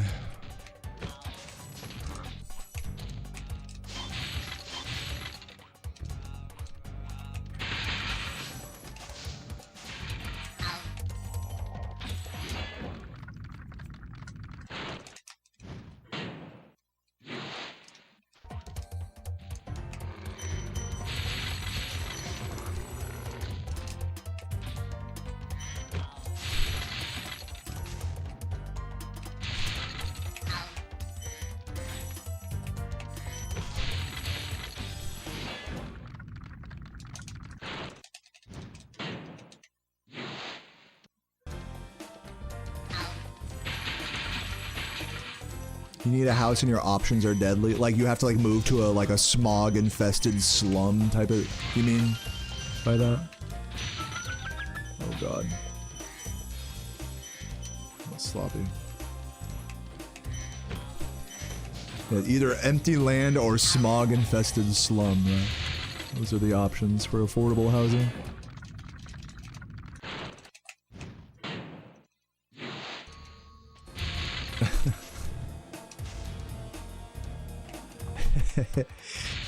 I like that video. I know that video you're talking about, Composer. After that quote you said, he was like, pork chop never learned to swim. Dude, go up to Michi and be like, little pork chop never learned to swim. Be for real. Yeah, that was a funny vine or whatever. Little pork chop never learned to swim.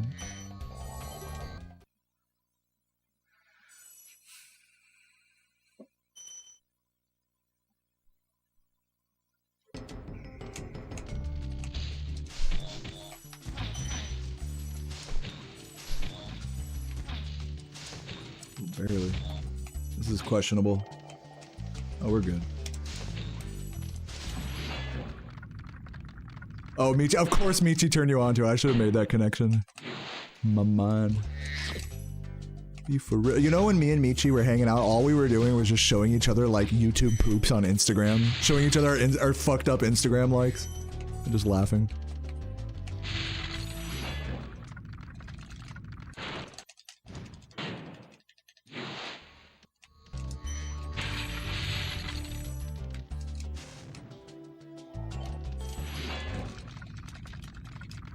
Does any other game play like Spyro? That's a good question. Yeah, I guess. But I need to focus.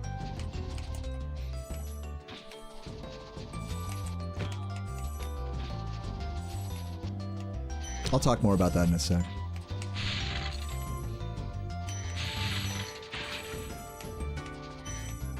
Too far? Oh, I got lucky on that one. I jumped. I thought, oh! That's what I get. Celebrated too early.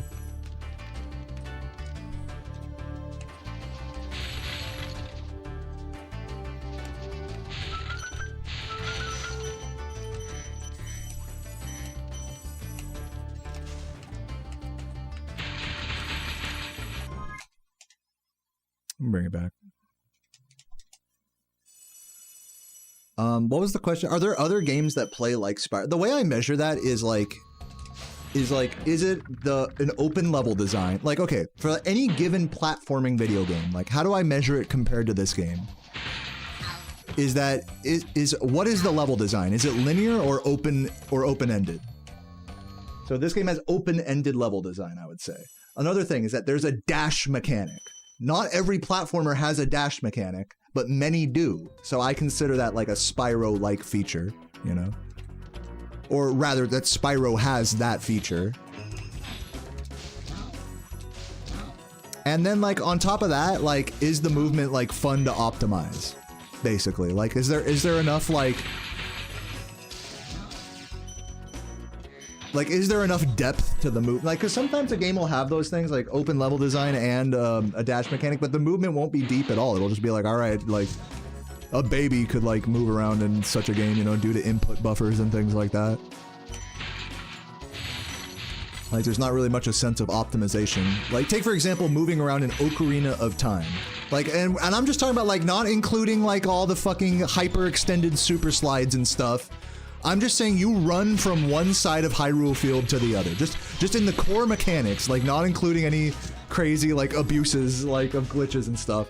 It's like, what are your options? You can roll across Hyrule Field, or you can backwalk across Hyrule Field, or run. You know, to me, there's not a lot of depth to the core mechanics there. Like, you have to really fucking fuck with the game's mechanics to like make that movement deep, which of course speedrunners have, and it is. But you know, that's like a rare case, you know, that a game that on the surface has not deep movement becomes deep through you know, speed of research and whatnot. That's also why I'm not like super big on dude, I'm about to reset this. This runs ass. That's also why I'm not super big on FPSs. Like I like watching like speedruns of like Halo and stuff, but they're nothing like speedruns of Spyro, because like there's no you're it's like a hold forward simulator and have certain things go your way, you know, like when we're talking about like Halo speed, like a lot of that game is just hold forward, you know.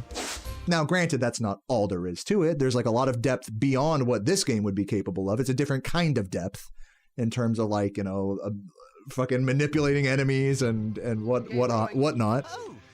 But my point being is that like when I think about a game that's Spyro-like, I think about a game that has a dash mechanic, open-ended level design, and depth of movement. Those are like the things I'm thinking about.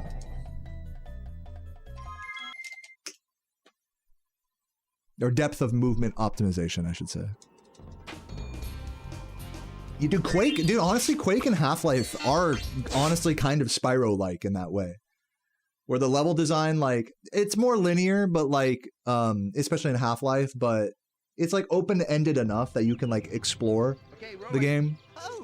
Especially certain maps. And then also like there's no dash mechanic, but there is, I mean, technically in Half-Life 2 there's the sprint, but I'm not going to count that. But in Source games there's ABHing or bunny hopping. And so that functions like a dash mechanic. So in that sense, I think like the depth of movement and optimization in Source games is like, if anything, Spyro wishes it was that deep. Really. Like it's way deeper than this game in terms of movement optimization. I'll just say that point blank. So there are games that take that, like those sorts of measures like even further than Spyro, you know? And that's generally what I look for in like games and speedruns and stuff, is like just the depth of movement. Like it's just satisfying. It's just satisfying to watch someone play a game with like depth of movement, like optimally, you know? It's like an open-ended design. You could just like explore, you know, you're not like on rails, you're not in auto scrollers, you're not locked to a certain movement speed.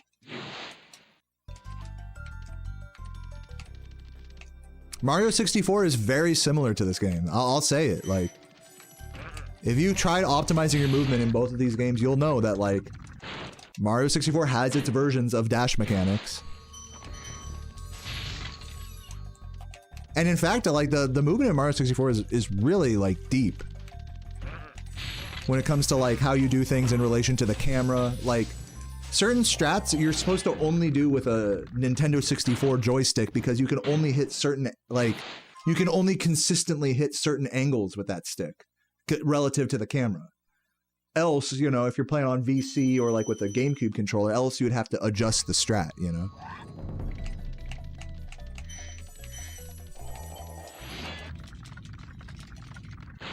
So yeah, I mean, these games are all like really fucking interesting. And you know, just like not even thinking about it as a player, but just as a viewer, it's like, I just like seeing games that have open-ended design, that have some form of like control over the speed of movement, like be optimized. That's really kind of how I measure it, like with this game or any other shit from this era. And if a game isn't like that, that doesn't mean I don't like watching speedruns of it. You know, it's just like, that's just one way to look, one measure of like a, you say like a good platformer speedrun or what have you. It's just one way of looking at it.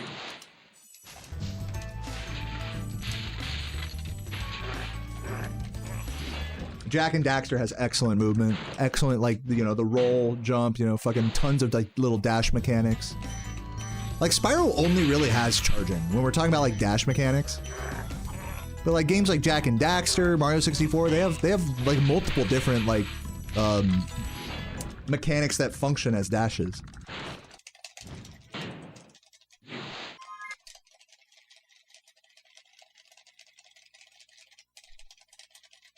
So you don't rust? Yeah, I mean, I'm kind of like the opposite composer, where I like, lately I've been sort of taking time away. Like, I'll take a day off or 2 days. I almost took a second day off today. Yeah. I'm not. I don't know about you. I mean, it seems like you like are concerned with Rust. It's not really something that like concerns me so much. This is like a sentiment that Saboom shared with me a long time ago. Is that it's like the benefit I get from taking like a mental break from this game for like a day or two outweighs whatever because I have played this game so much. It's so like second nature to me that it's like. Maybe if I am a little rusty, it's like the mental boost I get from like just taking a step back and then stepping back in is like way outweighs the rust.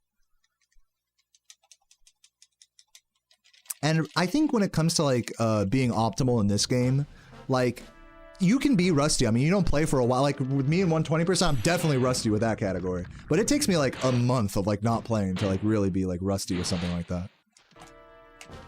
I think like when it comes to like playing optimally, you know, or like what's the opposite of Rust is like super clean.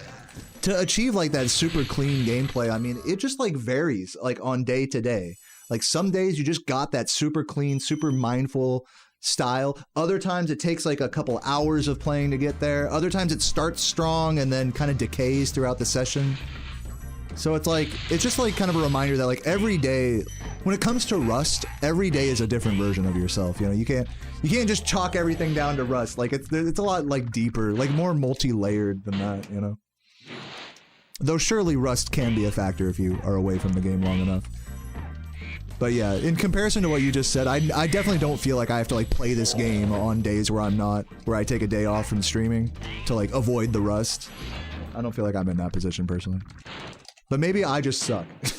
So, that could be also the case. I don't know.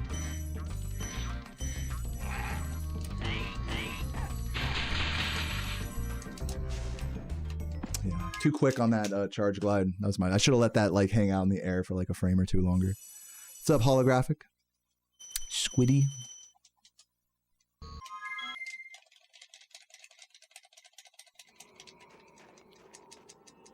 You have a fear of falling off?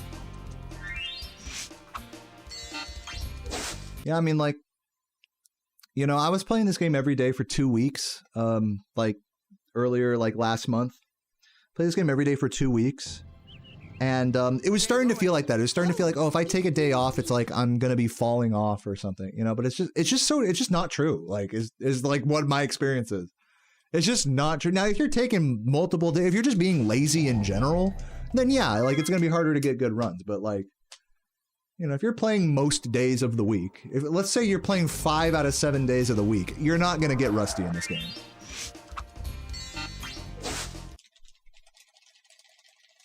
Mr. Migi, thank you for the 10 months. Another month down, many more to come. Keep up the amazing work. Thank you. Okay, rolling. Oh, it's been peaceful.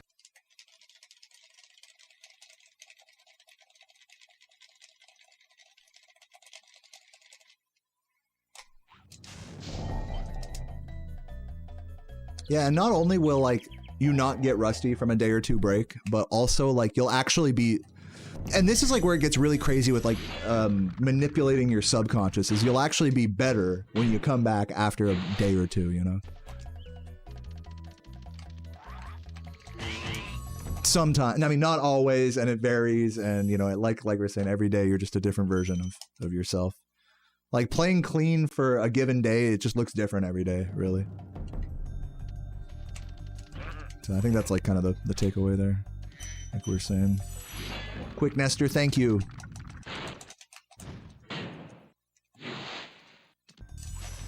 Checked out Medieval 2. Dude, yeah, I've been watching Noob Killer a little bit. Shout outs to him, he's been doing some Medieval 2.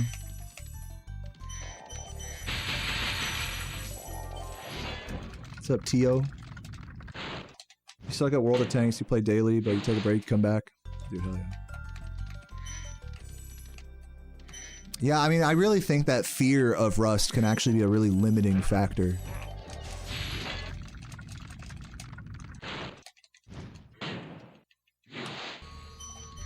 Ugh, almost.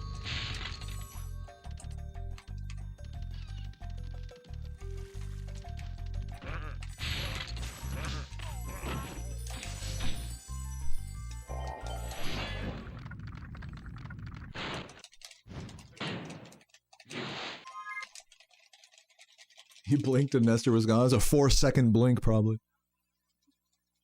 Bro takes his blinks in slow-mo.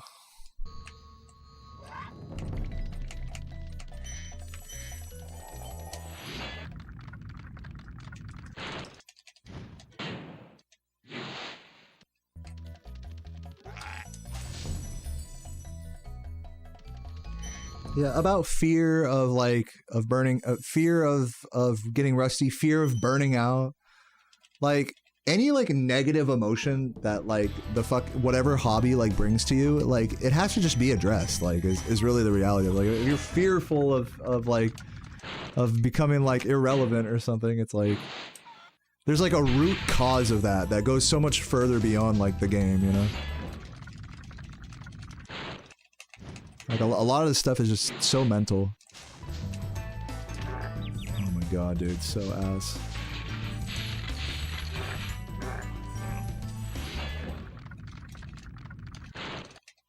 Better to burn out than fade away. Do you really think so? I mean, I don't know about that. I don't know if I even agree with that, to be honest with you.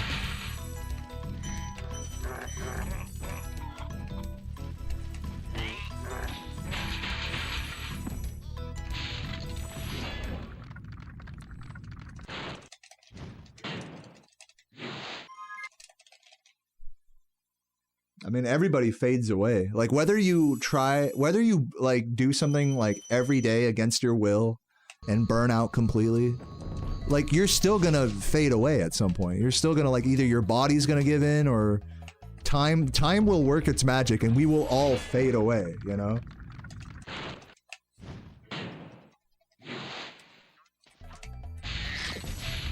So the fading away part is inevitable. The burning out part we have control over.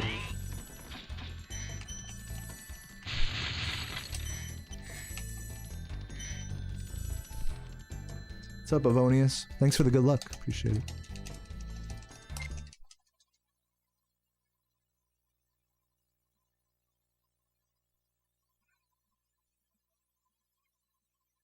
But I mean, you know, burnout is something like, I want to like reiterate this. Like, you don't want to be afraid of burning out. You don't want to be afraid of burning out, and you don't want to be afraid of being rusty. You want to be in this beautiful middle ground where you're like, I play the game enough, but not so much that I hate myself. And that is such a hard like balance to hit.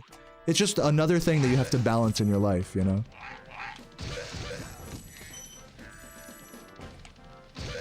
For me, I mean, I'm just speaking for myself here. Maybe some people just love doing this shit until they burn out and they need, you know, I've seen it in this hobby where people will just play and play and play and play until they fucking hate themselves and the game and the world and everything. And I've been there, you know, I've had shades of that myself. And then, you know, I'll see other people and then they just retire, you know? Or, you know, take a multi-month break and then come back and then do a week of 12-hour streams and then burn out and then, you know, that's like a common thing in speedrunning. Now, me, I'm not like that, but, you know, it's no disrespect to anyone who is like that, you know? In fact, I actually quite admire people that can really, like, game that hard, you know? We think of true gamers, we think of motherfucking, you know, sitting there fucking playing WoW for, like, 12 hours straight. You know, Eric Cartman like, Mom, bathroom. Like, it's a joke, sure, but like there's something to be admired about Eric Cartman shitting all over his mom because he's just gaming that hard. Fuck. Good thing I bonked there so that quote wouldn't have been in the PB.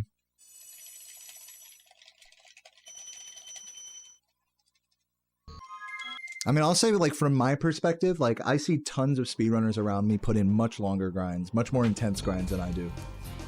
And it gives me pause. It's like, damn, should I be trying harder? Like, man, you know, it's like...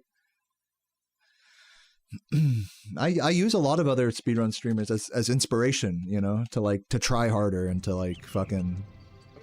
Or, in other words, to burn myself out a little more. Just give myself... I'm naturally lazy, guys. Like, I'm just gonna say that.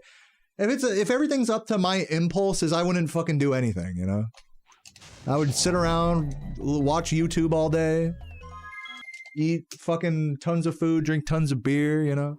So I have to, just by my personality, I have to push myself to like a little bit of a burnout, you know? Just to feel like I've done enough, you know? Otherwise, if I'm constantly avoiding burnout, then I'm just not even trying, you know? So there's like there's a different balance point there for everyone. Where like for me, I should like try to burn out a little more than your average bloke might have to.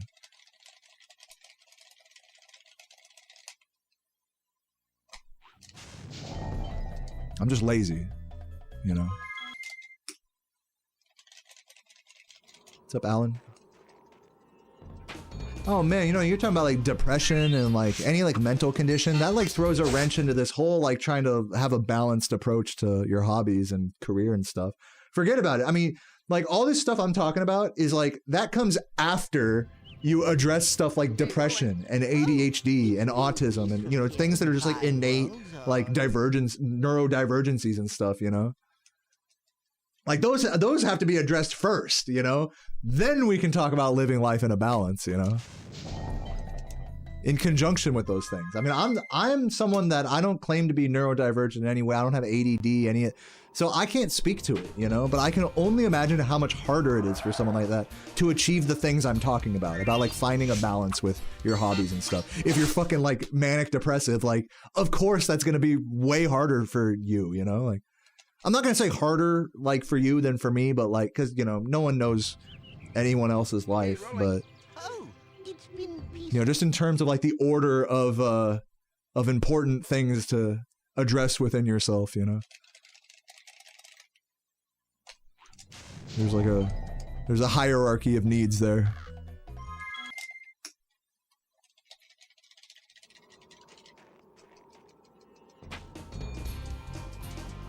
Topic of conversation makes you think something's gone bad? No, I mean, unless you consider me like resetting, you know, for the last like hour or two, unless you consider that like, oh, it's all going bad. I mean, I'm chilling. I've been really talkative today, so. And I did get one run at the start of stream, PB pace out of Metalhead, so, you know. I don't think there's much to be too upset about here. Well, I would like to get one more. I'm just chilling. Yeah, I think the vibes are pretty good today. I'm definitely not on like, you know, you guys have probably seen me on like some seriously like self-conscious, like self-hatred vibes. You know, I'm not at all like in that mindset right now.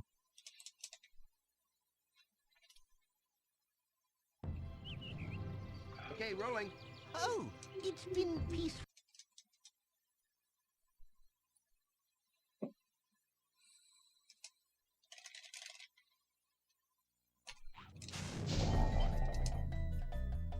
Should work.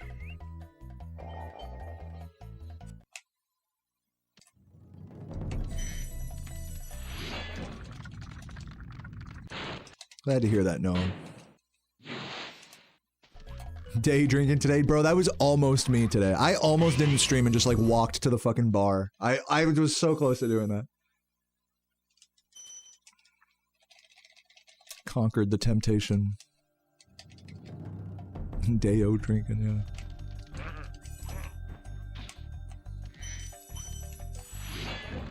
It's not Dayonaise, it's Dayoli.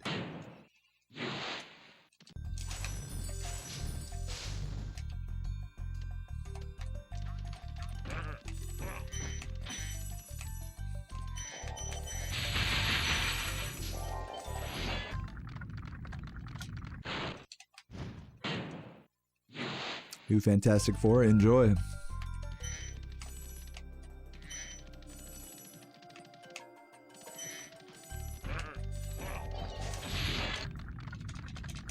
Two weeks sober, dude. Congrats, Cole. That's huge, man. Props to you.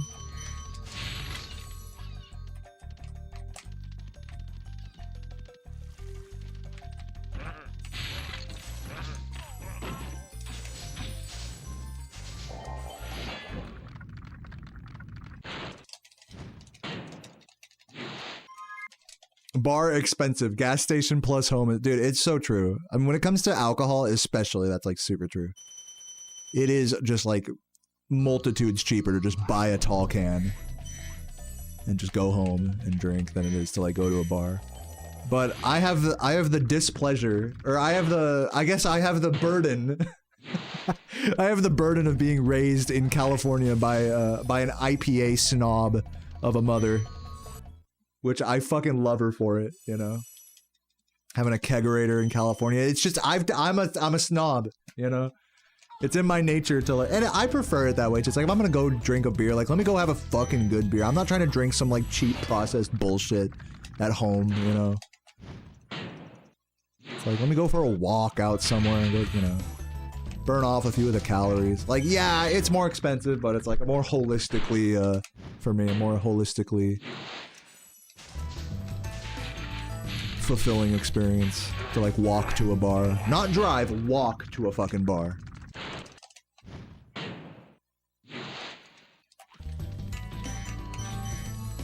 But yeah, it is more expensive. I will totally give that up. That's the fucking annoying part.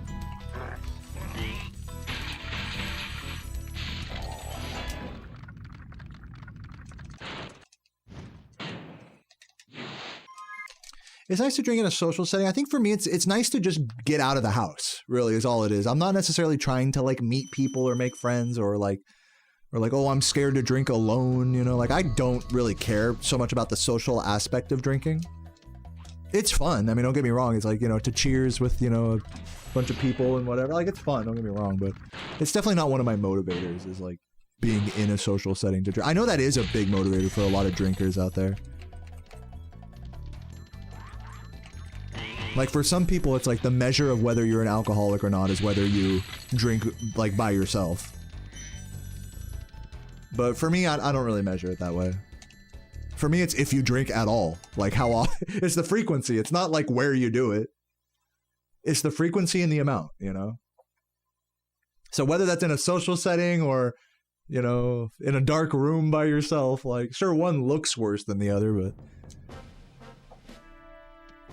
it's like they're both drinking. You're drinking in both situations. One just is more acceptable than the other.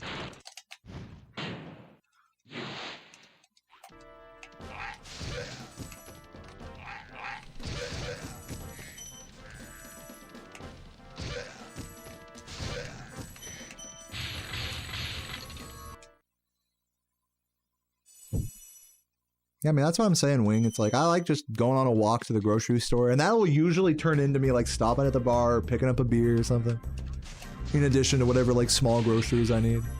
It's like it's a whole experience to me. It's like, it's not just about the drink. And I hope maybe one day I can get to a point where, like, I can just enjoy these walks, like, without, like, being tempted to buy a drink, you know? But for now, you know, drinking is part of that, I guess, process. And I'm not gonna pretend like it's healthy or anything.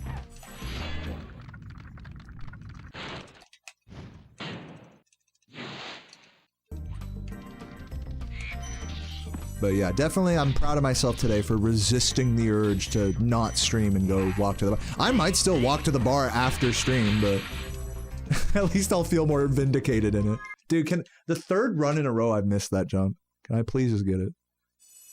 Tomorrow you'll drink the first time this year, dude. Congrats, Vanady. Congrats.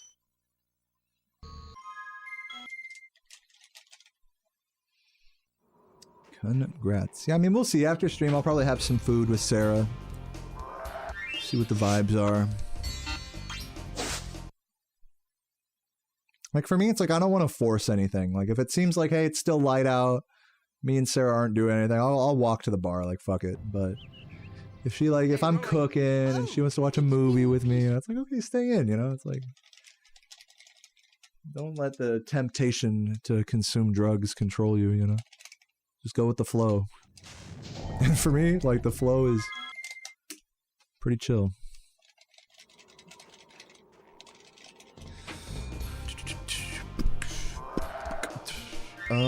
It was sort of like that in high school with your friend group. They started smoking pot, you joined a few times, and it didn't agree with you, so you had to walk. That's pretty cool. Oh, you mean like walking alongside them while they were getting stoned? Yeah.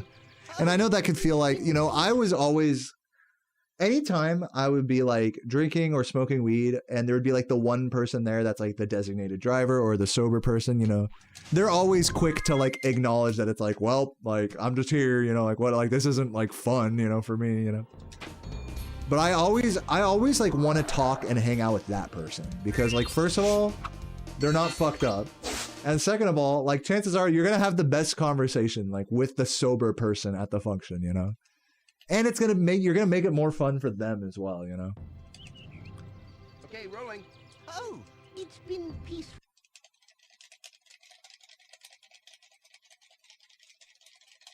And here, and it's also it's a good measure for yourself, like if you can interact with the sober person at the function, because if you're trying to talk to the sober person and they're just like, yeah, okay, whatever, that's how you know you've had too much. That's how you know. When people start like blowing you off and disregarding you, it's like, oh shit, like, and you're just like trying to have a conversation. It's like, oh, wait a minute. It really gives you pause. Okay, rolling. Oh, it's been peaceful.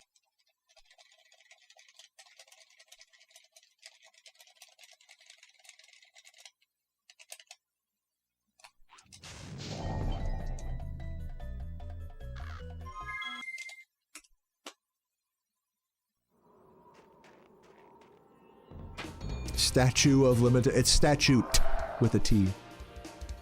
I guess there's like 3 T's in that word, isn't there? Statute. This guy threw a beer bottle at another guy and it broke on top of everyone. That sounds really annoying.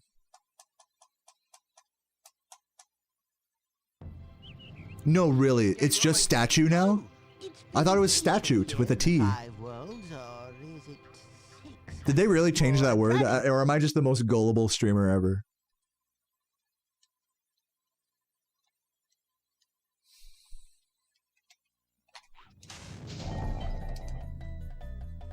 This should work. No, oh, I am the most gullible streamer. Statute. It's actually it's Statute of Liberty with a T. Of Libertity. Throw some T's on that word as well. Hey,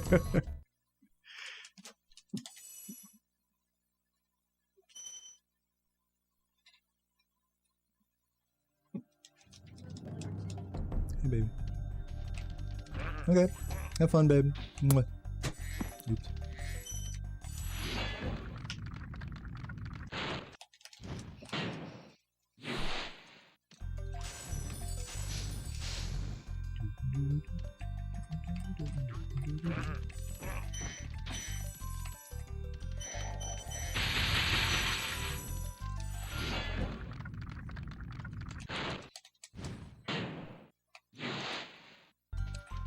Why does Strawberry get a kiss? Oh, you want one too? Maybe if you give me money. No, I'm just kidding. Mwah. For all of the messages you've had to approve in the YouTube chat, King. Kiss for that alone.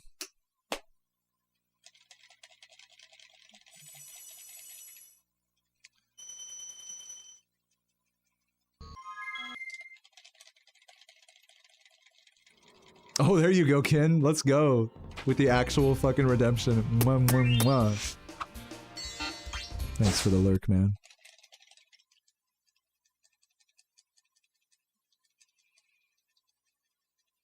You can get a DUI at 20. Dude, yeah, I've always been really careful about drinking and driving. It blows my mind how uncareful people are about that in America. And you know what? It's like kind of like a problem with how like drinking spaces are designed. Like we were saying earlier, like a lot of alcohol is consumed in social settings, and to reach most social settings in America, what do? You drive. So like a bar, a friend's house, whatever, you know. So it's like kind of like the system kind of points you towards drinking and driving, but still, it's like you have to have like the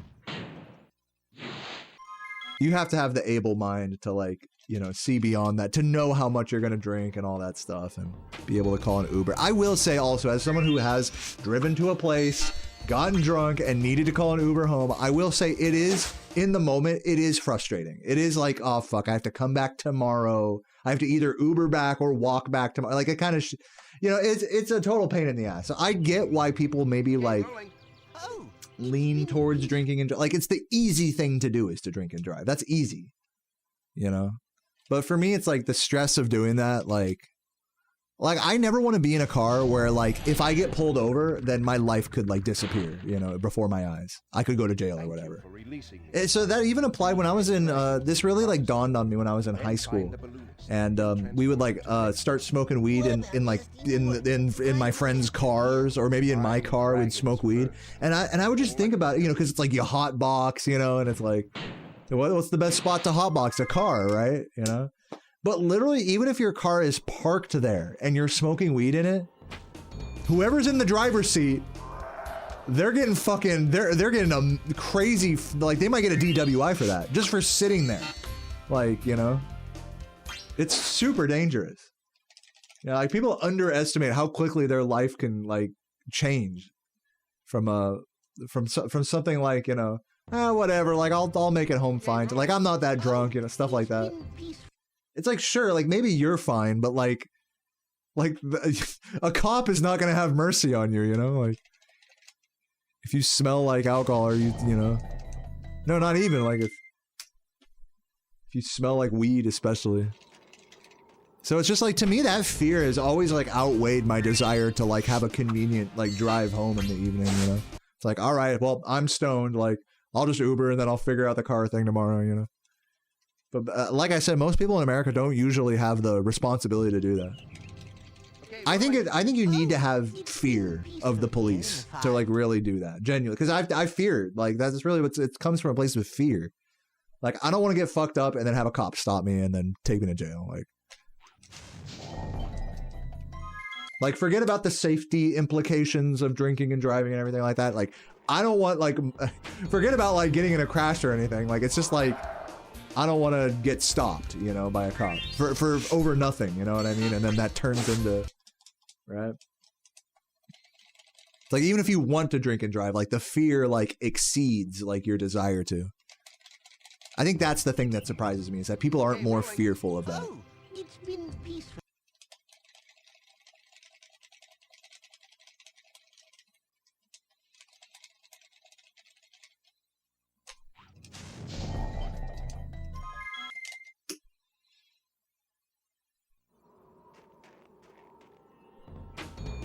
Dude, yeah, when you get a DUI, you have to get a fucking, or a DWI, you have to get a breathalyzer installed in your car. You have to blow into it in order to turn it on. And then, like, the type of people who have those is, like, they're getting their friend to blow into it for them, and it's like, bruh, like, are you kidding me? Like, that's just so sad, you know? Like, how, like, where's the shame?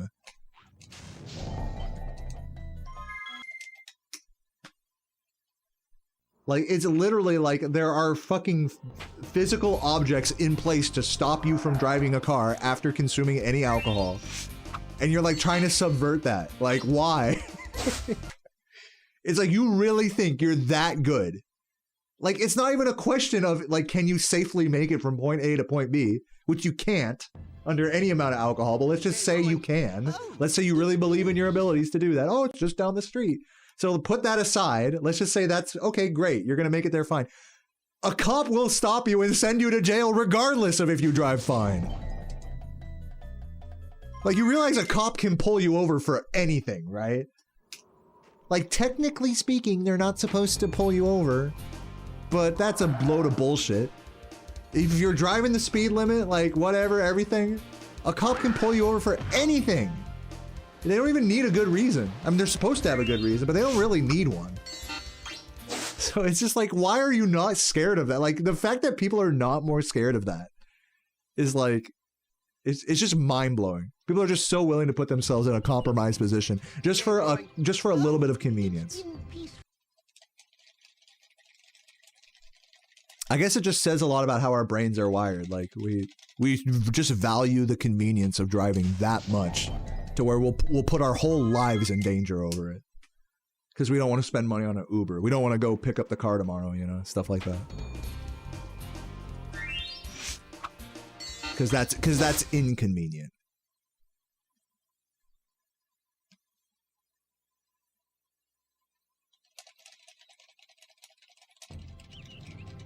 Okay, rolling. Oh, it's been peaceful.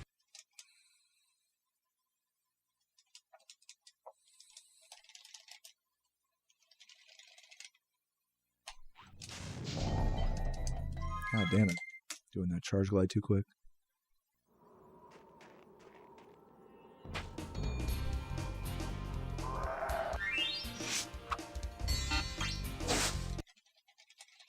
Yeah, I mean, it's a good point, Milkshake, is that it's like some people, like, they see bad things happening to them as like, oh, it's not my fault. Okay, rolling. You know, oh, it's your third DWI. Oh, man, it's just the system's out to get me.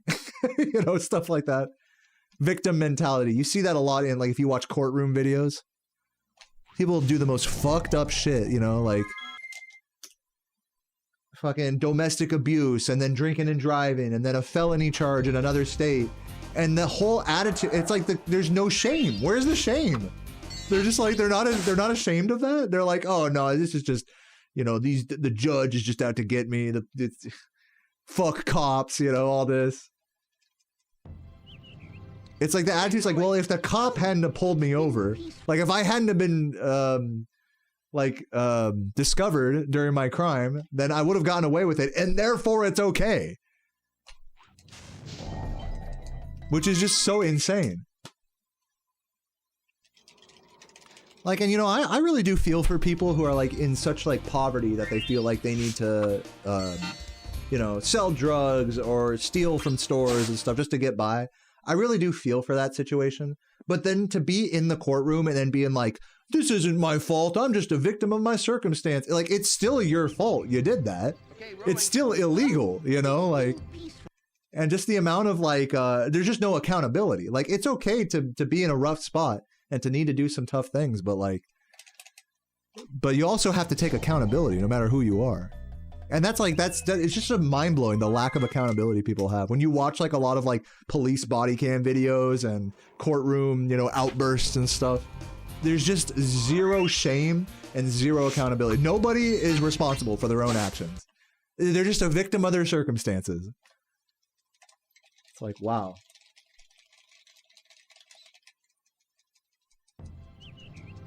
Okay, rolling. Oh, it's been peaceful. But like, can't both of those things be true? Like, can't like you be a victim of your circumstances and be accountable for your actions? Like, why does it have to be one or the other? Like, those two things aren't mutually exclusive.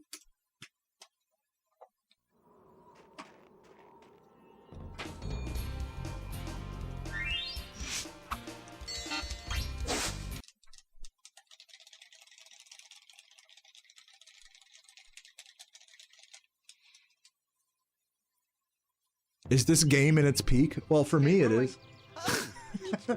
For me, I would say I'm experiencing a bit of a peak with this game. Well, you know, a lot of you guys are here watching the stream. I'm close to world record, you know. I was kind of saying this the other day. This is like where you want to be as a speedrunner. It's like right on the heels of world record, streaming all the time, having a chat, and, you know, people supporting you. Shout out Dimly with the fucking gift. Like, it's definitely a peak for me, I'll say, you know. I don't know about for anybody else, but okay, rolling. I can only really speak to my perspective here. Yeah, this game in general is dope, so you can say this game is peak, but in terms of, it's like, I think when you say like, is the game peaking, like how many like, is it more popular than it's ever been? I don't know, you know. I really can't say that for sure. Like, if my stream does better or worse, that's more of like a reflection on me, you know, doing well in the game or being entertaining than, or being dedicated than the game itself.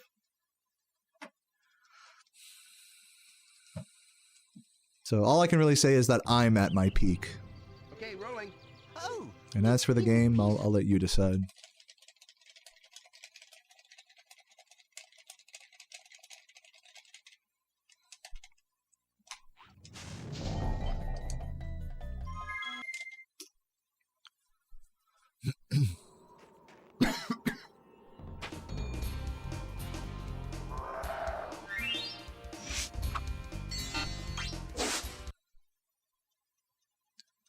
At work, you had someone flip out of nowhere about being accused of stealing in line at the register. No one had said a single word to him. Okay, And then he went on to say mostly old ladies steal. So just, the dude's just mentally ill. He's just like assuming that, just paranoid. Paranoid schizophrenia type shit.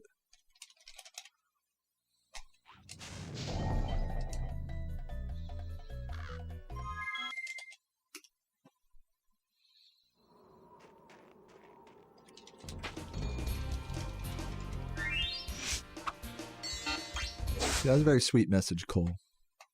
Yeah, everybody here is worth it for sure. Everybody here is worth something. I'll say that. Not one of you is worthless. Okay, rolling. Oh, it's been peaceful.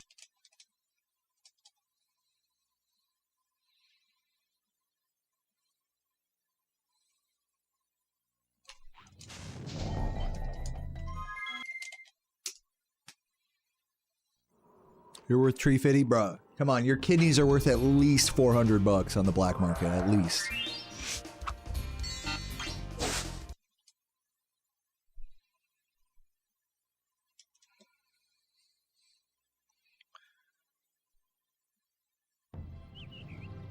Okay, rolling. Oh, it's been peaceful.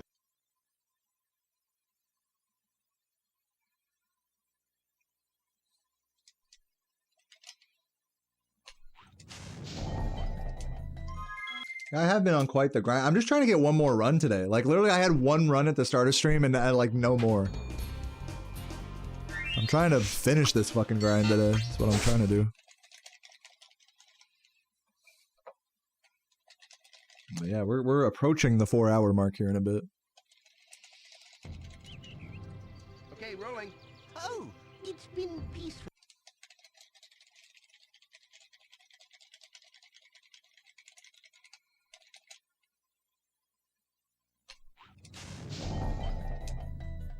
Should work. How much would human testicles go for? Like on the black organ market? I don't know. Like, what even is the hierarchy of like organs on the black market? Is it like, does it go like kidneys, then what? Spleens? Hearts, maybe? Testicles $3K a pop? That's overpriced, man. I can go to my local doctor, buy a ball for for like 1,000. Come on.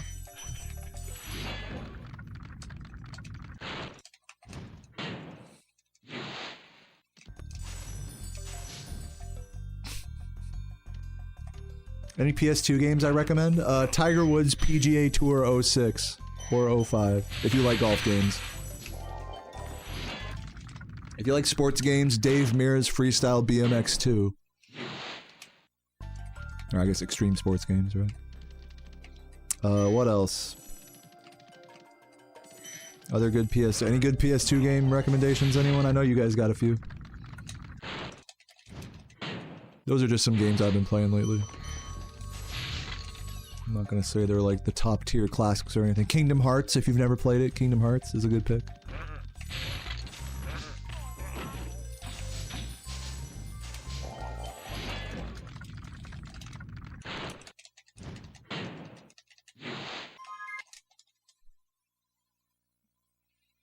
Tony Hawk Underground, probably the best Tony Hawk like on PS2, I would say. Like any like Tony Hawk 3, 4 Underground or Underground 2, like you could pick any of those. Jak 2, Jak 2 is fun. Jak 2 really like as just a casual, just like jaunt, you know, just lose an hour or two of your life in. Yeah, Jak 2 is a good one. Fuck around with the hoverboard. Once you learn how to do the fucking once you learn how to hoverboard fly, oh my god, Jak 2 and 3 become totally different games. Oh, Gran Turismo 4. Yeah, if you like racing games, you gotta have Gran Turismo 4. San Andreas, of course. Though I do prefer San Andreas on PC. I'm also a total nerd for that game. So that's a different story.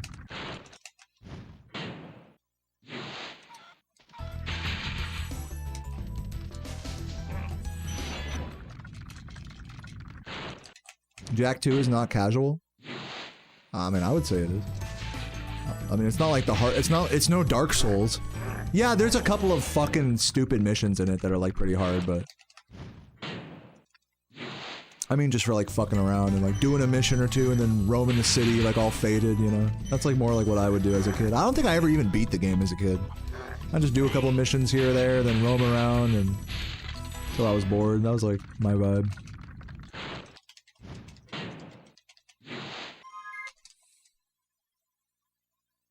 Yeah, like Jak 2, but 1 and 3. Yeah, everyone's got their own preferences with the Jak games. I think everyone can agree that 1 is like amazing.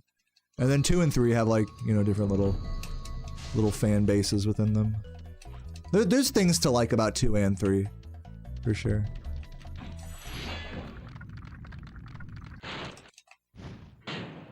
Spyro Heroes Tale. I personally do not recommend any of the PS2 Spyro games. I'm sorry if that's offensive to anybody. No, you know. Give them a try, why not? Dude, Resident Evil 4, I definitely recommend that. That's a good one on PS2. That's a fucking classic right there. Burnout 3 Takedown, another classic.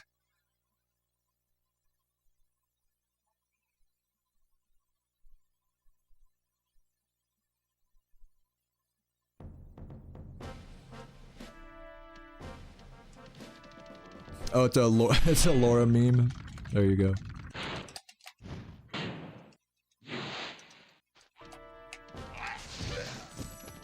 Yeah, Burnout 3, Gran Turismo 4, Resident Evil 4. Like, super good games. Yeah, Ratchet and Clank's fun.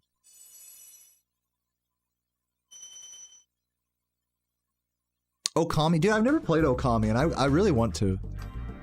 I want to play like the remastered version of it, maybe as a casual playthrough one of these days.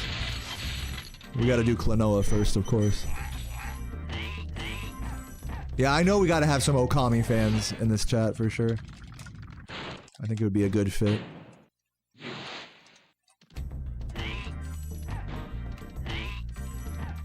For RPGs, play PS1 games? Honestly, true. I mean, PS1 is like the RPG console. If you like JRPGs, like, you're playing PS1 games.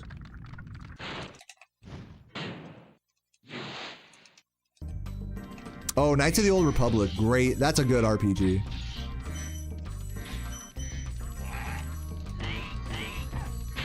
KOTOR, man. Classic. I guess it depends what kind of RPGs you like. Because if you like the more modern, like, 3D game, like, exploring, like, the mechanics and upgrading your character and stuff, like that kind of RPG, like KOTOR is peak for that. Like a 3D RPG. It's right up there with like Elder Scrolls and all those types of games.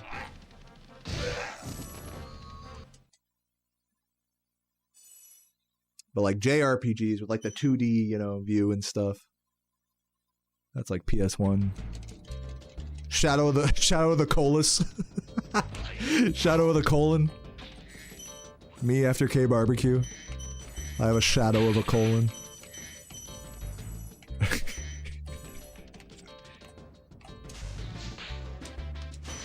Oh, is that gonna work? I hope so. That's so painful. Ugh. Am I gonna call it for today, guys? Honestly, I'm running out of steam here, and I'm getting kind of hungry. And also, I've been going for like almost 4 hours. I'll give it another couple of attempts here. I'll give it another couple attempts. I did get one run out of Metalhead today. I will say that. But yeah, it's a little bleak.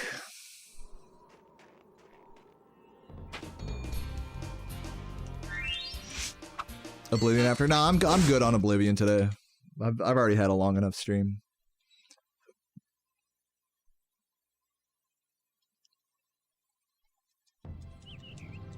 Okay, rolling. Oh, it's been peaceful.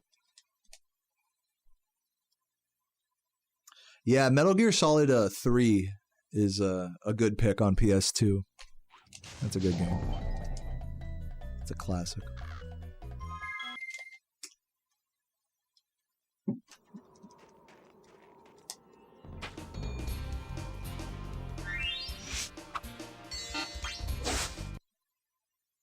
Oh yeah, there's gonna be a remake of that. Of Metal Gear 3. That's cool. Okay, rolling. Oh, it's been Call peaceful. it. I might call it a day. Like, but let me get one more run going, and then if it dies in Peacekeepers, we'll call it a day. I think we put in a good grind here. We're gonna get one more pace going and then call it a day.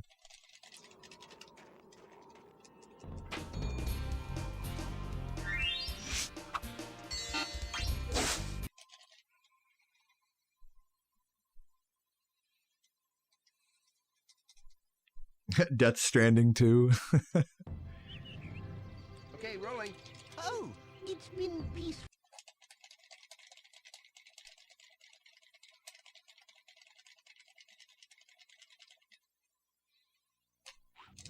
Oops.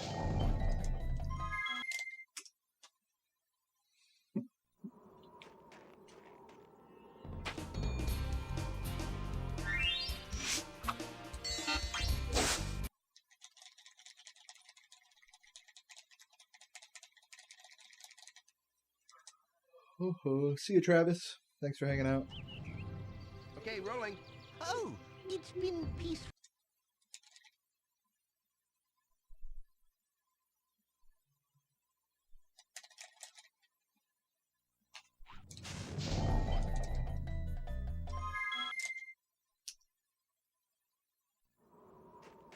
You can punch the other dude. Those are the best sports games, or where you could just fucking sock someone just like on the other team or whatever. Or like a racing game where you can like fucking kick the other driver of the motor, like Road Rash. You just fucking smack the other drivers with like bananas and chains and stuff. Okay, rolling. Those are like always the Oh, best. Like the goofier like these games are, the better.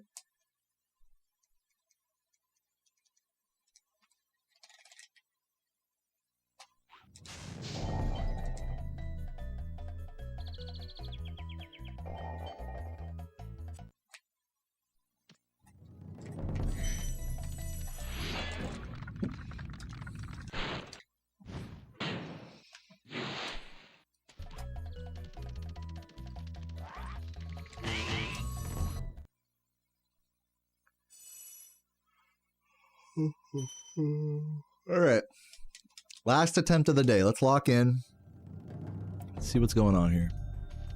I'm tired. I'm hungry. But I'm also metaphorically hungry for a PB.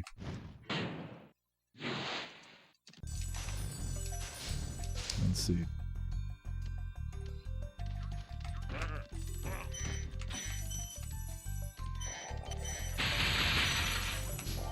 Hardest platformer I ever played? Dude, unironically, Crash 1. And I wasn't expecting this. Crash 1 was the hardest game I've ever, like, 100%ed in one sitting. It took me, like, 16 hours or something.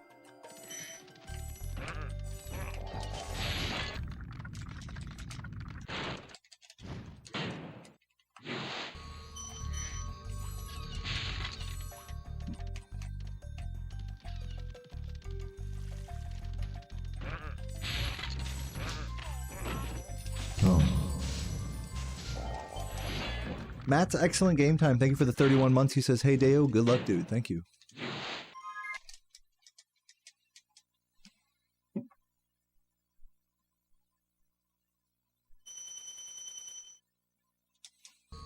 Monkey Ball definitely has some challenge to it for sure.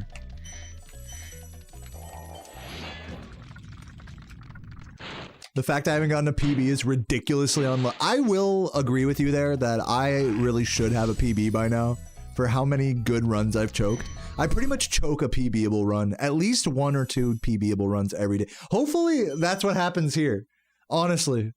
Hopefully I choke another PBable run in the endgame. I'll consider that a success if I can do that on this run. And who knows, maybe I'll even do better than that.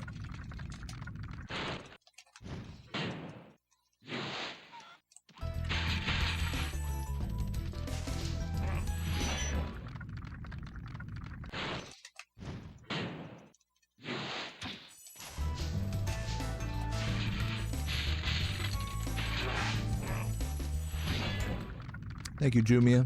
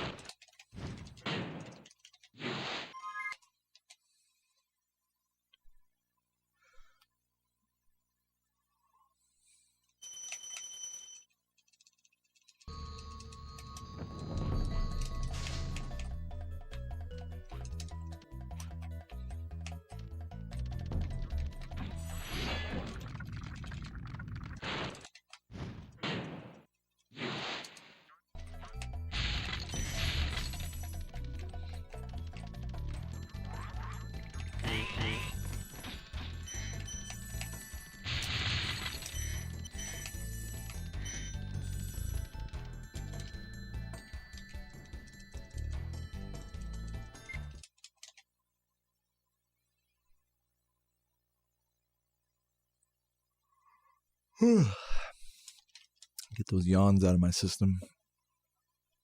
Glad to have you here, Kyubi. Welcome.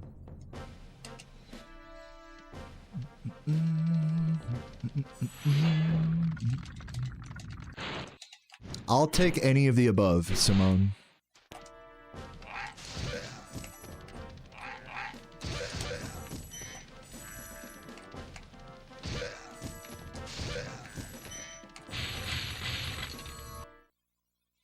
I'll tell you what I'd rather have is like a not 1 to 3 second PB, but like a 10+ second PB. That would be my preference if I had to pick, but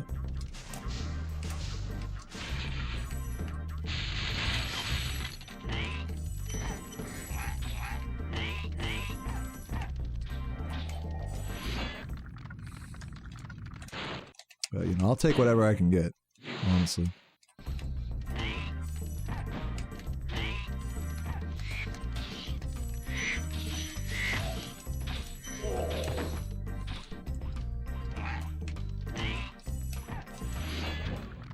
What's up, Soda? Yeah, run's been going okay. It's been resetting a lot, honestly. This is gonna be hopefully my last attempt today, if I can get past this part.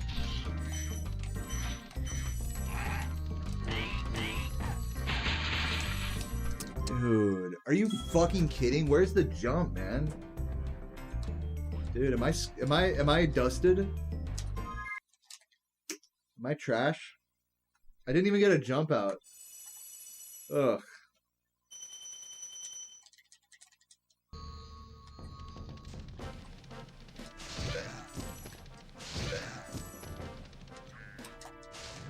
You guys want to see something cool? Check this out.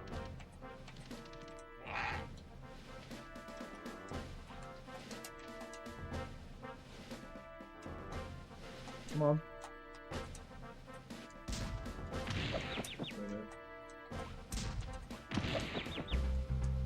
Oh, almost. Hold on, I gotta aim more left.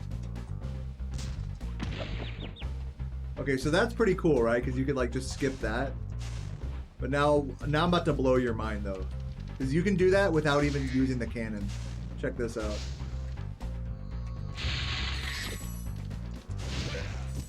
All you gotta do is this. Let's see if I can nail it. Oh! Let's fucking go. Technically, going for that roll is like technically optimal for any percent. And then grabbing these boxes here on the way back. It's like a second faster, I think, to do that. But it's like really hard to like, I don't know. I think Composer and I are just pussies, honestly. It's like really hard to get that consistent, you know? It's a fucking super annoying roll. But yeah, Daze like fucking makes fun of us all the time for not going for it. Daze actually, I get the feeling that Daze Vagabonds is legitimately upset that people don't do this roll.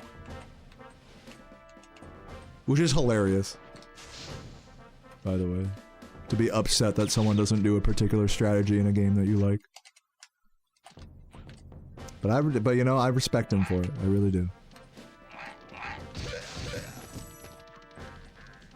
I might get an angry DM from Daze after saying that. Actually, I'll take it back. I don't know what Daze is feeling like. I'm not in his head. I don't know what anyone's feeling. I should refrain from talking shit on other people.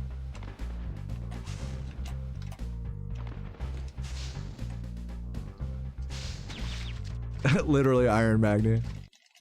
Yeah, oh dude, literally old school RuneScape players are so like that.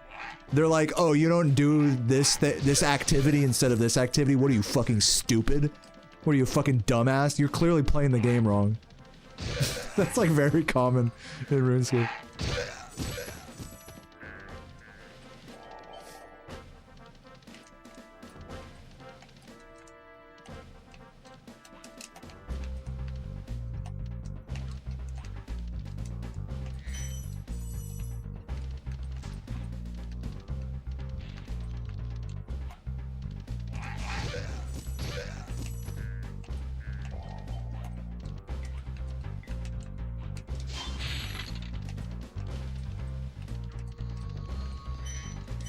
My cat's yelling at me. Guys, should I call it today? I'm kind of over it. I want to eat some food, go walk to the bar, chill the fuck out. I think I put in a pretty good grind today, 4 hours. I'm gonna call it. I did get one run past Metalhead today, so I'll take it. I will fucking take it. Judge me all you want. But I think we did good today. And also thanks to everyone who subbed for the for this little 35% off thing. I'm gonna find someone to raid now.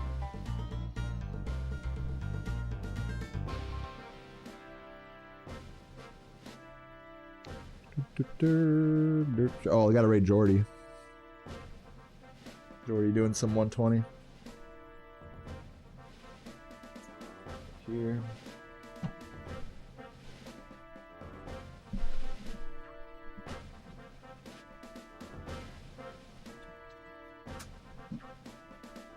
Oh, Ghost with the another 5 from Ghost. I feel so undeserving of that third. That's 15 total from Ghost today. Thank you, Ghost. I chugged my water in your honor. You're the best, man. Yeah, I'll probably do another one of those little, what's it called? Like, sub discount things, like, later this month. But it was fun for today, having all the support from the homies. That was cool. I ask for no more, you know, in the coming days.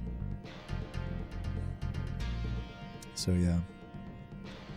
Good shit, everybody. I hope you all have a wonderful day. Vibes were really nice today, even though I didn't get a run for like 3 hours straight after my first one. The vibes were on point. I'm really thankful for that, because usually when that happens, I want to fucking die. So I'm glad to not be to be just generally happy right now. So it's all thanks to you guys. So I hope you all have a wonderful day. VV and Pancake, Duriel. Yeah, I just missed it. That's all right though. Wing, Koopa, Matt. Other Vivian. there's Vivi and other Vivi. See you guys. I love you all very much, and have a good day. I'll see you all tomorrow. Peace. Mwah.